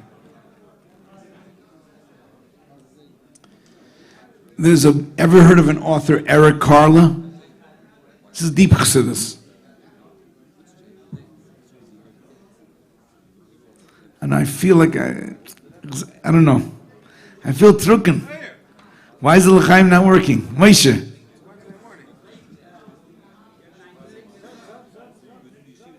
Zog Epis.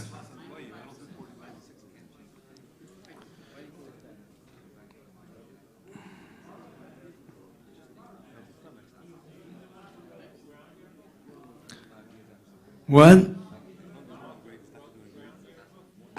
Actually, Brown Bear, he's not the author, he's the illustrator. I don't need it. I have. Won't give me. No, it's not good. I can't. Please don't. Benzi. Yidden, no. Yutas Kislev.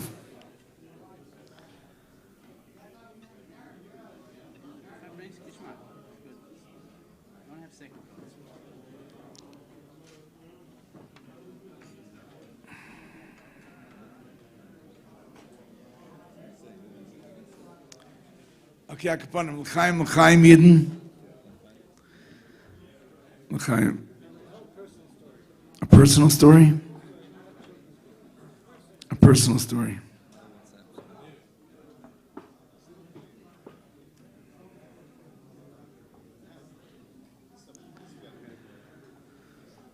Okay, a personal story.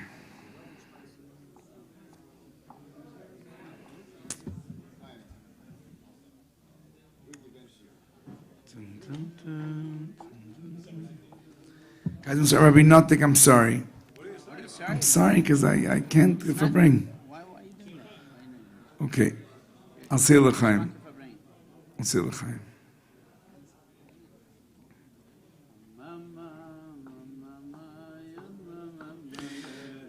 Oh, why, let it dim. Let it die, let it all die, let it die, let it die. Oh, why,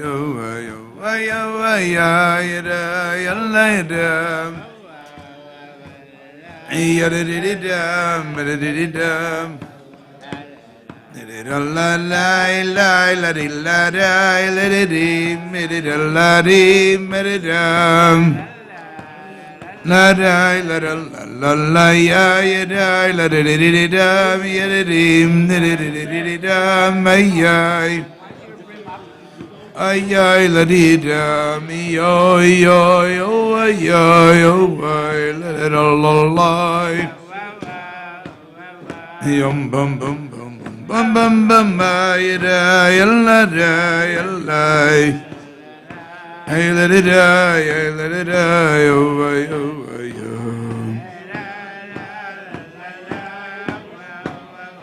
Hey, let it die, let it die, oh, ay, let it la let it la la. Let it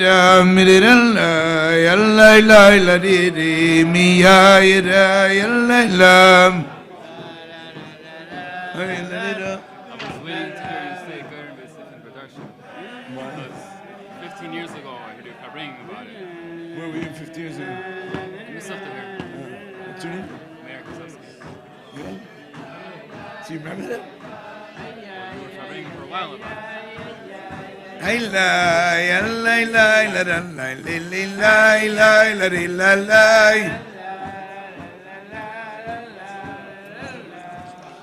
Hey, let it me, yo, let it la. Bum bum bum bim bum ya dime. Hey, let it away, let it bum bum bum bum. Daddy, mo yo yo bum bye, let it la dum. Hey, la let it dum, ay, let it dim. Let it bum bum, let it let it let it bum. Maybe. Sugar? No. Rabbi Stoll, was sagst du? Jutas Kislev. Jutas Kislev. Jutas Kislev. Yeah. Okay, guys. So, I'll share with you something.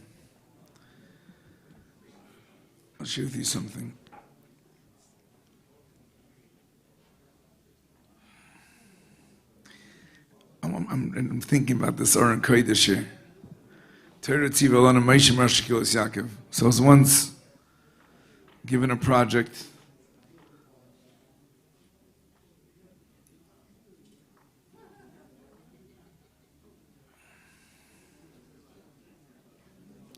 Chaim. Moshe, you have a story? A good story? Shai, you have a story? Everybody wants a story. Oh, that's very sweet. Personal.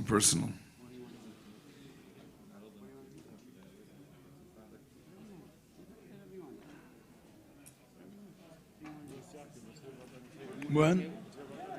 I'll tell you about Aron Kodesh. So what happened was, I was working for a project for a certain Moisid, and they already wrote this class. and the class was on the 12 Psukim, and they wanted me to do an interactive. For some reason, they think I could do these interactives. So I take a look at the class, and the class, Teretz Yivul Moshe Marshkos Yaakov, is all about the Seichel of Torah, Perikei and Tanya. Torah, become Nisatzim with the Seichel, becomes Pnimius. Pnimius is a big Chabad word, by the way. We like Pnimius. Like to talk about it, or We like, also, I think we like Pnimius. Maybe like to talk about it. And I said to myself, wait a second, they're missing the whole story. This pasuk is not about Seichel HaTorah. This pasuk is talking about the gift that every Jew has, Pintel Yid. This is a Pintel Yid pasuk. You know what I mean? It's very important to...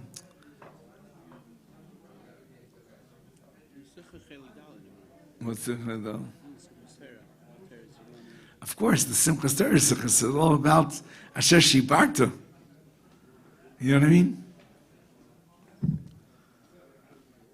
Chaim.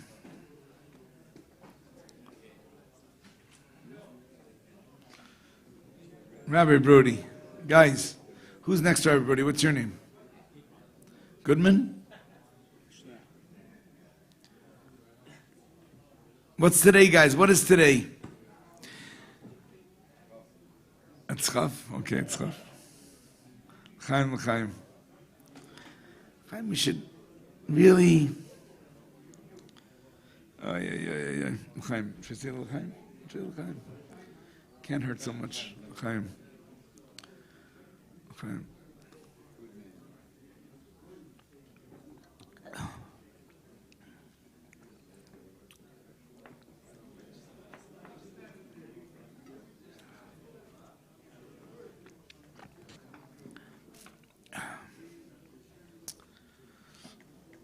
Okay. I think Chassidus wants us to see the world differently. You know what I mean? Moshe says, say a story already. I can't say a story. I don't know why I can't say a story.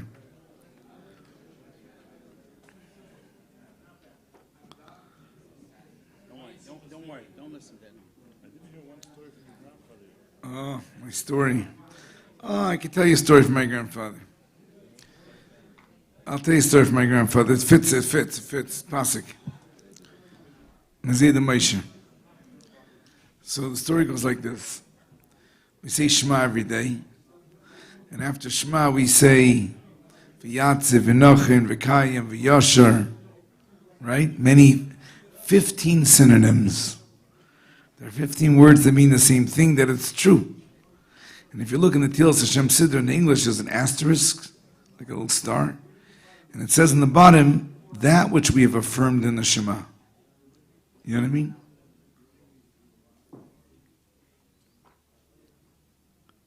So why so many times? Emes, genug, weitergegangen. So Mazeda is a story. Hopefully I'll say the story, then we can Farbrengen. I want to Farbrengen because a few reasons. First of all, it's Yitas Kislev, and how often do I get to sit with a microphone and with people? Human beings. Chassidim, fellow Chassidim. And second of all, I feel bad. I have two brother-in-laws here. They shouldn't feel I came all this distance and I don't know what to say. So hopefully we'll get to Farbrengen. But meanwhile, I'll tell the story. And the story is not off the mark.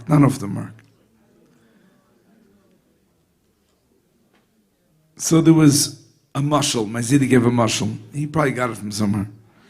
There were two brothers in a town, in a shtetl. And one brother was very rich. He was the richest man in the town. And one brother was very poor. And the rich brother's daughter got engaged. You know the story, guys? The rich brother's daughter got engaged.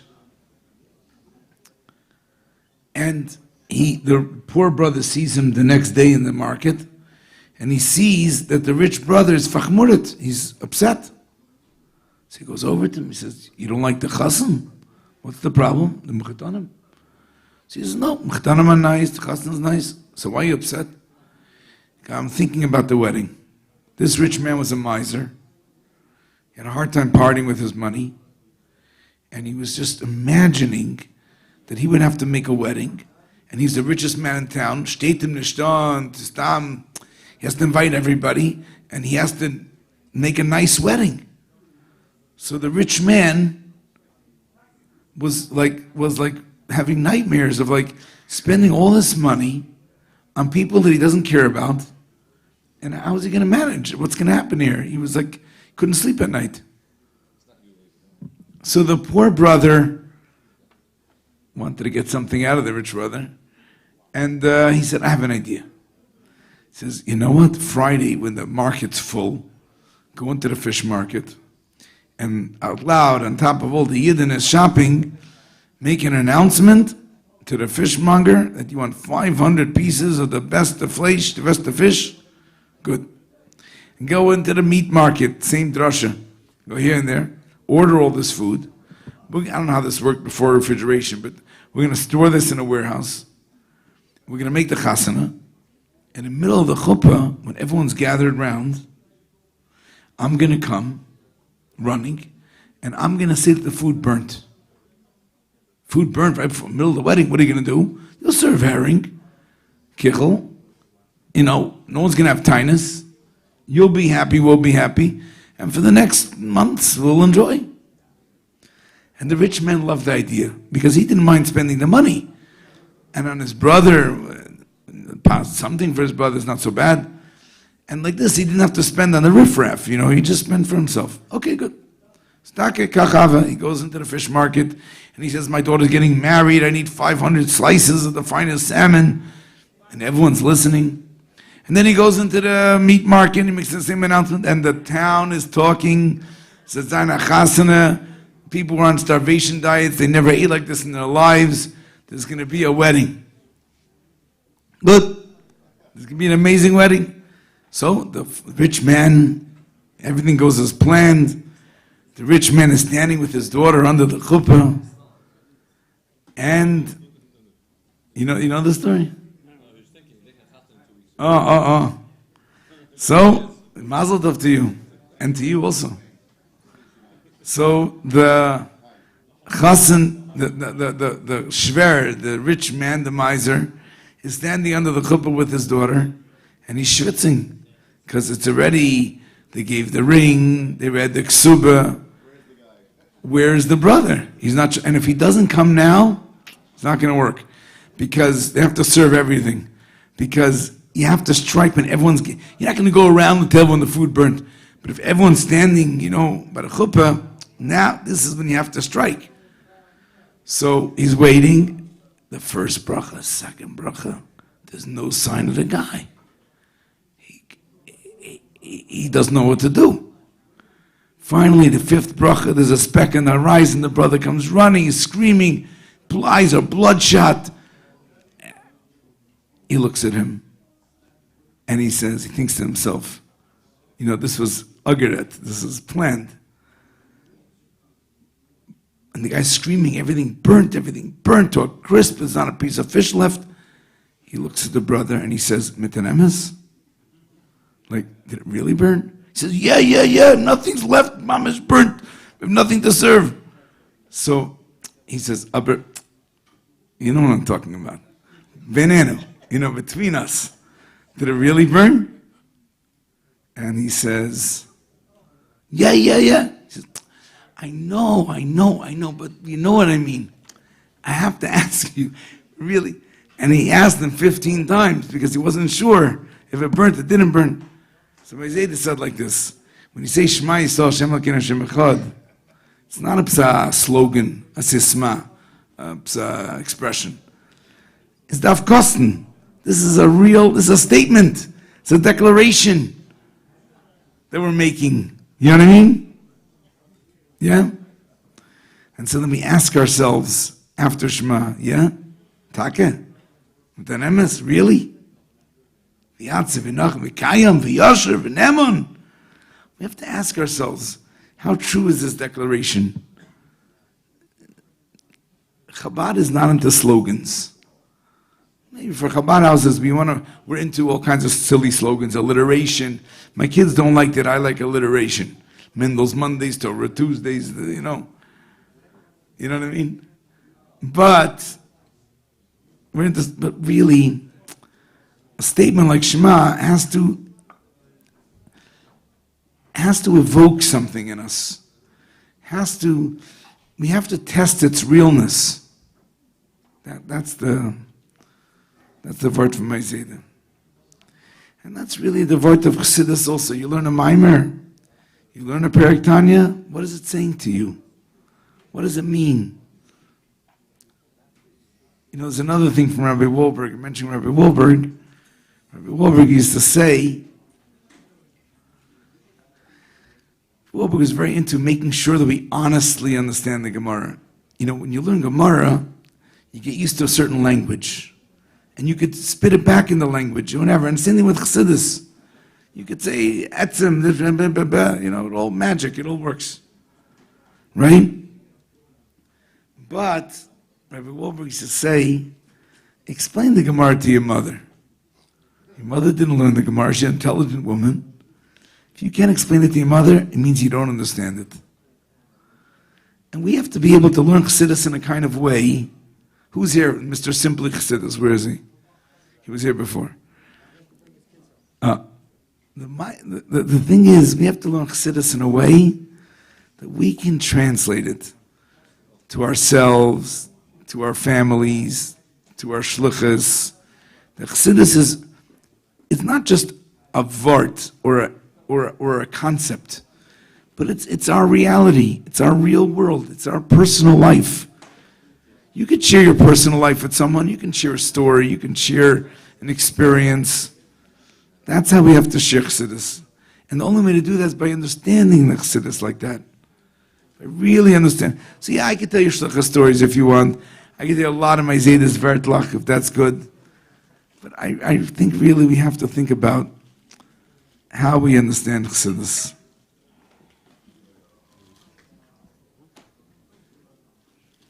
Even a Sikha, the Rebbe, by the way, a mimer. I was telling this to the boys in Mesivta. You learn a mimer, and the Rebbe says, V'oidi shleimar. Right? So you learn a Toisus, is one answer. Im Toimar, and Toisus, Yeshleimar, like this, right? No? You know what I'm talking about? You've seen enough V'oidi shleimars. When you learn V'oidi shleimar in a mimer, what's happening there? A pshatel, another hechitimtza to squeeze it in. What's happening here? Why is everybody bothering with this? Who cares? You know what I mean?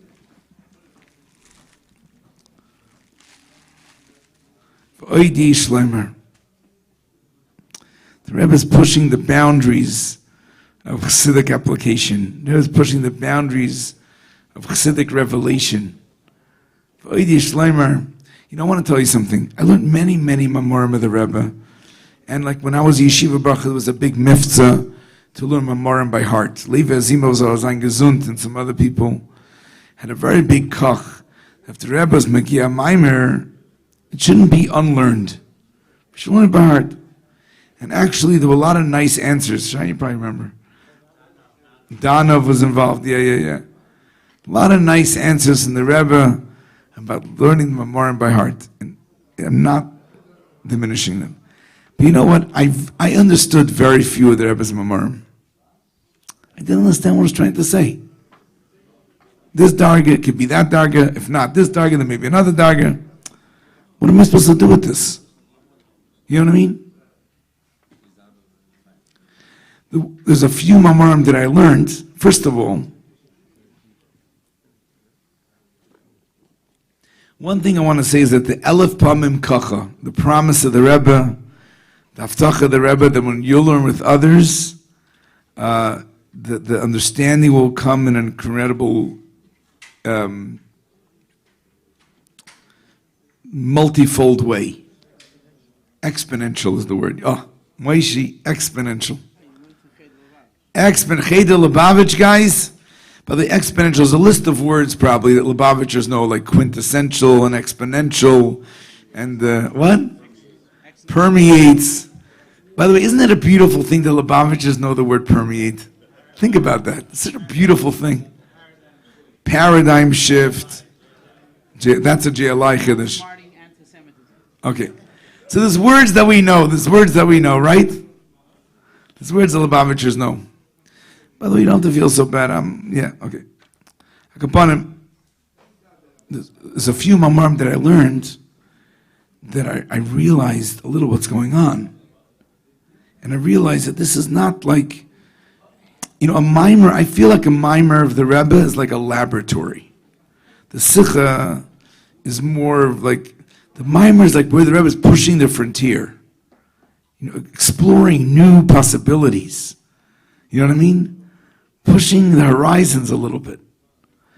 And these pushing spiritual horizons that have real ramifications in a real world situation. You know what I mean? And like, for example, now we're in this mode, Yutas Kislev Chanukah, and it happens to be a very abstract mimer, but I love this mimer. It's one of my favorite mamarim of the Rebbe. It's Yutas Kislev and Chanukah. I did this for Shluchim Shir, Benzi. You should know this. Benzi, I love you. I actually did this for Shluchim Shir. I was in some fancy schmancy building in Washington, D.C. I was there for a wedding. There was a library there with like holy Sfarim, not holy, I mean like secular or something, and globes and all kinds of fancy schmancy. But I needed a room to do this class in the middle of the wedding because I had a commitment. So I did the second class on Pnimius Atik in that strange space. So here's a beautiful thing. Let me share with you a little bit. I know you guys want to hear a story. You want Malav Malki, yeah? I want to share with you this. This is like beautiful chassidus. So in Tafshin Chavav, which is like a magical year in Chabad, Tafshin Chavav was like, the chafs in general were like, mid-chafs were like, explosion of the Rebbe's Torah, like in incredible ways. And in Tafshin Chavav Yutas Kislev, that was, just think what's going on. That was Kunjus and Yana Shater Chassidus, right?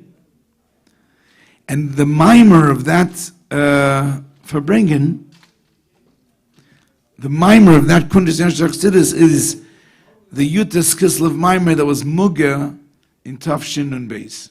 So Maluk et Vav. Now it's not like Maluk et Vav, it's like, I don't know what it's like, organized by some other way. Do you understand? I wanted to share with you this. If you know where it's coming from and where it's going, that mimer was said together with the Kuntas Nyan Shter Chassidus. The mimer was Muga together with the French Sikha. You know, Tafshin Beis. Vayishiv, I think. Not just Faratzta, the whole idea. And the mimer, so what's happening? I want to show you what's happening. The whole French Sikha is because of the mimer. The mimer is pushing that message. And the mimer is explaining, basically a simple, a very complicated, but it's the second half of Yutas Kislev and Chanukah, Lavinir Chanukah. And it's all about like this, that usually you think that spiritual and physical, the more spiritual you get, the more abstract it gets. The more spiritual, the more removed from the Gashmias it is. But when you reach a certain level of spirituality, when you reach Pnimius Atik, so Atik is Moshen Netak, right? But Pnimius Atik is more engaged in the Gashmis than anything else.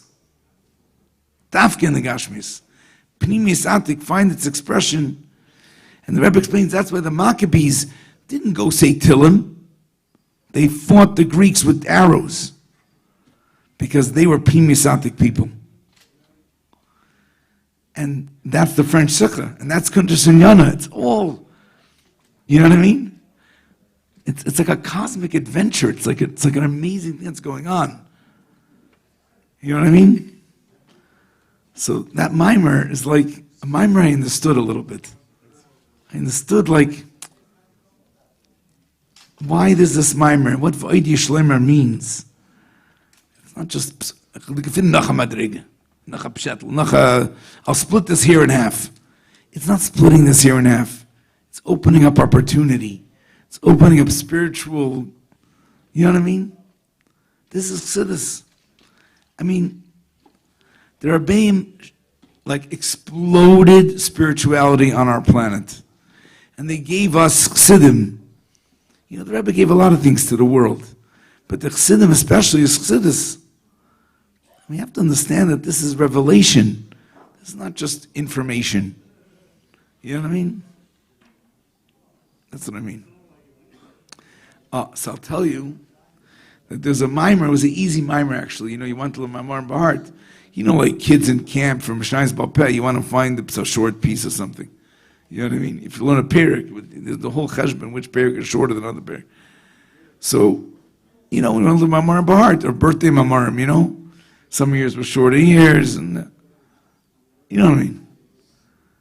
So in Chelik Beis, Malukat Beis, there's a mimer, B'layla hu nadar shnas hamelech. So the mimer, Malukat Dalet, is a fancier mimer.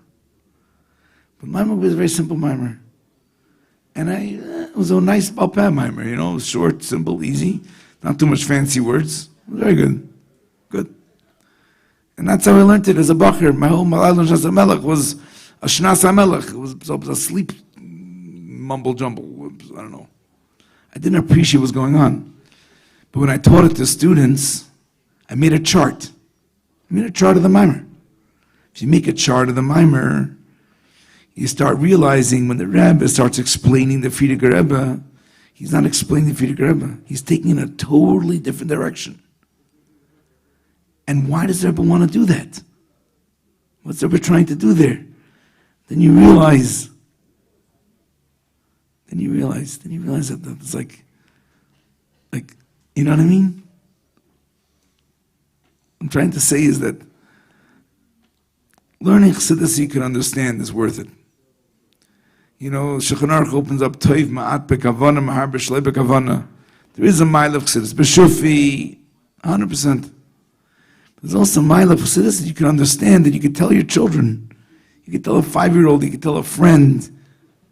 Chassidus that you can share. You know what I mean?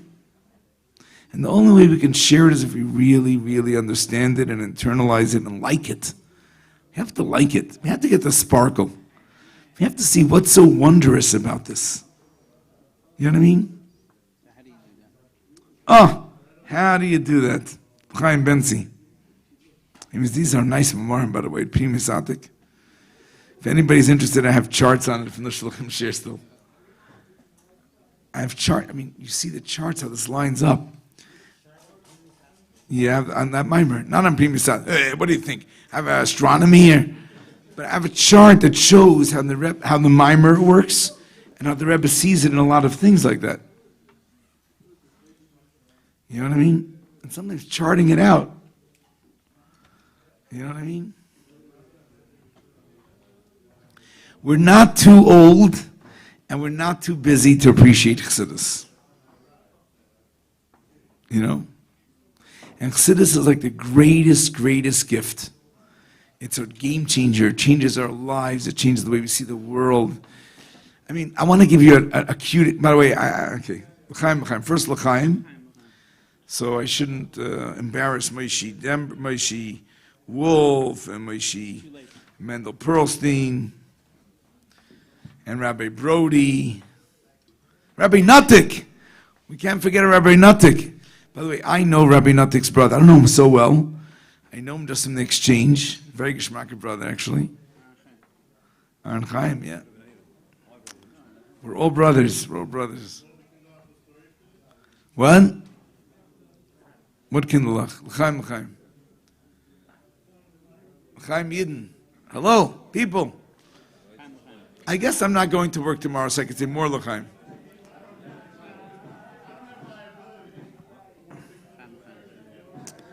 L'chaim.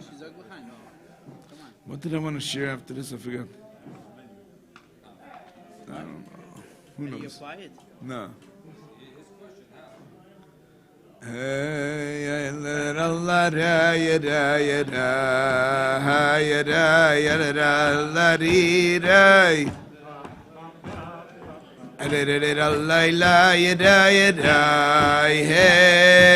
yalidai, ladididai, yalidai. Yadam. Hey, yinanam, yinanam. Yada, yada, yada, yada,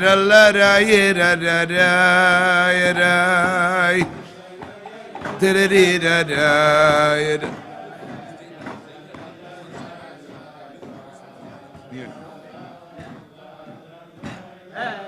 Ay, ay, ay, let it eat them and let it lie. That's good. So what should we say? What should we talk about?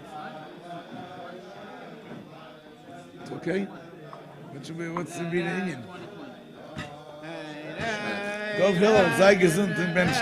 Do you remember you bringing us about the termites? Forget about it. I'll talk to you.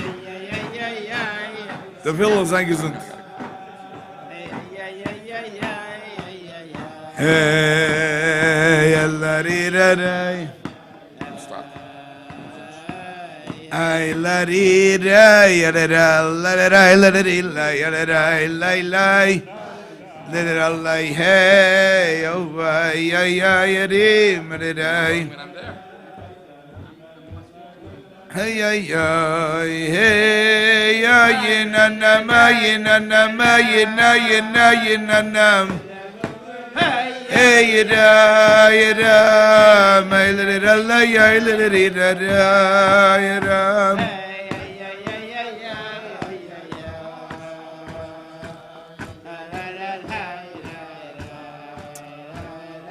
Adidai, la di da, yadidai, la di da, my little la, ya, yada.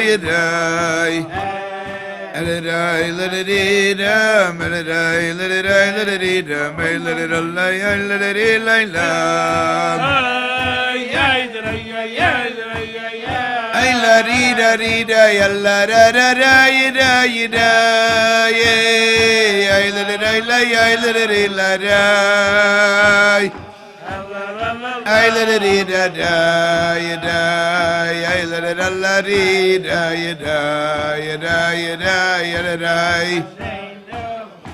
la di da, di, la di da, la di da, ya, da, hey, la di da, la di da, ya, da.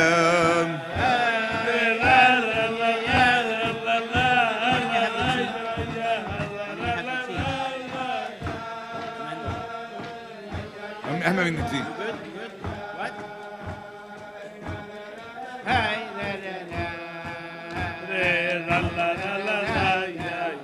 Hey, hey, yadidai, ladididai, yadidai, ladididai, ladididai.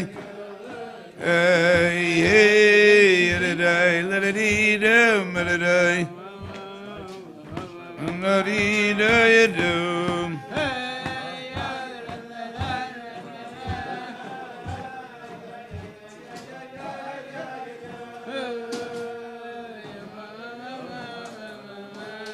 Hey, I let it all, I let it eat, I do, you do, me, I let it all, I eat, you do.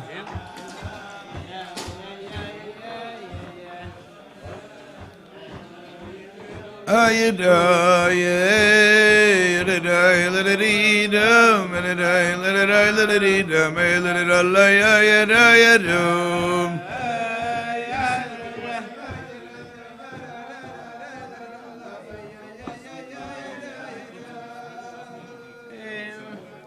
Okay?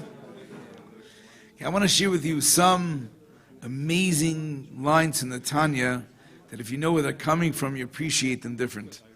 And it shows you the transformation of Chassidus. So I want to share with you one beautiful one. Everyone knows the expression, Kulai hai v'ulai. What does that mean, Kulai hai v'ulai? Anybody know? Maybe, possibly. Kulai hai v'ulai is like, for example, in Perek Lamed Beis, it says, Kulai hai v'ulai, regarding Avos Yisrael, that maybe you'll reach that yid and it'll be worth it, right? Or it says where it's earlier, maybe the Yudalid, where is it earlier? Kulai avulai, maybe, in a positive eager way of possibility, right? Kulei Havu'ulai. Yeah? So I looked up the Gemara, Kulei Havu'ulai. It's very finster in the Egen. The Gemara says, Kulei Hai Vu'ulai. In other words, this whole thing, and you're just ending up with an Ulai? Nishvert. The Gemara says, Kulei Hai Vu'ulai. Das heißt zu sagen, that it's not worth the effort. Kulei Hai, all this effort, and all you're left is with an Ulai. Meh. Sagt Alter Rebbe, Kulei Hai Vu'ulai. You hear? That's Alter Rebbe. This is what I love. The intertextuality of Alter Rebbe. The choice of words. You know the Rebbe's Vehein Lai. Everybody knows the Rebbe's Vehein Lai? Yeah? Right. So Vehein Lai in Alter Rebbe, this is a Rebbe twist. This is not an Alter Rebbe twist. The Rebbe, the plain meaning of Vehein Lai is, right? And if not, right? Okay, if not, whatever, it's obviously so anyways. The Rebbe teaches Vehein Lai, not if not, but Vehein Meloshin, yes. Right, like in the Gemara. Right? There's such a language in the Gemara, Vehein, yes. Right? Rabbi Hertz says yes. Rabbi Hertz was a big Talmud Chacham as a Bacher. Probably still is, no? Right? Anyways, I learned from his brother. His brother taught us Shav Shmaitze, Reb Chaim's, right? Yeah? Nicht das eh? Shav Shmaitze, not a bad thing. Listen.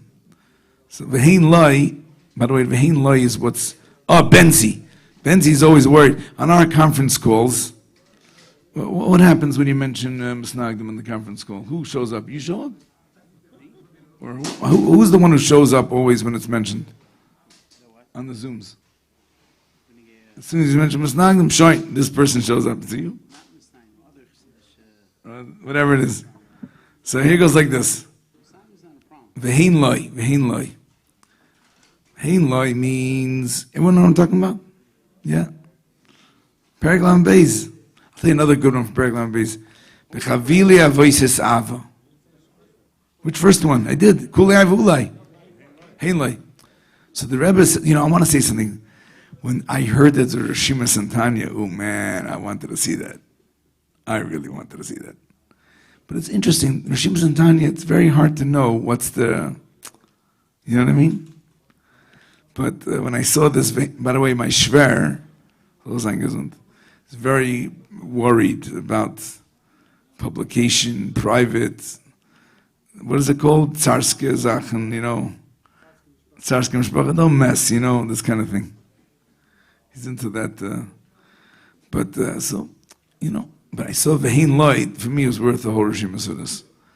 Vehein Lai, the Rebbe translates not V'im Lai, but V'kein Oy Lai, the says even whether yes or no, whether you end up reaching this person or not reaching this person, the love has to be the same. That's the Rebbe's Ahavas Yisrael. And by the way, Benzi, you know what I'm talking about. We invest in people. I mean, our whole shlichus is people. Everybody's shlichus is people. People is the whole story. Yeah, we serve food, and we raise money, and we have a Chabad house, and we pay mortgages, and we do all these stuff. But really, the shlichus is people. I remember Kunyan once made a book, a magazine, called People Helping People. That was what it's called. I remember as a bacher, I said, people helping people. It's like, so, is this Chabad? It's like, not even Jewish. It's like, people helping people. Yeah, what's this people helping people? You know what I mean? But, the things you get upset at, whatever, people helping people. It's like basically what their people is, what Yener people is, people helping people. That was the name of the publication. So, the things you get upset about, the things that stick with you. And really, shlichus is all about people helping people. And so when you invest in people and you put your nefesh into it and you're zich Isaac and you put your heart and soul and you want it to be matzliach and you really want to make a difference, and then and then loy. That's the vein loy. The love shouldn't change. That's so hard. That's so Lubavitch. That's really what it's about. It's not kirov rechoikim. It's not expectations. Loving for the sake of love.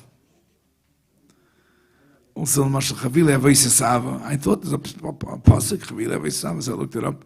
No, the Rambam actually brings this pasuk in Isuri Bia, because the Rambam learns from this that you learn with a ger, you have to learn simple things, because Chavel in the pasuk means simple, like a string, and Avoisois is thicker things. So the pasuk separates the two. One is in the beginning of the pasuk, one's in the end of the pasuk. Chavel Adam, whatever it says over there, and the end it says Avoisos.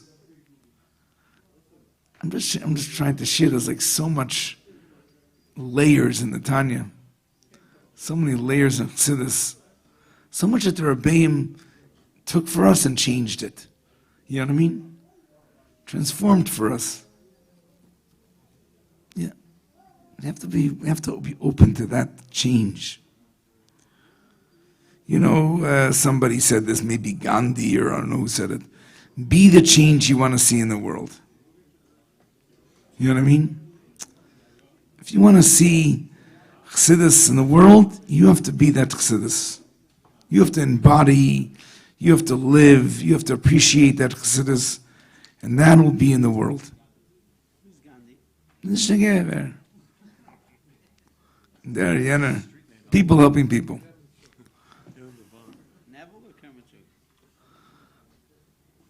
Yeah. Neville Kremchuk could be two color war teams, you know. Color war teams is really interesting about Chassidus. Because in color war teams, it's never designed that one is right or wrong. You know what I mean? It's always like Shabbos Yimei. I mean, now it's always like Melech and Nasi, but like when I was younger, it was like Shabbos Yimei Choil, and you know what I mean? It was more like the interesting idea of it. So now it's Ev Bashev and Em, and then it was like Ben and Eved. You know, it was interesting. A kid can get it. By the way, then a kid could walk out of Kolawar, like I did. I said, oh, these are interesting ideas. Now, I don't think most kids, I like to ask people what they took out of the Kolawar. Half of them don't understand what's going on. It's too dakasdik. They make these dakasdik. Now it's more Evan than Ben. It used to be Ben and Evan, now it's Evan. No, now it's, what? You were also in Detroit for summer? Yeah? I was. I enjoyed that summer very much, actually. Rabbi Greit stark verbracht mit uns. Rabbi Nassim would hear, you remember also. Yeah. So this balance in Chassidus is so important. Gashmias and Ruchnias, Seiviv and Mala. You know, we spend so much energy growing up worrying about Seiviv and Malakalam. You know what I mean? No. You didn't spend a lot of time on it? What? No, you learned a lot. A lot. People, you spend hours of, if you think about how many hours of your life you spent about, what? Seiviv Mala. It's Derech Mitzvah going to come up again here and there, everywhere. Most Mamorim of the Rebbe, especially in Mugad Mamorim, are all the same formula. There's Seiviv, Mimale, and Atzmus. Atzmus is the savior who comes to solve the problem. And it's like a magic button you press, and you get used to that. And you go, oh, Atzmus, boom. You know, like in the Rebbe Rashab's time, didn't have this like Atzmus button. We have an Atzmus button, and boom, problem solved. Doesn't make sense. Boom, Atzmus did it. We're all done. You know what I mean? But really, I want you to think about that. The mission of Chassidus is to bring Seiviv Mala together. You know? I've Farbrengen about this a million times. Rapinya, Rapinya passed away. And Rapinya was a Kabbalah Solnik. You all said Rapinya? Rapinya's a Kabbalah Solnik. And Rapinya Shiurim basically get touched, no? You didn't have a share from Pinyon? What you came to Zal or Mesivta? In Mesivta, Rapinyan was our Mashpia. Yeah, he's our Mashpia. And Rapinyan, by the way, just the impression of Mashpia, what it means of Mashpia.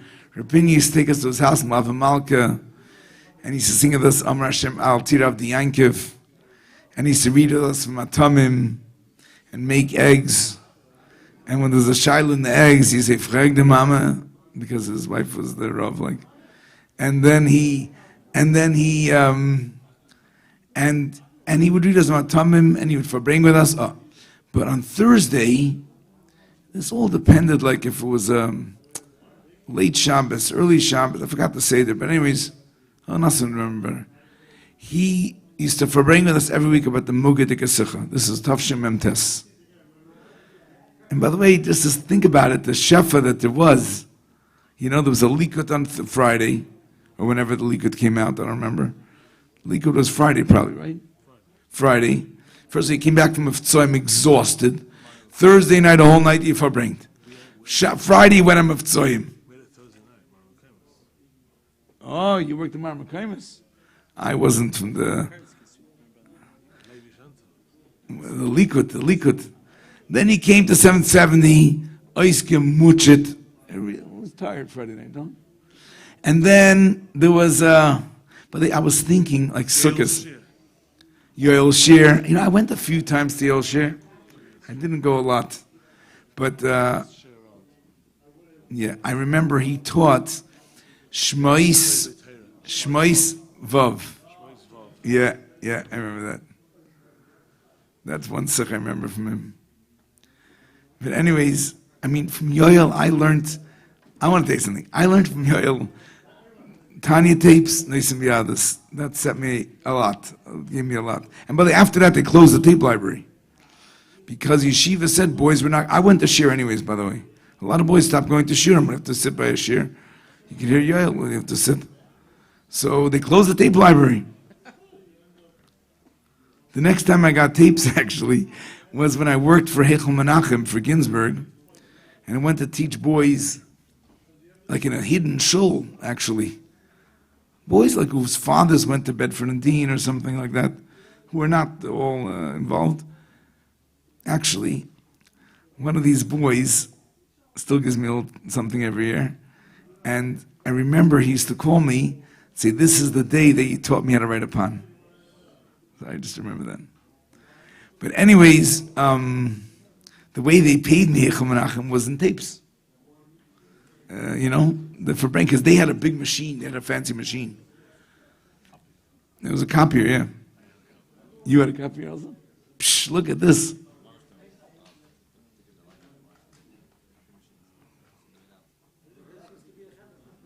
He still is a Chaverman. Guys, did you know this, Rabbi Hertz?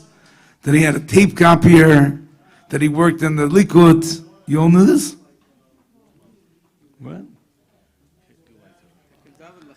Anyways, the Mugad Sikha. So first of all, every Shabbos, some Tavshim Ches, every Shabbos is a Farbrengen. I was just thinking, by the way, Sukkot. Shlichus, I was exhausted, like. Sukkot is a long yontif, food, meals, people can say there, and as soon as you finish the meal, some other chaver roll in. It doesn't stop, And then I was thinking, like, how do we have energy, like the yontifs and Sukkot? I remember, like, up a whole night, up a whole day, weiter lulav, bringing all night and dancing, and then went into the whole Simchas Torah marathon. I can't even remember. I don't know how we had, like, but there was a lot of energy. It was like amazing. And there was no crashing afterwards. It was Seder after that. The yeshiva started, right? There was no this like Rosh Chodesh Cheshvan start. I don't remember such a long break. No, the next day was yeshiva, 2 days later after Yisro Chag. Anyways, what am I telling you this for? Mugad Sikha. So Pinya, I'm sorry guys I'm not telling you stories. You want to tell you stories? I could. I'm not from the Cheverman Shlichim, but I am active enough and have 25 years already. I can tell you stories if you want.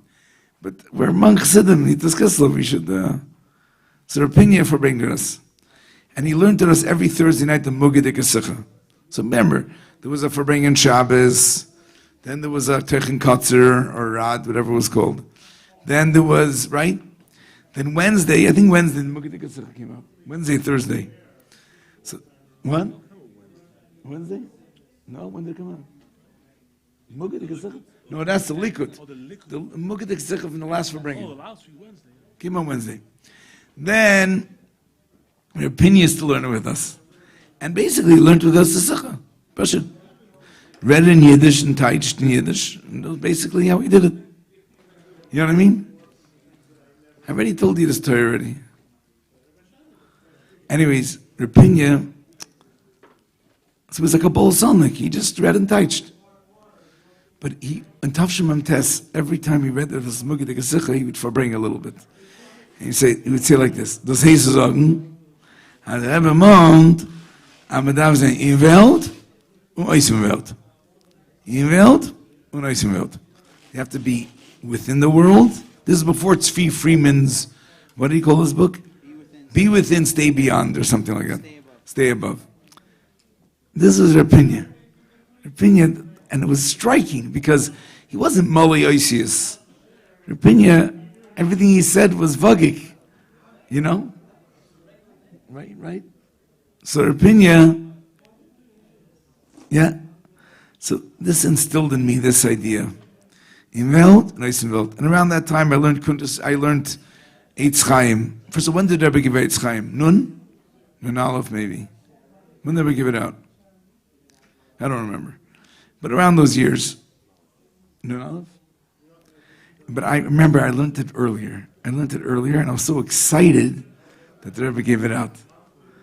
And really, these oisias are very, very strong. In Kuntres Eitz Chaim, you don't have to learn the whole thing. From Ois Vav to Ois Yud. And the Shtelte Vek, the whole Chassidus is this. Anyways, we spend so much time in Tzeiva Mala. You know what I mean? It's because this is our mission. It's about in the world and beyond the world. And we have to make that work. That's Chassidus. So, Soiviv, if you don't find language to speak Soiviv and Mamali in your own heart and your own life, then it just stays like that. Soiviv Mamali, Atzmus, some kind of vocabulary, Hechinyanim, right? But when you start finding ways to see the Chassidus in your life, and you start seeing ways to see it in Avodas Hashem, start seeing ways in personal ways, then it becomes Chassidus that you live with, and you see there's a purpose to this. This is not different than Chabad. This is Chabad. It's not divorced from matzah bakeries and shofar factories, and it's the same thing. You know what I mean? So, L'chaim is still not working, guys. It must be the water here in Chicago or something. I don't know. Right? We need a little niggin or something. We got to translate the Chassidus. We have to, this is important. Yeah. Maybe I could, but maybe I shouldn't. Maybe this is something that you have to figure out. I'm just trying to demonstrate that it's possible, that it's important, that without it we're not really learning Chassidus. And then you find a way to do it. Because if I tell you how I do it, then it's just another nusach. Okay, not from the Maimer, from Mendel, Rubin. Okay, going right there. This is not a nusach thing. Nusach is not our thing. We're not nusach people. We're like Chabad Chassidim, right? Yeah, Atzma solves everything, doesn't it? And like the earlier Chassidim didn't have the Atzma solution. But I want to tell you something. Part of what makes Lubavitch tick, and part of what makes Lubavitch work the way it works, is because the Rebbe is pulling the Atzma's card. You understand? It's not just in a mimer an answer to resolve some kind of interesting question. It's because it's happening on the Maimer level, it's happening in the Eilames, it's happening in the Emes, it's happening in the world, and it's playing out in our lives in ways that we can see actually. But we don't see, like, it's not called Atzmus, but the ways that we can see, yeah, things that didn't happen in earlier generations, things that didn't exist in earlier times. You know what I mean? Yeah. L'chaim, may we be able to Farbrengen. What's your name? What? Quinn? Nice to meet you. You live in Brazil. You came special from Brazil. I want to tell you something about Brazil. So I was Zoicha this summer. We have a little day camp in town. And there were 2 girls from Brazil in our day camp, in our counselors. One from the top of Brazil, Belém, and one from the bottom of Brazil, Curitiba, whatever you call it. And these are girls that are raised in middle of nowhere. Now I want to explain nowhere, not a shtetl.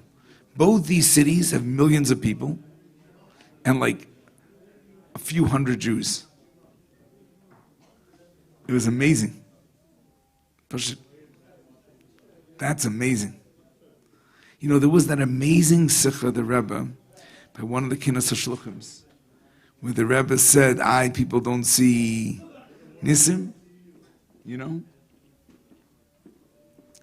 Anyways, that's my good feelings about Brazil. The girls from, what? You're in Belém every month? What do you do in Belém? Really? You travel to the Amazon? Yeah. Psh. That's amazing. In the Helem, he goes to the Helem.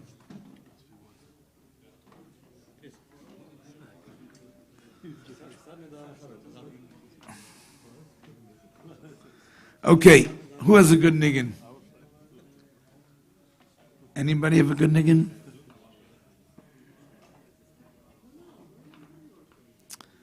All right. Mendel Perlstein saying, no, we have to Farbrengen. What?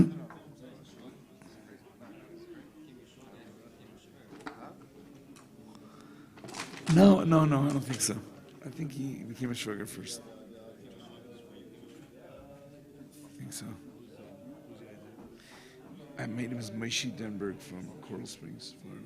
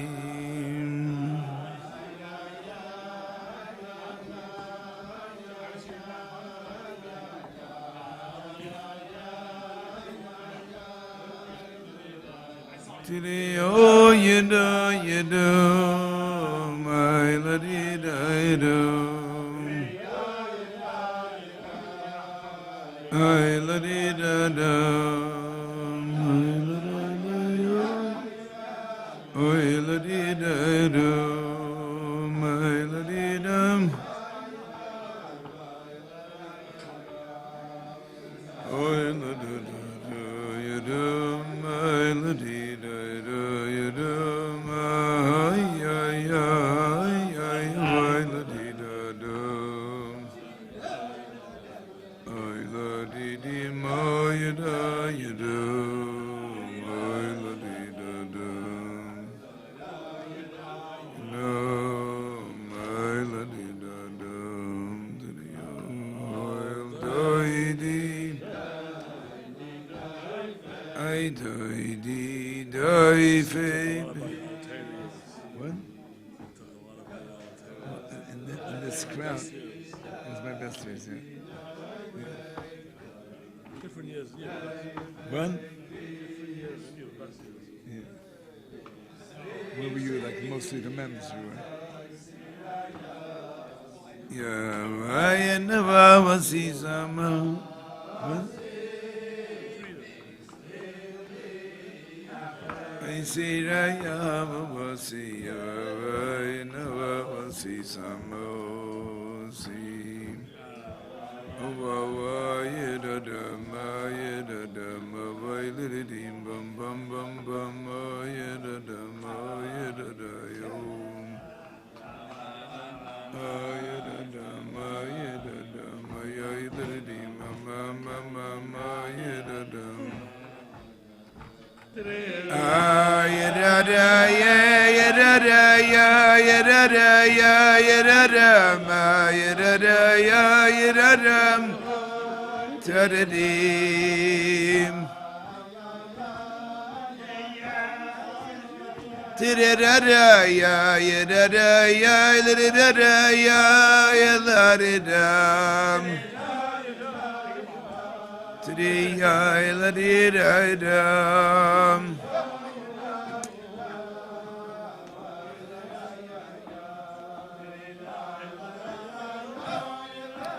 I la dee da dum.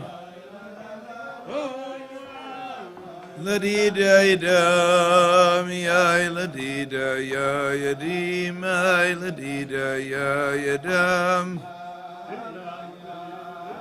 I la dee da dum. I la dee da dum.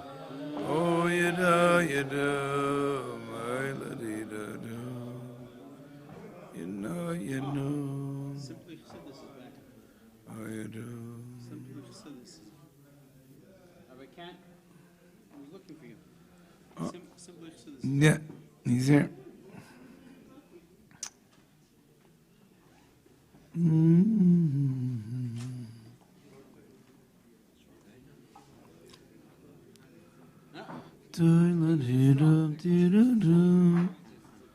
Oh, you do, you do.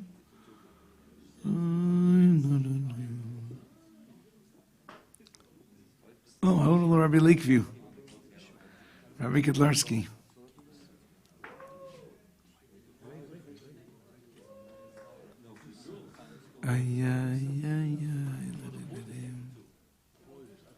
Don't worry, Moshe, don't worry.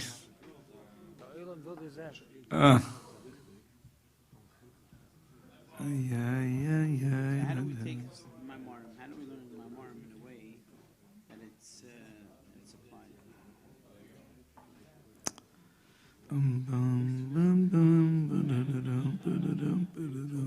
Just by learning it over and over. Is that what it is? You have to think about it. You have to think about it. I'm asking seriously.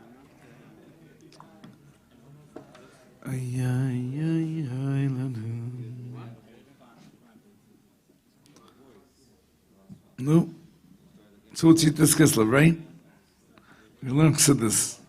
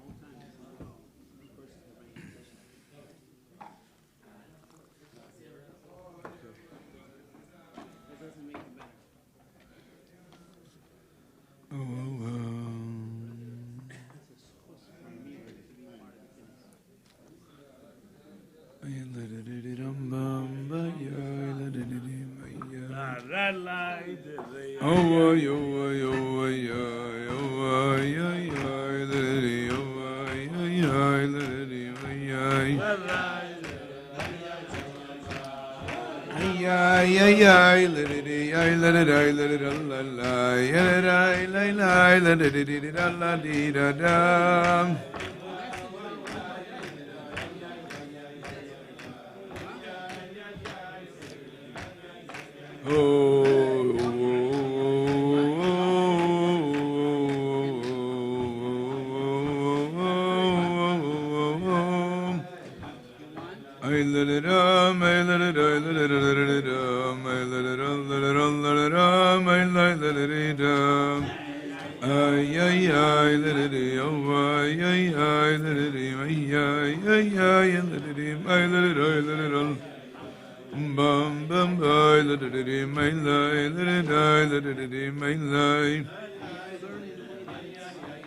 Hey, ay, ay, ay, la da da dee, my la da da, la da da, la la, my da, la la da da dee, my la da da, la da da.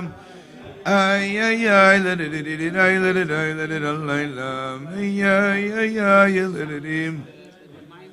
Oh, oh, oh, oh, oh,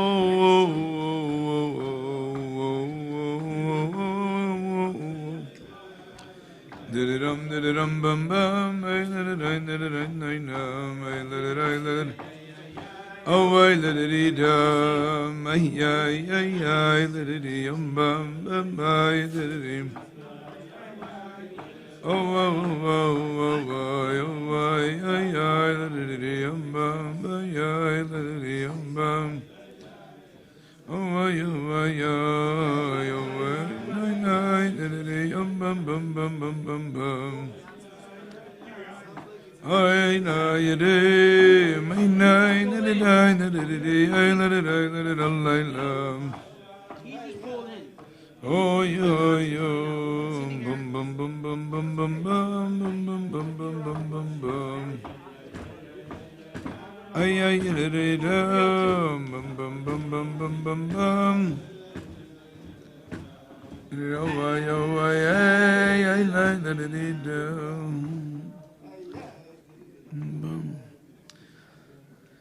L'chaim, l'chaim.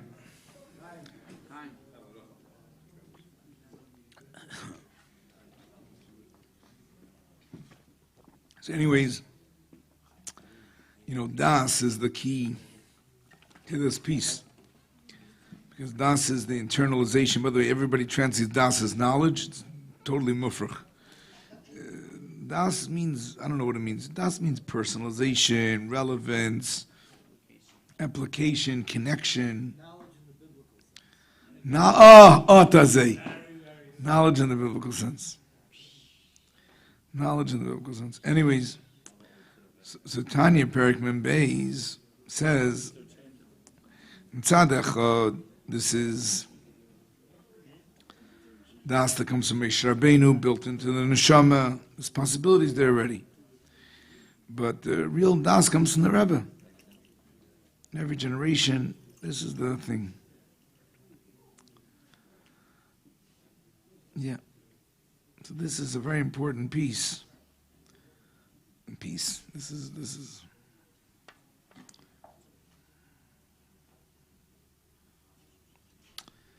connection.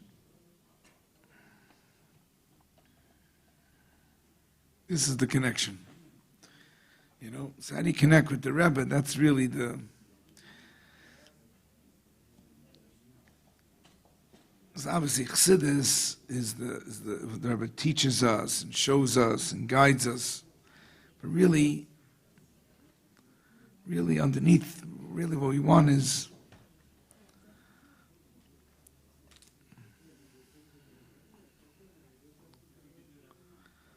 you know.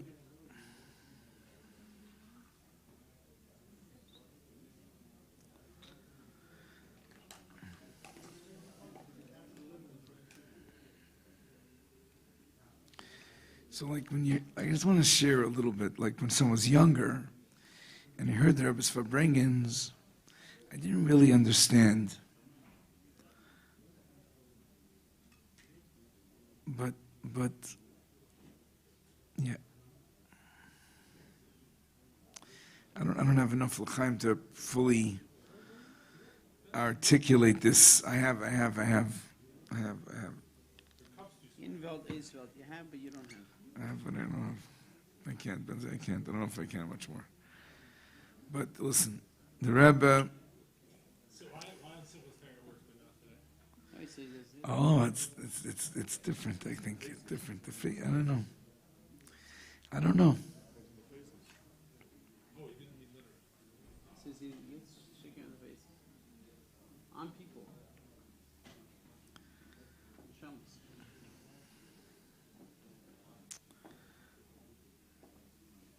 Anyways, like I just want to say, like,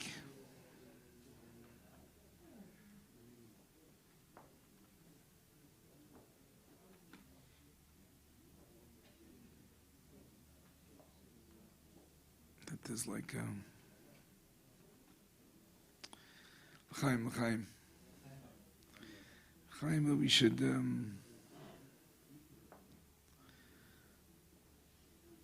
we should feel very close. Feel very close. Chaim.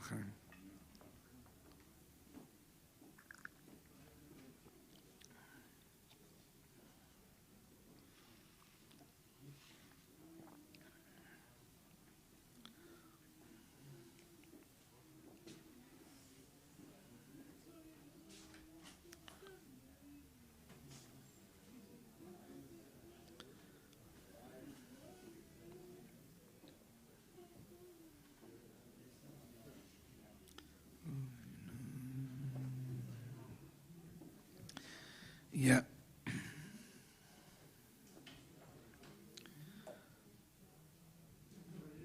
It's late at night, huh?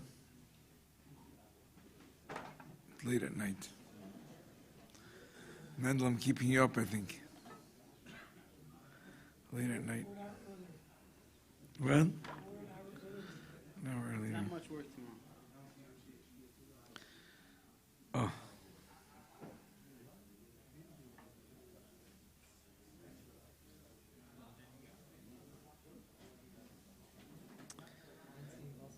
Yeah. I don't know how to say this exactly, but I feel maybe it's not a good thing to say. Maybe it's not a good thing to say.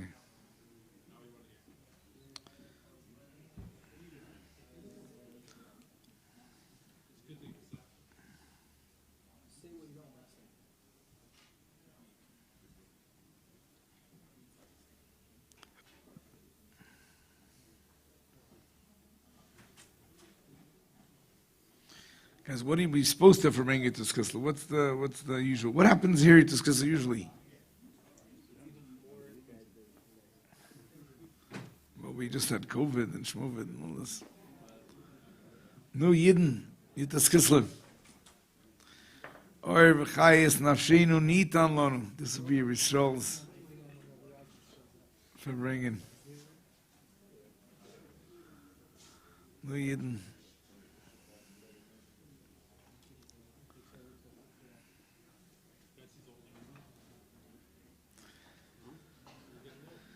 Chaim. Yeah. No. What should we say?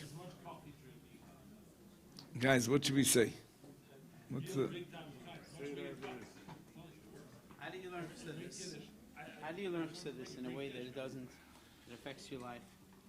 It can affect your shluchus, it can affect your... That's the question. Tidadam. That's what Cantor wants to know. He translated many. Tidadam. See? Remember. Tidadam. How do you make it personal?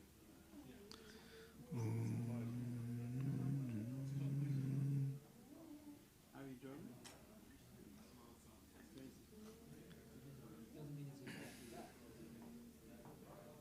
Guys knew what's the Koch in Chicago? What's Koch Music? What's the... Trying to figure it out. T'ir ve'im b'Yisrael. Problem? There's no problem. I'm filling an Atzmas card. Guys, listen. It's an amazing thing. So much anash, so much shluchim, meisters. It's really like pretty cool, no? Yeah.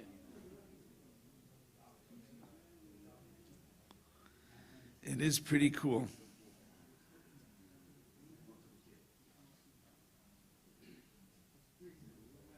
What's that, Menton?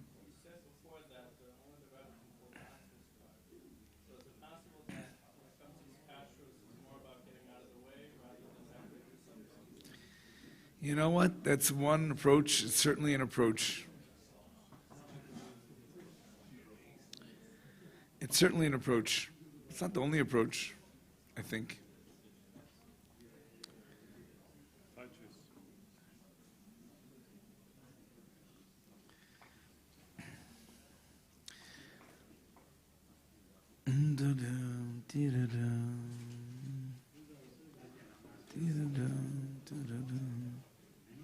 No, should we tell a story? What kind of story should we tell? We do Malav Malka. Bedtime stories.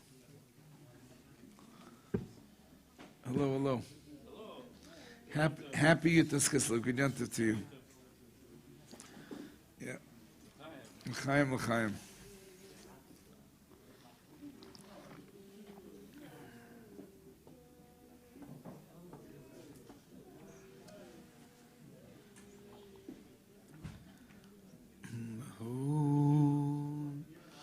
Tailadim, ayayay, ayladim, ayayay, ayladim, ayayam. Okay, Shoin.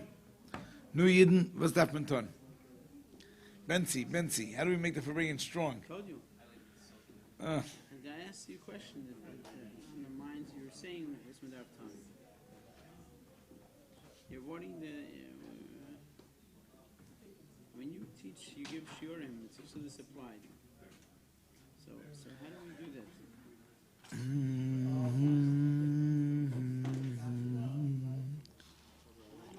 We can't. What's your person?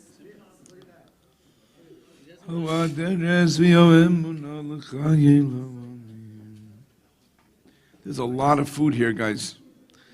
I should probably eat something before this goes to my head. Let's do some chicken or something.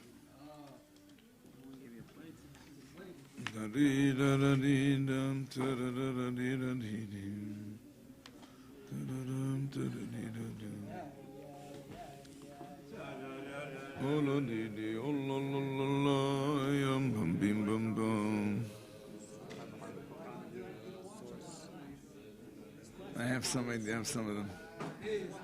Yeah. And I did it for the campus shluchim Kinas Torah. I did some pieces. Well, lavadecha po v'alecha v'adarcha ben.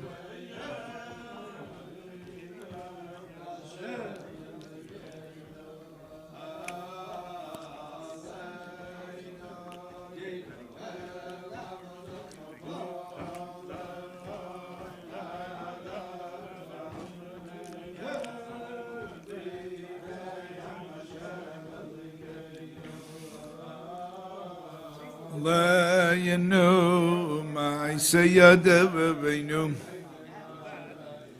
my sayadainu kainayu my sayadav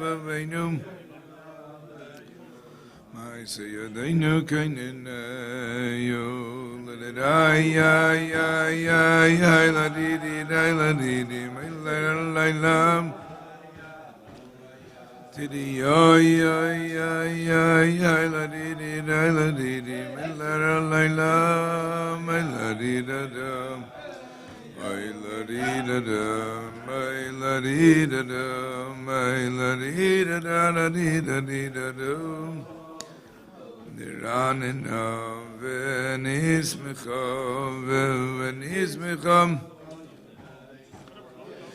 Elavadecha po'alecha v'adarcha b'neyem Inayam Hashem Elokeinu Aleinu El avodecha po'alecha v'adarcha b'neihem Hashem Elokeinu v'aleinu Isayadeinu kainin alayinu Isayadeinu kainin ayu Isayadeinu kainin alayinu Isayadeinu kainin ayu Lai lai lai lai lai la la la la di di I la di da dum la di da ya da ya da ya da ma la di di da la di di bum bim bum bum I la di da dum la di la la di You know, on the running of Venismicha, Begoyam. Yada, di, my yada, la di, my lam. I la di, my yada, my la di, da. You know, avodecha po'alecha v'adarcha v'yinayam Hashem Elokeinu Hey, ma'isa yadeinu kainin alayinu ma'isa yadeinu kainin La di da la di da di da di di ma ya da da di da da da da la di la di la and la di da la di da ya la di da di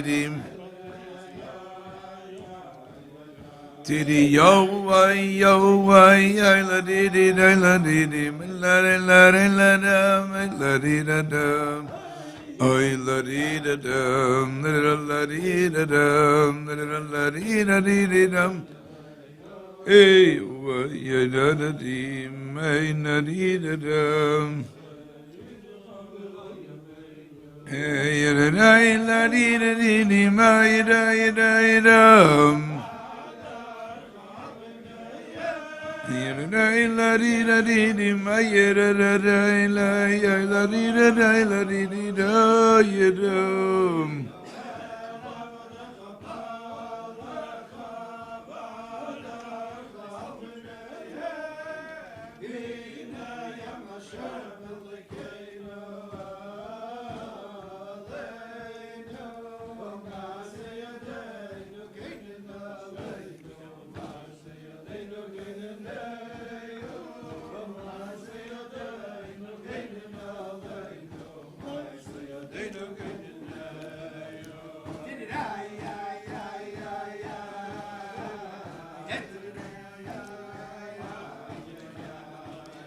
Hey ya yedim nari nari nari dim nari la ya la dam nari dam nari dam nari nari ni da nari dam dam nari dam nari dam ay la di di my di da my la di my la di la da ay la di da ya da bum bum bum bum bum bum bum bum ba di da di dum bum bum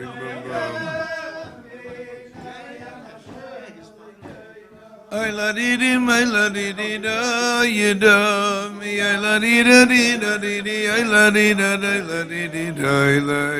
di da da la di da ya da.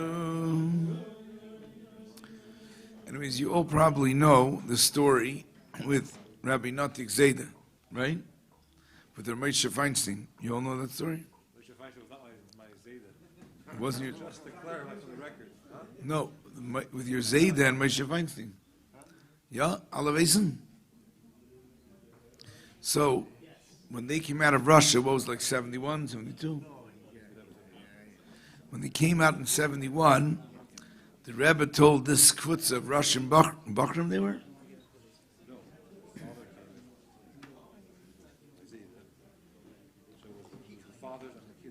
Oh, it was the fathers and sons.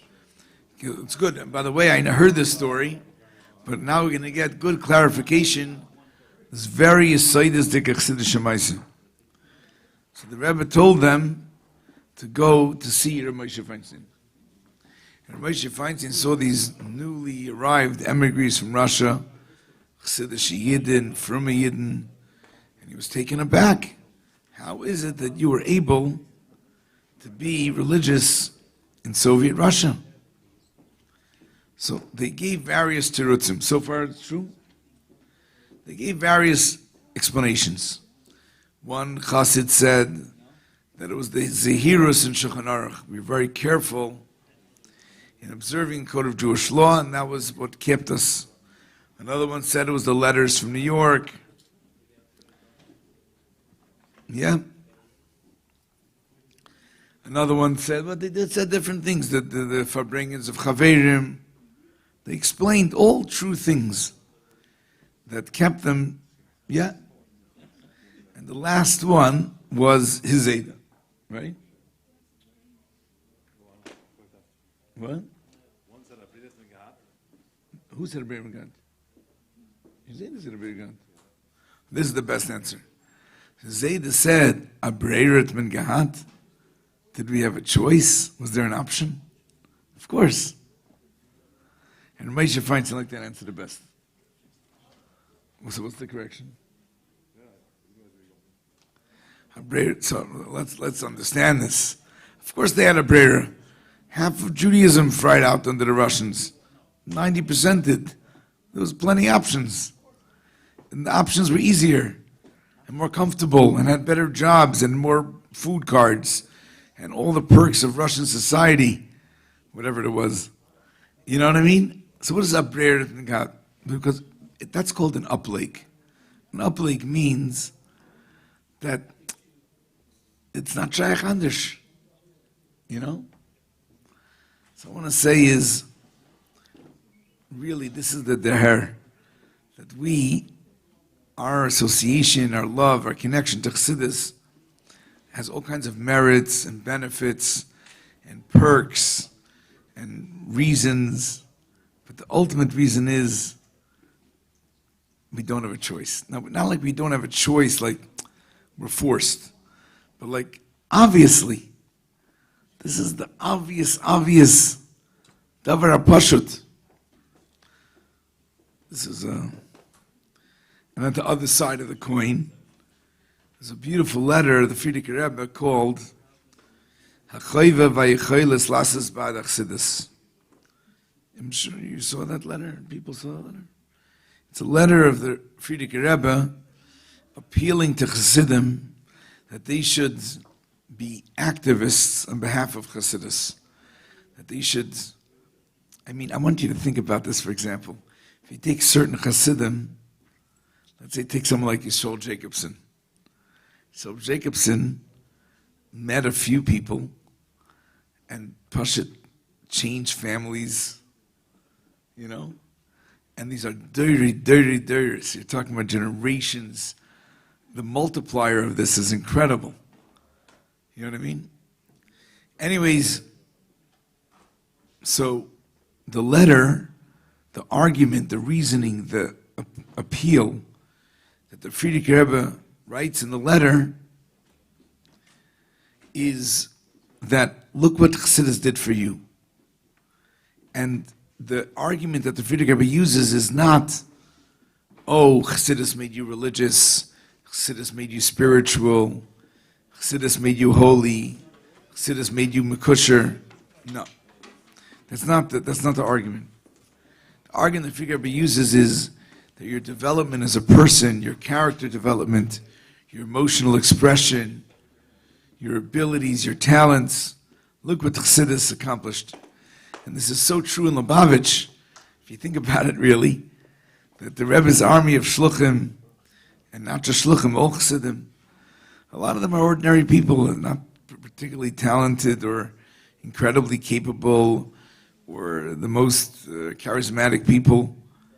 But the Rebbe Chassidus, did this to us, brought out the best in us, really.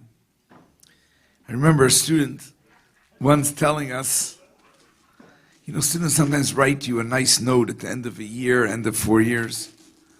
I remember one of the really nice notes was, a student wrote, you bring out the best side in us. We show you our best side. You develop that in us. And the Rebbe did that for Chassidim too. Does that for Chassidim. But there's, so you see, Tzad Echad, there's the Natik story. And the Natik story is that there's no question. It's obvious.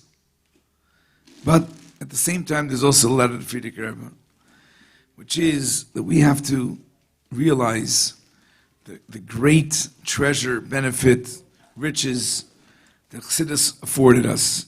You have people who don't speak a language, or people who were lo yitzlachs, or not successful in a lot of things, or maybe don't have courage, who aren't bold, who build meisters, who make things happen, who reach tons of people. All this is really the gift of the Rebbe. The Rebbe sees things in people that we don't see in ourselves. And so this is the Friedrich Rebbe's argument. Therefore, so whatever reason you want to take, different strokes for different folks. Some people would prefer the Kabbalah Soul reason. There's no other answer. This is it. And some people need more the cultivated reason, the reason of expression, the reason has a human side to it. And really, Chassidus has both sides. Chabad has both sides. Chachma of Chabad is bittul. Chachma is open. Chachma is rising higher than itself. Chachma is self-transcendent. And Das is internalization, personalization, application, feeling it in your own life. And that's Chabad. Chabad is the tension or the synthesis of these two things, these two sides. So whatever reason works for you, fellas, or both. I like both. I like when both works. I think really that's the beauty of Kunter Seitz Chaim. Explains to us that you really need both to work. If you're only Yechudi Law, if you're only Kabbalah Soil, if you're only Hecher Farvelt, that's not enough. And if you're only Gashmias oriented and practical and pragmatic and capable and Gashmiasdik and intellectual, and you don't have that bittul and that Kabbalah Soil and that essence, it's also not good. It's the synthesis. It's living in two wavelengths. We live in two worlds. And as the Rebbe told Wiener, we live in those two worlds with no split. It's seamless.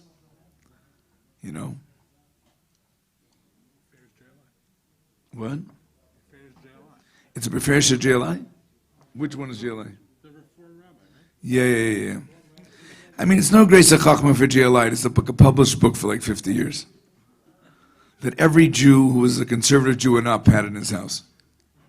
Just saying. It's a classic. 9.5 Mystics. I mean, the Rebbe was very Makar for him, by the way.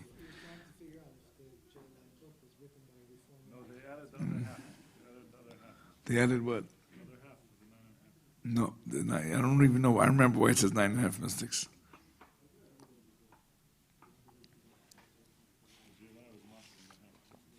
But you know the JLI, huh? That you know. There's no split. Seamless. Full integration. The Machatzicha. This is the Machatzicha. The Machat, the Chafav. Many sichas. And so many sichas, Rabbi, if you think about it, like so many sichas are about Emunah and Seichel, and about Nes and Teva. The Rebbe is constantly weaving this thing to make it work. I mean, even the Chanukah Sikha, by the way, the Beis Yosef Sikha. The Rebbe's answer in the Beis Yosef Sikha, to me, is not as interesting as what's propelling the Rebbe to make that answer. The whole question is, why 7 days, 8 days? And the Rebbe is very worried. Mitzad echad, it has to be a miracle. Mitzad hasheni, you don't aim madlikim b'shem and nes. So what's going on here? There's like a problem for the Rebbe. It's like a big issue. It worries the Rebbe. The Rebbe has to answer this. That's what interests me in that sikha. Because the Rebbe needs it to be both ways. The Rebbe wants miracle gashmius and not compromising on either side of it. It can't be fully Shem and Nes, because it has to have an achiz and gashmius dir b'tachtoinim. That's our mission, that's our focus. We're not doing spiritual stuff only. Sarasheni, just, it has to have an S to it. Both things, full. Vumazucht. Back to her opinion. I forgot to her opinion. I told you her opinion said. Every sikha memtes is about invelt and oisenvelt. And it could be every sikha anywhere. But that's what I learned from her opinion. And that was an invelt and oisenvelt. And really I feel that's like one of the biggest challenges, blessings, opportunities of shlichus. Or of any Avodas Hashem, any living Jewishly in this world. It's balancing that healthily. Balancing that joyously, balancing that in a way that the Gashmias and the Ruchnias are harmonious. And that there's, that's Mashiach really. When we get this figured out, that's Mashiach. Like you learn Ranat in yeshiva, and the teachers kratz around over there, and you just get stuck, like in the third, fourth mimer, and you just got lost in Atzilus, and then the year's over. That's how you get stuck. But really, there's L'chol Tichla at the end of Ranat. L'chol Tichla is one of the best Mashiach Mamar. And L'chol Tichla is all about how to have Shiluv. And you know what? The funny thing is, he don't pull no Atzmas card in that mimer. How to have Shiluv of Seviv Amala. Because that's where we want to go. That's where we want to go. Yeah. Rabbi Telzner wants a Farbrengen, came all the way from Normal, Illinois. Are you in Normal? Or you're somewhere else?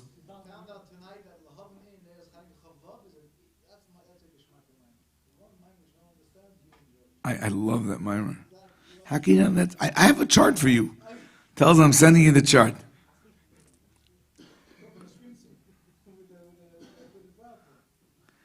It's actually really a beautiful mimer. It's all about what we live for.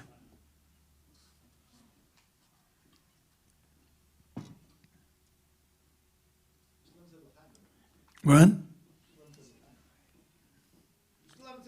Me? I actually said quite a bit.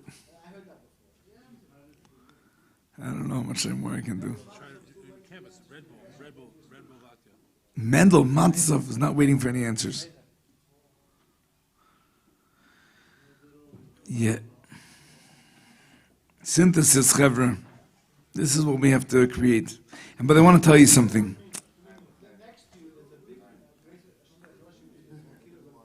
Oh, sit down. He's there. He's my friend. We go back to Benoit days.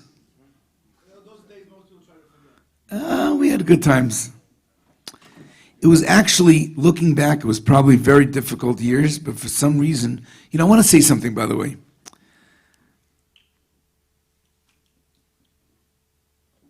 Is that when you're busy, look, it happens with old people. People who are not busy find things to worry about. You know what I mean? If you're busy, you do. So, when Gimel Tammuz happened, it was in Benoit. It was my first year. And so we went to New York. And I came to New York. I actually didn't want to go to New York. came to New York a little late, and then I found, like, what am I doing? Like, I have a shlichus, right? I was a bacher shlichus. Took it very seriously. It was an ernst zach. And so I felt I should go back. Because there I'm doing what I'm doing. Here I'm just... And so that was a very uplifting thing to go back. It was felt very... if you were not doing, it's hard. Yeah.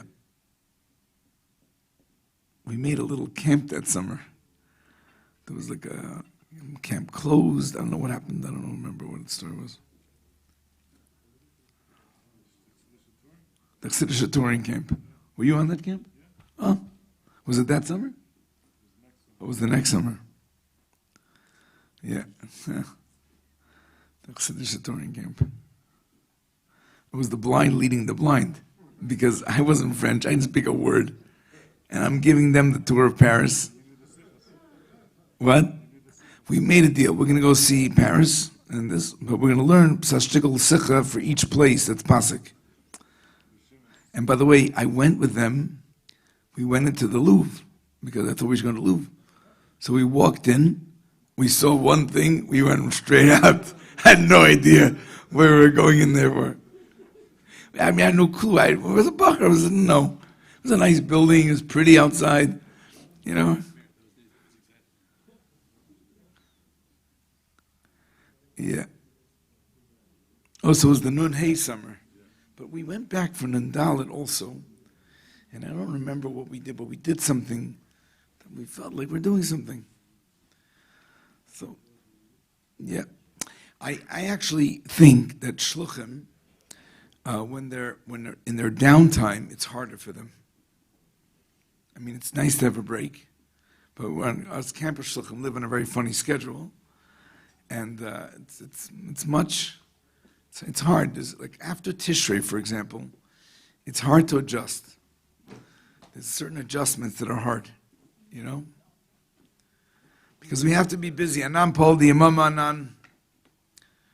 We don't have time for. If you leave too much time for thinking, it's not so good.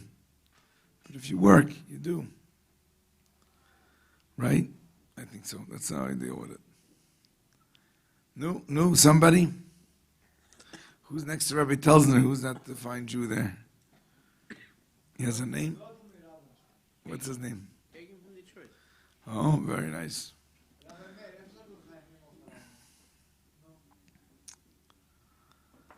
Yeah.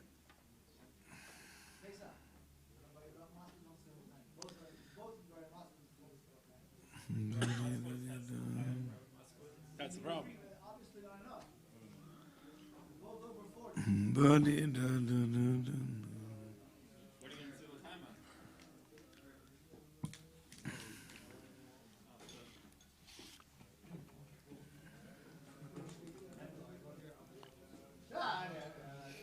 on? Okay. You want me to say that story? Okay, I'll say that story. Why do you like that story so much? I lie and did. No.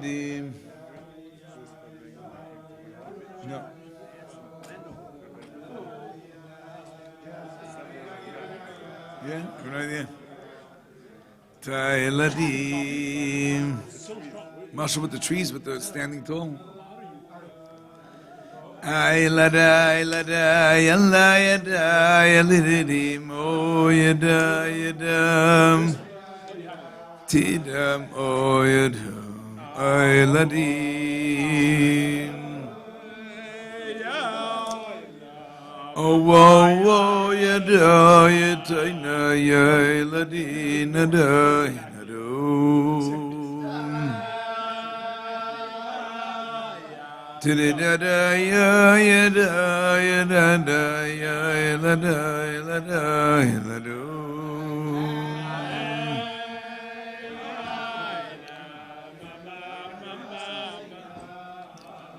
Oh, yena na yena da yena da di da da da yo yena na yo yena na no.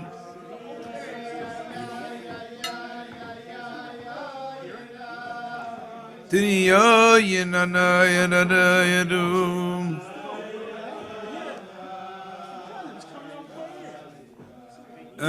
Ladim. Tiriyo Yada Yaladim. Oh Yada Yadum.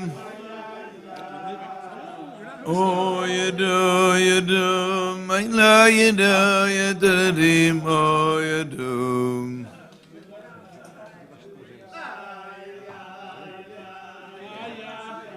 Tididim, ayladim, nadim, yana yada, yadidim, oh yada, yadam.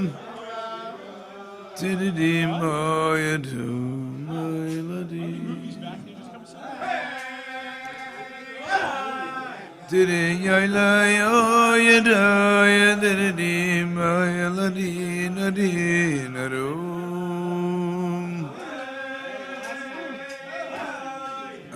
Yada ya yada ya na na ya la da la da la do.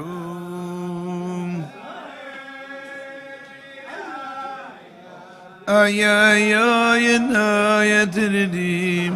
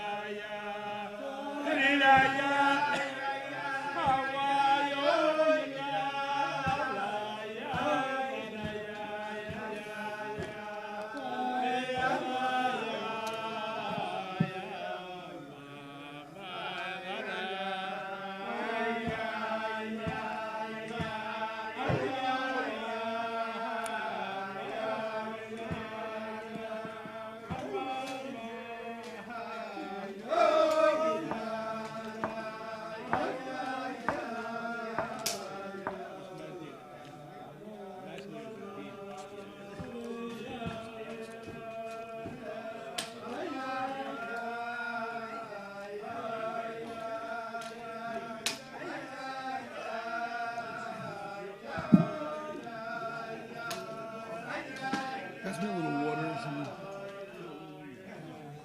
Or seltzers or something. Okay. By the way, Maishi Wolf reminded me also of a certain story about this nakuda, that if you're busy with the shluchas, so you're busy with the shluchas. So I remember I was once walking down Montgomery Street.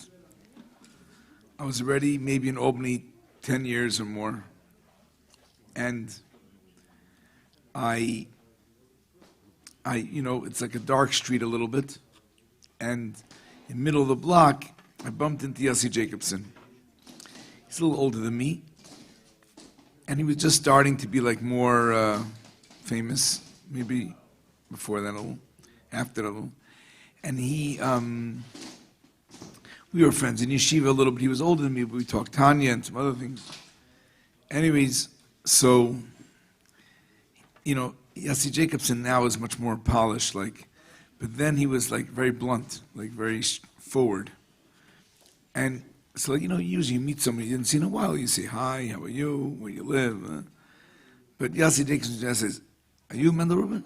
I said, yeah. He said, are you in Albany? I said, yeah.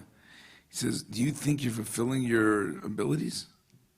It's like on Montgomery Street. It's like in the middle of, you know what I mean? It's like in the evening or dark. I forgot what it was.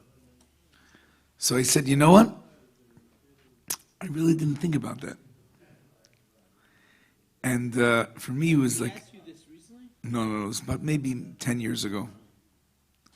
Maybe a little more even. I don't remember exactly, but I was on Shlichus already a long while. Benzi is quick like that, actually. He's great with comebacks. There's no question about that. You're so Shem Tov. By the way, do you know the tire track story? Benzi Shem Tov. I got to tell the tire track story. Oh, somebody didn't think of myself. But I'm just sharing with you this exchange with... Would you respond? You said never thought about it. I never thought about it. And I was like proud of myself a little bit because like my Yechanan Zakai moment. You know, I didn't think about it, and I'm not worried about it. It's not an issue for me. My issue is I got to do what I got to do. You know? And I'm not saying what you got to do doesn't entail thought. But it doesn't entail, like, overthinking and would I really and whatever. Perhaps you got to immerse yourself and devote yourself to your shlichus. Yeah. Okay.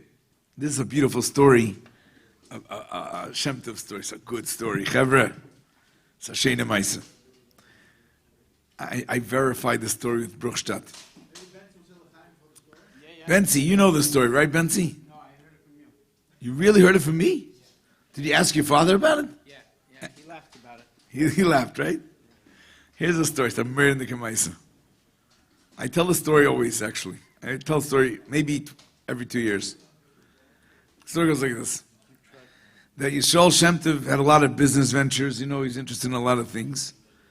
And between all his obvious Yisrael arrangements, he also has to have a family, so he does things. So one of the things he did was he bought a bungalow colony. The bungalow colony he bought was Kultuv. You'll know the story. You'll know exactly what I'm talking about. The bungalow colony he bought was Kultuv, which is on the bottom of Monticello where it meets the 17, like a road that goes like this, exit 106. And basically, he bought the bungalow, and Alei Aleinu, it wasn't selling. He couldn't get customers. You understand? Everybody's buying bungalows. It's the biggest business in the town. You make hand over fist, and he's not renting out the bungalows. So he went to speak to a consultant. I think the consultant was Shmuel Isaac, who eventually bought it from him. I'm pretty sure. Who was a Yoyitz, Git Eitzis? Probably Shmuel Isaac. Right? And he bought it from him, so it's probably him. What? It wasn't him? Yeah. Yeah. Yeah. Yeah. Yeah. So he went to Shmuel Isaac. This I don't know. By the way, this part of this, I don't know. I'm guessing the Shmuel Isaac part. But he went to get an eitzah, and the guy said, listen, your bungalow, the way it's set up is there's a very big circle in the middle. When you come in, there's a parking lot, and there's houses all around the circle, and at the bottom of the circle is a shul. And the middle is a big, giant circle, and all the houses face the circle. So people leave the city, of us getting in Dacha. You want to see trees, bushes, shrubs, it should look nice. Your circle's all mud. So why should a person spend money buying bungalows? Fix it up. Fix up that circle. If you plant grass and shrubs and trees, make it look nice, it's an investment, people will buy. That was the Eitzah. So Kachav, he did it. He spent a lot of money before the season, and he planted shrubs and trees and bushes and alts. He made it look amazing. Good. He went to check it out before the season, and he sees a terrible fashla, a terrible problem. From the parking lot until the shul, there are sitting there 2 juicy, fat tire tracks. Someone drove a heavy vehicle from the parking lot into the shul and basically left in the newly planted, beautiful grass, these tire tracks. So Yisrael Shem Tov said, whoever did that should get 2 flat tires. Good. Comes to 770, he meets Bruchstadt. Shalom Bruchstadt tells him, Yisrael, you have nails in that parking lot or something. You never get 2 flat tires. I had 1 flat tire in the 17, one by George Washington Bridge. What's in your parking lot? So, it's a Mirdik Maisa. So Yisrael Shem Tov says, nails in my parking lot. I curse you. You drove your van probably because he was delivering like furniture, benches, chairs to the shul. You drove your van on the new grass. Do you understand? And it made deep ruts, deep, fat, heavy tire tracks in the grass. So I cursed you. Anyways, first of all, Yisrael Shem Tov paid him for both tires. This I heard from the son of Bruchstadt. Number 1. Okay. Number two, Bruchstadt asked Yisrael Shem Tov, no, if you have the koyach to curse people, why don't you bench them? First of all, Yisrael Shem Tov benches plenty of people. But if you have the koyach to curse people, why don't you bench them? So Yisrael Shem Tov said, in the Gemara, he said, because when I curse people, I mean it. But by the way, I have my own memories of Yisrael Shem Tov, because he used to patrol Crown Heights, late at night, and I used to go home from yeshiva late at night. And he used to drive a big, you probably remember this, a big, wide Chevy car, like a square Chevy.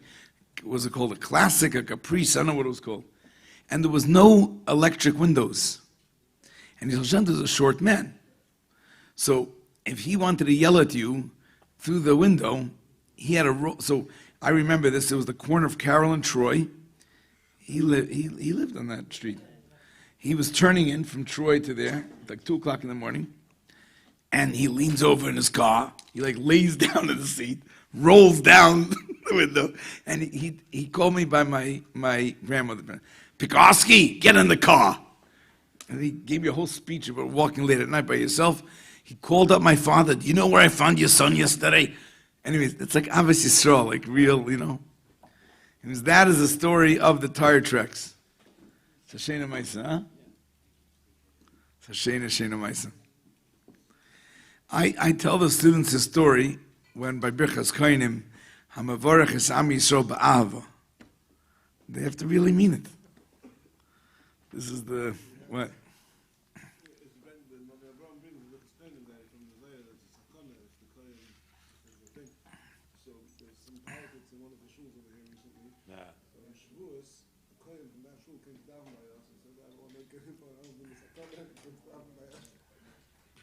Okay, Moshe wants me to tell you a different story. It's a story. It's a personal story a little bit.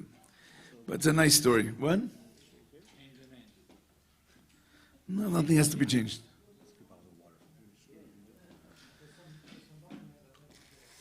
Oh, anybody here learned in Kiryat Gat? By Zusha?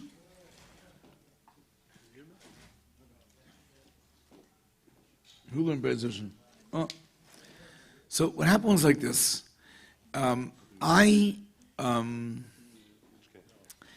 Me, Levi Willem, and Alta Levitin all decided that after Pesach, Tafshin and Aleph, we're going to, instead of going to camp, this and this, we're going to spend from Pesach till Tishrei in Eretz Yisrael. But we decided to go to separate yeshivas because we had a whole fantasia that we were close chavra, if we would be separate, whatever, a whole Torah. Anyways, I upon him. So we wrote to the Rabbi, we got a bracha separately, each one in our own way. And by the way, in those days, nowadays we write b'shefa to the Rabbi. I mean, at least I do. And there's no constraints. I'm not taking up time, so I write my whole, But in those days it was all. How do you write now? You also write b'kitzer, or how do you do it? What? What's the seder today? I don't know. In those days, the way we did it was, you first wrote a very, very, very, very long letter. You wrote your whole heart out. Then you tweeted it. In those, you distilled the whole letter to very few lines. That was the effort to whittle down the letter, and it was actually exercise in determining what was really important to write to the Rebbe. Because you didn't want the Rebbe to sit for a long time reading your. Even though the Rebbe was like an incredible speed reader and everything, Megashmis even, but Agabanim, that was the Seder. I don't know if everybody did like that, but that's how we did it. So you wrote a long letter, and then you wrote a short. I got my letter down to 4 lines. Good. And I actually wrote my fantasia on the 3rd line, Bekitzer, and the Rebbe did not underline that line. I wrote, it was right after like the missiles or something, the Gulf War, the something war. Something was going on. The Gulf War. And basically, it was a kind of worried, this and that, and the Rebbe assured everybody. So I wrote 1 line, I should be safe, 1 line of Sachan learning, and 1 line, I don't remember. The 3rd line said that I should have this fantasia, and basically, the Rebbe actually underlined, according to what I heard from the Rebbe, underlined 1, 2, and 4. So I felt that was interesting. Actually, I missed my friends like crazy. Alta Levitin once visited me in Kiryat Gat. We stuffed ourselves into a closet with Israeli mashkin, Israeli pretzels, and we were there like for 15 hours or something. I don't know what it was. Anyways, the bottom line was that we, I remember what that closet was actually. It was like a little room, a chatke of some other room. It was near where Zusha gave the shir, like a chassidus shir. Akaponim. So we made this plan. We got a bracha from the Rebbe, and then the Sikha Chavchas Nissen happened. You know what I mean? And we left like 2 days, like maybe Chavchas Nissen was maybe like a Thursday or something. It was like before Shabbos, and we left on Sunday. You know what I mean? So like, we left on this, also like, when Chavchas Nissen happened, there was no like resolution. I mean, not that there is a resolution, but there was like a lot of like, it was like unfinished weirdness. It was not like clear what was going on. Only I think, what was the next parsha? Tizia Mitzvah or 2 parshas? Then Rebbe started to explain, and this, until then it was like, just like very troubling weirdness that was hard to understand. Anyways, but we had a ticket, we had a bracha, we went. So I went to Israel, I went to learn the Kiryat Gat. I went to Kiryat Gat. Levi Wilhelm went to, Alter went to Migdal, and Levi Wilhelm went to Kfar Chabad. Okay, so we went, and whatever I learned, by Zusha and by Bumi, and Bumi is actually pretty interesting, and Zusha it was very hard for me to adjust to Zusha, because Zusha was like Hafshata Chassidus, like not richly explained, but like idea distilled or something. Anyways, so we learned by Zusha. Anyways, as we're going on, what? As we're going on, I mean, like he just like removed that, he was mafshit the idea, not like malbish the idea. I like the Chassidus Balbasha, he was the Chassidus Bafshat. It was harder for me to appreciate him. Anyways, and Zusha ran the yeshiva like a tight ship. Maimer Musgar, because, you know, there's a question that maybe the Shema Yisrael was written in a watermelon, that there was a boy named Zavel. Zavel had payas. He's not from Unzer Kreisen, but he liked action, and he ended up in Lubavitch. And so this Zavel was a Bachar in yeshiva, and he was always had keys, you know, he's busy with things. Is there still a thing to have like a lot of keys? Or that's done? No one has keys anymore. What? On a clip. Because Zavel was busy. Anyways, one day, in middle of yeshiva, Zavel went out. I went to the bathroom, and I had to get my toilet paper. You know, you had to have... Benoit didn't that? I was a shliach in Benoit. We were treated differently. In Kiryat Gat, I was a student, and there was toilet paper, mitzumtzum, and everything. Anyways, so I had to go get my toilet paper. There was an intersection. There was the zal, the dorm, the exit, and the bathrooms.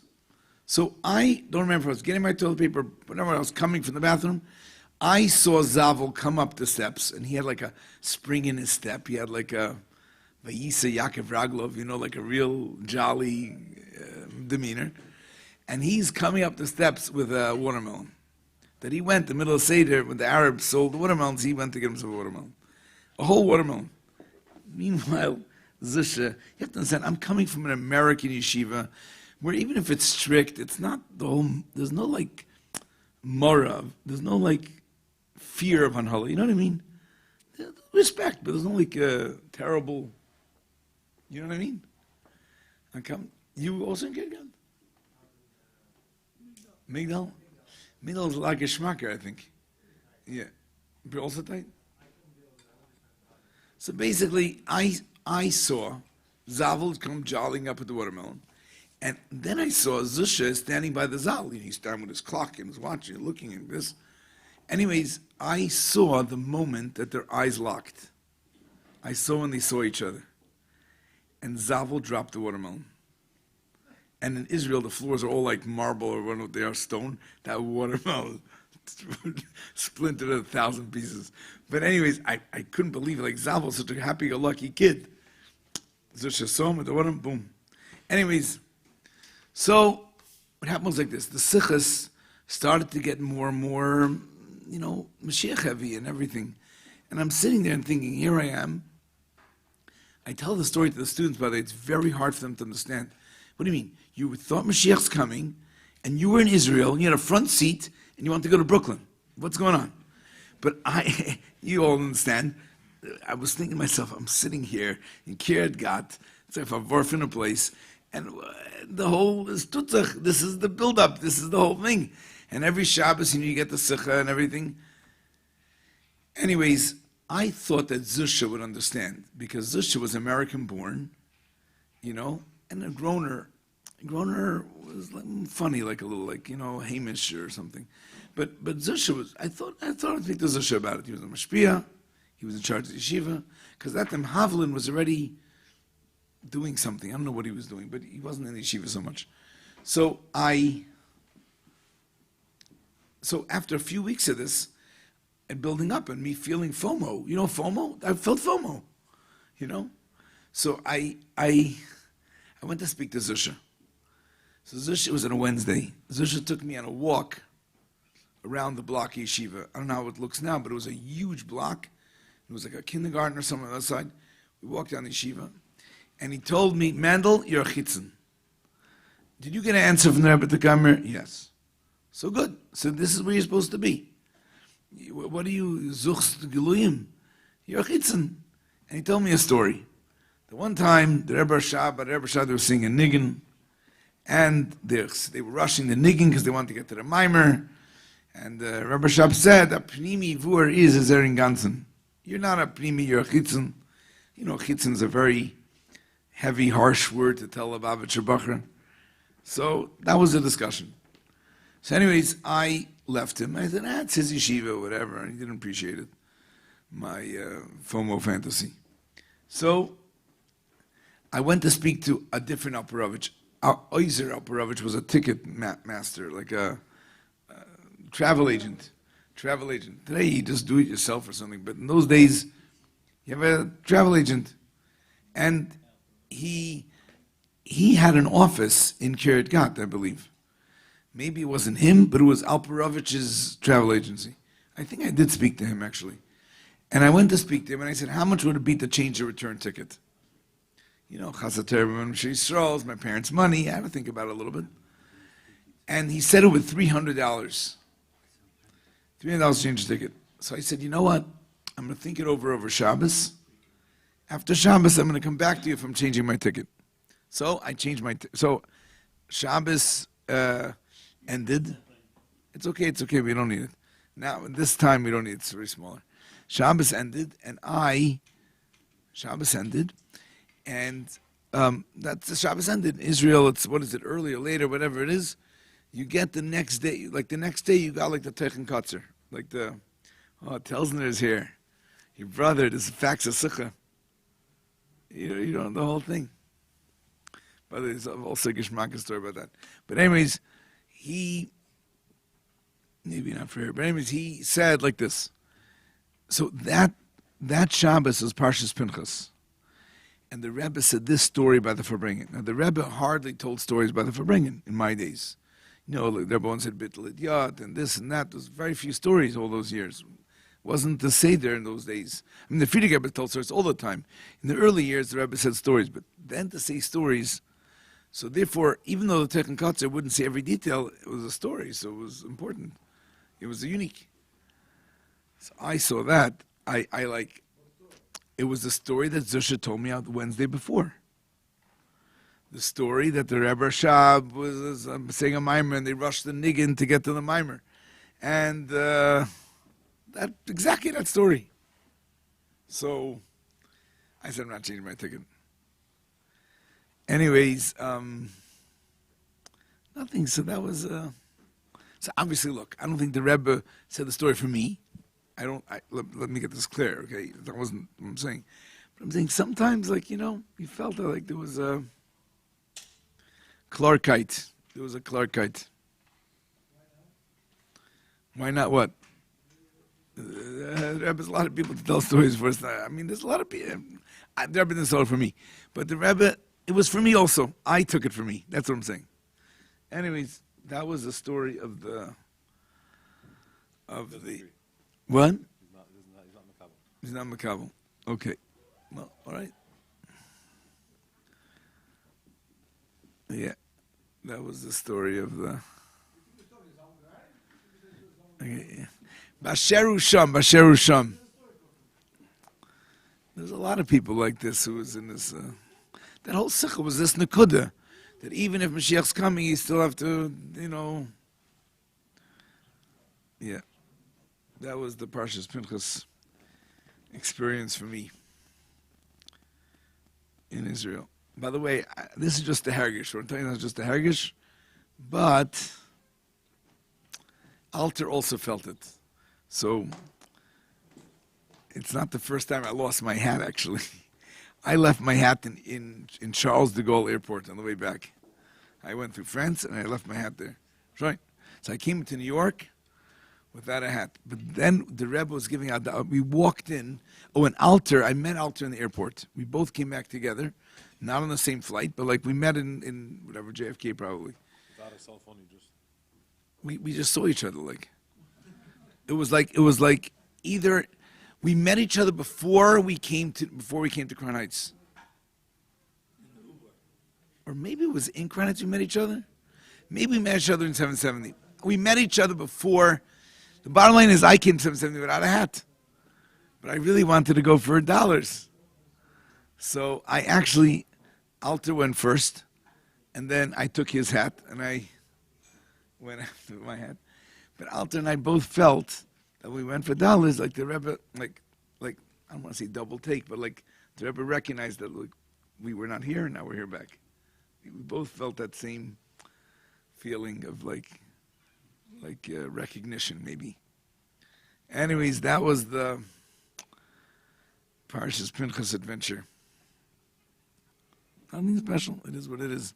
Basheru Sham. No, here's what is special. The Sikh is special.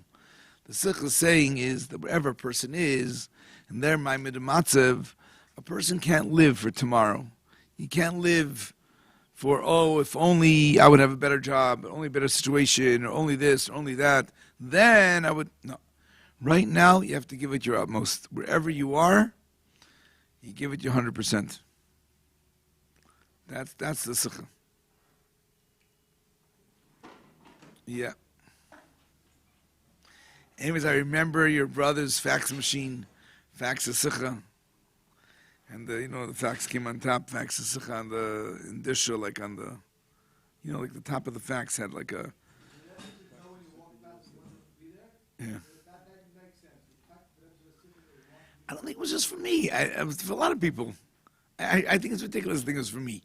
It was for a lot of people. I needed to hear it also. Yes, but Allah Befrat is a very important nekuda. This is true. I feel it's Allah Befrat also. Yeah. Also. Yeah. The Allah Befrat. Yeah.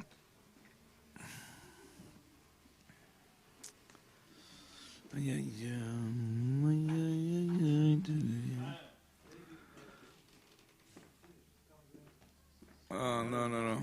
I can't do it anymore. Levi, you share something. I shared everything already. I'm done. Okay, but I don't know what to say.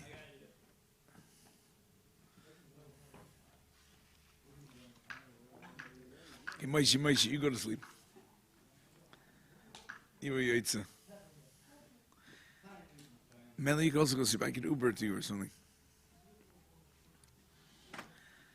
Nu Yidden, was der zählt hier?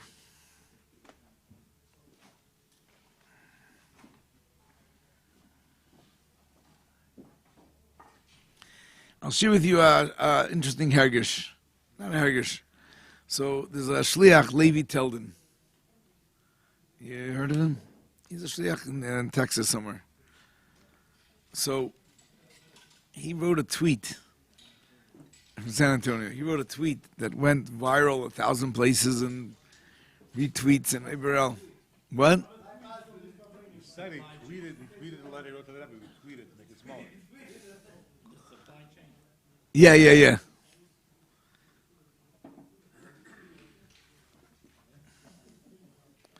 So I just want to share about that tweet. Oh, I'm terrified. So listen. So this, I'm embarrassed. I don't have to be more embarrassed. It's okay like this. By the way, Rabbi, not that you should know, this is not my Indian. But it's not my Indian. But Sherusham. So he made this tweet. Tweet Shet Azay. that, how does the tweet go? The tweet goes like this, that only the Jews took a supply chain problem and to celebrate it by eating donuts.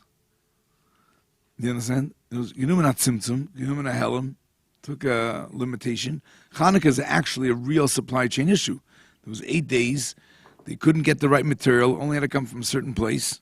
Hanukkah is mamish supply chain. So it was a good mashal. And we celebrated eating donuts, and people questioned the survival of the Jewish people. So I want to say that this cute tweet with got 2,000 retweets and this many, went all over the place. I mean, the truth is with Jews, anything Hanukkah related, donuts, throwing supply chain, I mean, this is the perfect storm. But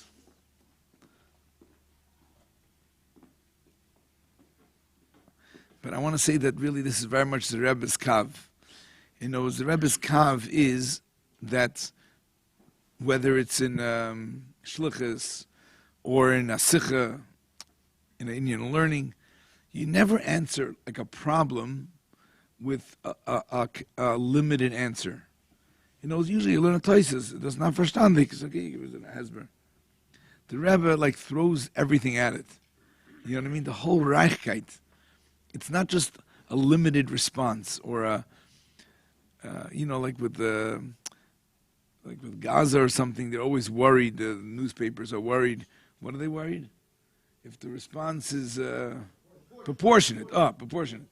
The Rebbe doesn't believe in proportionate response. In the Toiv, as the Rebbe bombards with Gutzkeit, with Shefa, with Reichkeit, with Teuchen, the supply chain problem becomes becomes donuts. You understand?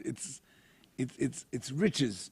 We don't say, we don't have enough oil, okay, we'll have some oil. You don't have enough oil? Okay, we're going to celebrate with so much oil that you have no idea. In other words, I feel like the Rebbe doesn't answer mitzumtzum. It's you know what I mean? It's always even a sikha, a Rashi, this or that. The answer is not only to deal with the Rashi. It gets broader and richer and deeper and heavier than that. It's not just the Rashi, how to fit the words together. I mean, it starts with that, but it goes, the Rebbe takes it to that richer level. And the same thing with shlichus, I feel like, a lot of people, if you work with strategy alone, in Chabad campus, is it still recorded? There's a lot of strategy, is it worth it? Is it not worth it? Is it value? You understand? And really, the Rebbe was not strategic. I mean, the Rebbe was strategic, obviously, but the Rebbe was not limited to strategy. There was a shefa and abundance of, we go all out in the kulai hai v'ulai of the Rebbe. You know what I mean? The world thinks kulai hai v'ulai, kulai hai, and put so much effort, so much this, so much that, and all I'm going to be, it's not worth it. The Rebbe is kulai hai v'ulai, maybe, let's throw everything, every piece of artillery we have at it. Let's, you know what I mean? I think this Rachar of the Rebbe is something that, we have also like this, even Shlochim, I'm not saying everybody thinks great or thinks big, not everyone has David Tachtel's plastered billboards and arrangements, you know what I mean? It's a Madav Kenan, you know what I mean? Right? No, I'm saying Lamal Yusa, it's a good thing he did it. You know what I mean? But Mitzvah Sheni, there's not one has a break but Shluchim never think it's a word. Like usually, it's unusual for us to think, is it worth it? Usually, we try for one yid, for one this, maybe. That's our whole life. Our whole life is kulei hav ulai. We're going to try this event on the F.R.E.E. and the possibility that maybe it'll come and maybe there'll be something from it. Maybe. It's all worth it. We're very kulei hav ulai. We're not. And this word Levi Telden, I think, is God teuchendige word. It reflects shluchas. Reflects, like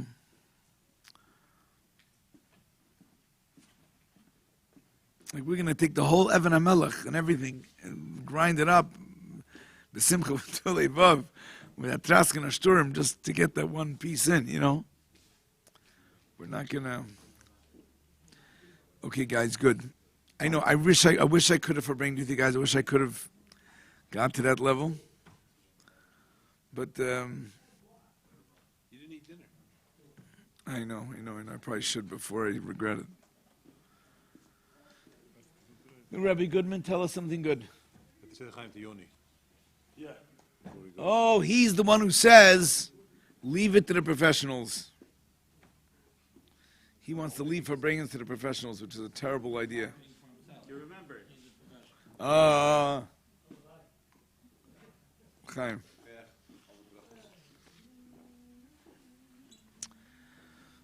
Okay, Eden, that's good.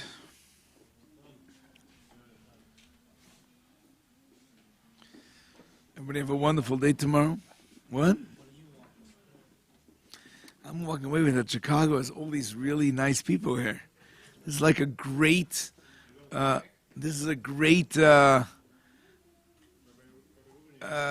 convergence of all this. It's a really I don't know what this is, an amazing place. Come back? First of all, I would love to visit the Pearlsteins and the Wolves. And, yes. And, There's a big Ilan watching. Tell them I get together. Online. Why are they all watching? Why? All your friends from campus. Oh, yeah. Guys, I'm sorry I let you down. That's live? Why is it live? I don't know. Why is it live? Because there's 37 people still watching. Why should we? Yidden, I wish we could have got to the Farbrengen. We didn't get to the Farbrengen. No, we have to continue Farbrengen. Everybody should, make it happen in their homes, in their lives, in their situation. Mendel, whatever it is, it is. Hello, Rabbi Reitzes. I thought it was the first Farbrengen that we're going longer than you. This side is going longer than that side. I realized. No, I thought it was, but it's not. Yes, a long time. I called him, I spoke to him, yes. And he sent a grus back. He sent a grus back with a Librov.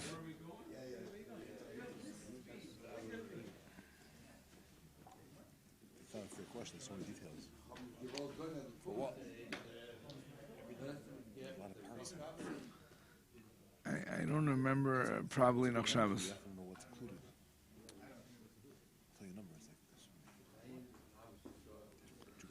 Yeah. How many sounds?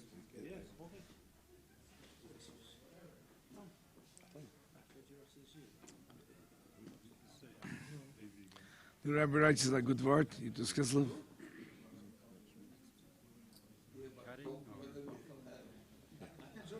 It's all right.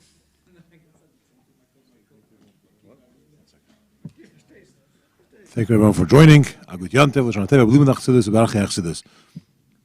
Thank you. Yeah, Lashon Tov, Limnach says of Darkar Chassidus to everybody. Thank you for joining.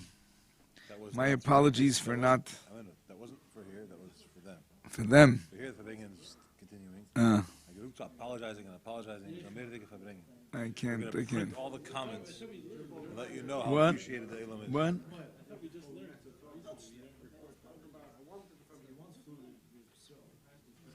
Bye, Rabbi Brody. Yes, it is good to see you. Nice to be in Chicago. Usually when I come, it's like in and out Yontif or something.